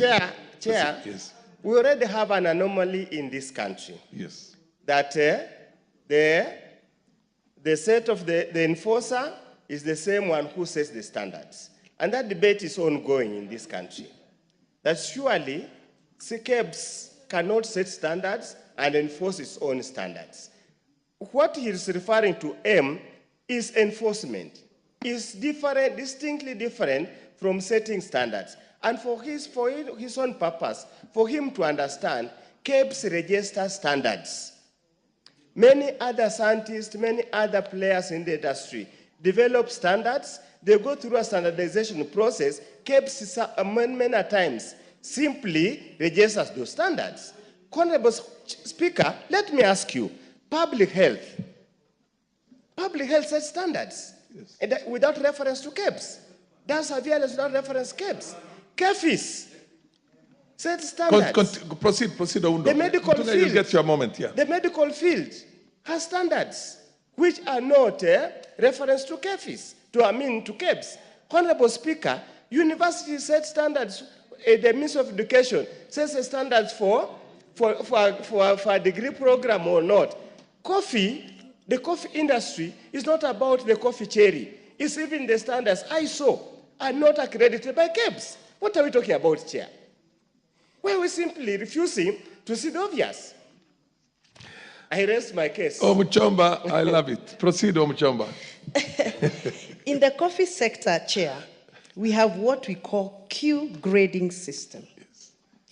This is a strictly grading system that allows most of our small-scale farmers in this country to sell coffee that is known as specialty coffee. And that is a world standard. It is not a Kenyan standard. And therefore, if we limit ourselves within Kenyan standard, I think we are going to restrict ourselves and demarket ourselves. So I still support what Honorable Udo is saying. Kenya Bureau of Standard is not the only basic standard that is used in the coffee sector, especially if we are looking at selling our coffee internationally. Order, Honorable Undo, you will have your moment. Honorable Gishimo. Chair, thank you for the opportunity. I concur with Honorable Udo and Honorable Omuchomba. Although the chair's intention is well intended, yes, but now he's restricting coffee to the local market. What if we've signed so many agreements, trade agreements, EU, we signed it the other day. It was ratified by this House. Parliament, yes. We did the Kenya, UK trade agreement, which is active. They might have standards that might not be the standards that have already been set by KEBS. And you know, KEBS, somehow, they develop their own standards and they enforce them. And sometimes they develop standards with interest, and especially for goods that are coming out of the country. So that is where we are saying, let us not limit. Why don't we have it generally to conform with standards without limiting to KEBS? Because someone would argue that my coffee cannot be able to be exported out of the country because the standards required out there in the EU, in the UK, in the US, or wherever, even through AGOA, they have not been met because I've complied with the local standards and I feel that I'm pretty. So I think we should open it to international level, but instead of limiting it to the Kenyan standards. Thank you. The Honorable Honorable Oundo, this is not how you engage in debate in the House. Omuchomba, did you raise your hand? Okay. Honorable, because I wanted to give one more person a shot at this before I give it to the chairman. Yes, Meli, proceed. Chair, as I hear the intentions of Honorable Undo and the other members, therefore, if this bill is, because Kenya, we sell almost 95% of our coffee in the international market, then therefore it is the local Kenya Bureau of Standards and other set international standards. In that sense, because we have the Rainbow Alliance, I'm saying that, because what Honorable Undo is saying, yes, Kenya Bureau of Standards and many other local standards, but we have the international standards like what the Rainbow Alliance normally do, what the European Union normally do for our meat, even the fish. If we do not meet that, especially on what we call the lead or what is in those particular, the chemicals that are within the coffee and even in the meat or in whichever, we therefore allow the international standards to come in, which we always have to, we always consider, because you can't export what the international community do not agree with. So I do agree with you, but our local standards needs to come into play. Thank you. Yes, Honorable Oundo, before I give it to Mutunga. I just want to persuade the chair, please. I sit in the Committee of Trade, Industry and Cooperative. I and Mheshimiwa Gishimo had the opportunity to go to Frankfurt to attend an international conference that was dealing with the issue of international standards in compliance with the World Trade Organization.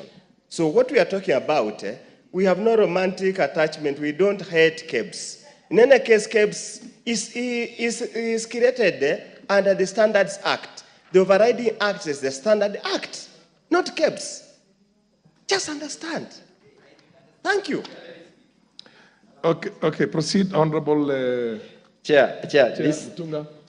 The provisions Dr. in this Mutunga, particular clause, Honorable Chair, yes, are very simplistically stated. Very simplistically. What does my very learned friend, if I may use that word, understand by in collaboration with? What does Dr. Uda understand when we say in collaboration with? Does it mean it must be KEBS? it also presumes that there are others. You can put together as many as you can. Again, it says, I mean on M, the surveillance and compliance on the policies and the standards. It is also open. I think we need to recognize. I also want to share some experience on our chair. Yeah. I've been in the agricultural sector for a while.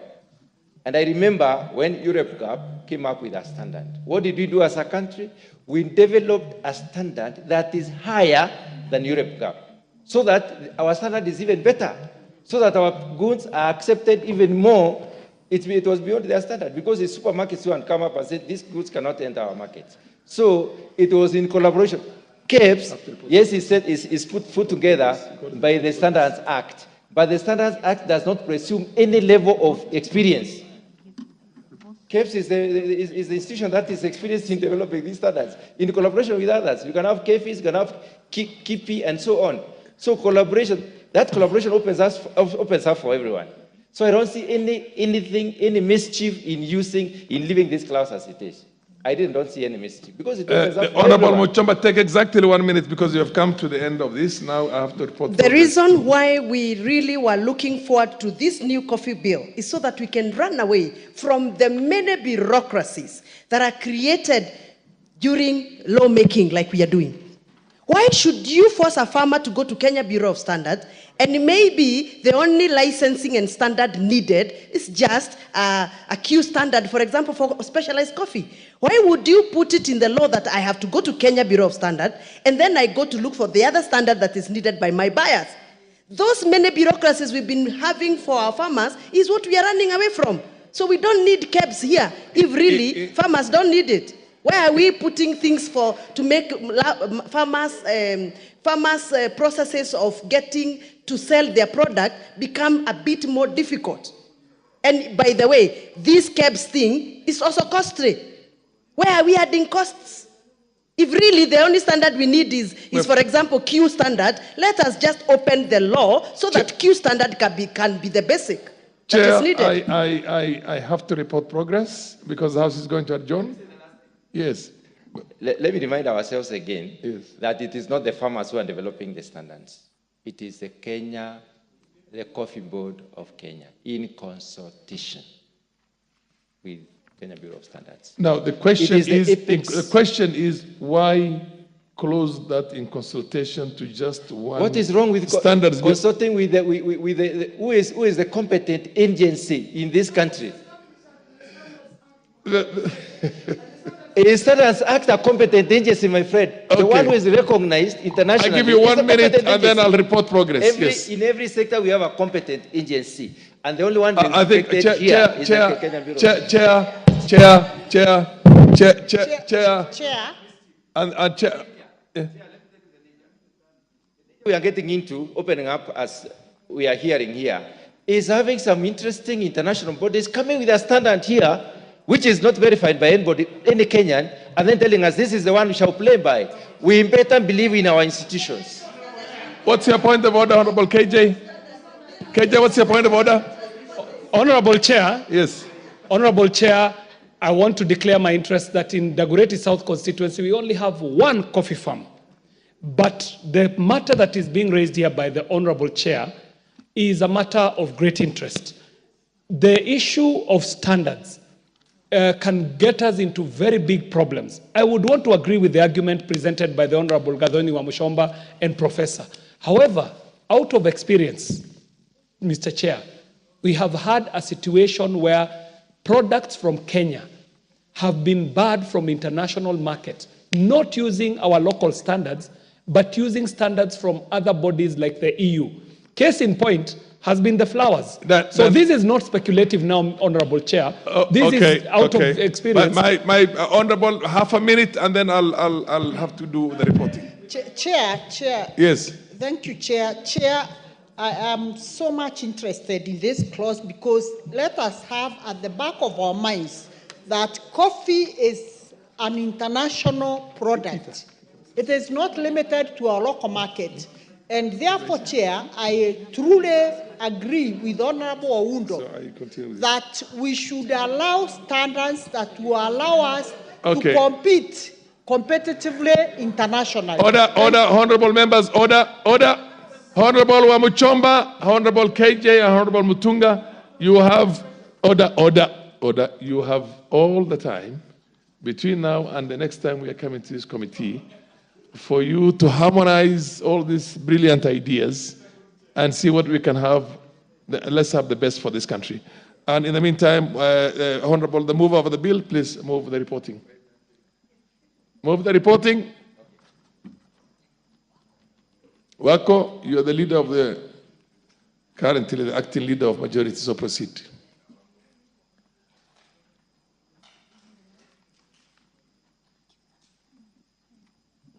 Give the mic to the Honorable Wako. Yes, thank you. Honorable Chairperson, I beg to move that the committee... Proceed. Go to the next one. I don't know whether... Yeah. Honorable Chairperson, I beg to move that the committee do report to the House its consideration of the coffee bill, Senate Bill number 10 of 2023 up to clause 11, and its approval thereof with amendments, and seek leave to sit again. Thank you, Chair. I put the... It's clause 10. Go back again because you have not exhausted clause 11. Change the clause 10, 11 to 10. Okay. Because clause 11 debate is still going to continue. It is 11. Just do exactly what you went through. Instead of saying clause 11, just say clause 10. Okay. Honorable Chairperson, I beg to move that the committee do report to the House its consideration of the coffee bill, Senate Bill number 10, and its approval thereof with amendments, and seek leave to sit again. Thank you. I now put the question, which is that the committee do report to the House its considerations of coffee bill, Senate Bill number 10 of 2023, up to clause 10, and its approval thereof with amendments, and seek leave to sit again. As many out of opinion say aye. As many out of opinion say nay. The ayes have it.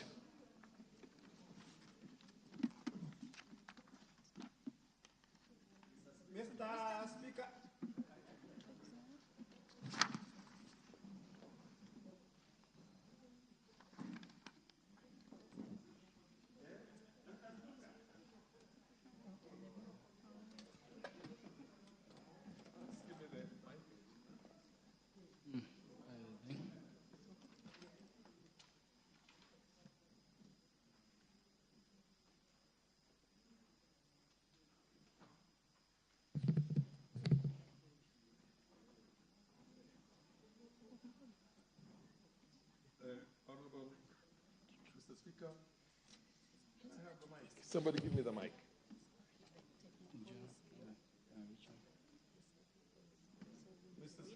Mike.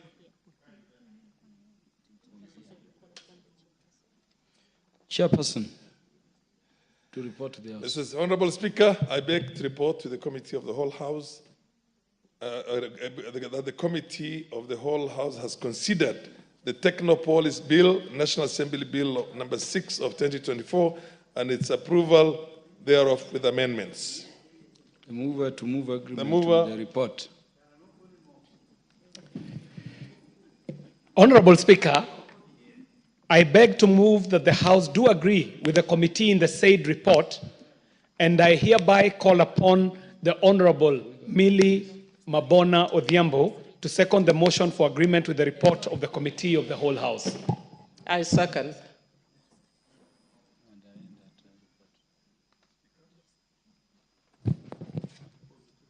Your honorable members, I propose the question that the House do agree with the committee in the said report.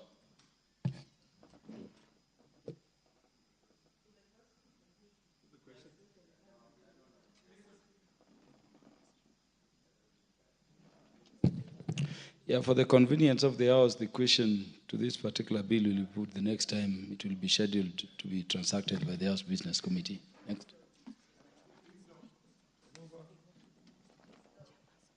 A chairperson, in respect of the next bill.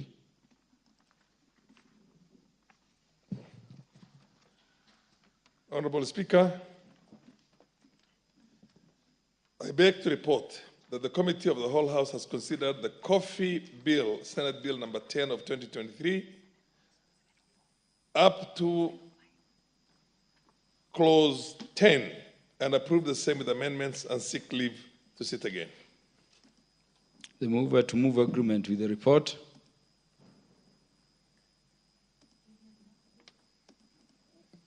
Yeah, thank you.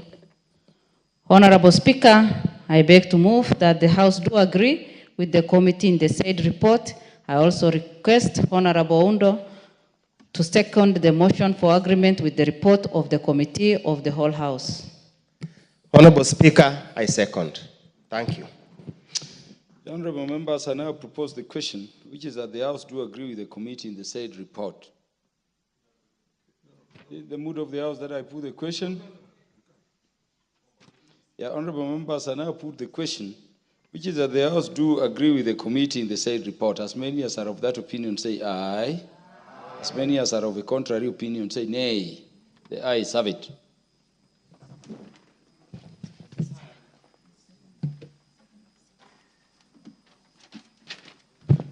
Order, honorable members, be upstanding. Honorable members, the time being 7:05 p.m., this House stands adjourned until Tuesday, the 19th day of November 2024 at 2:30 p.m.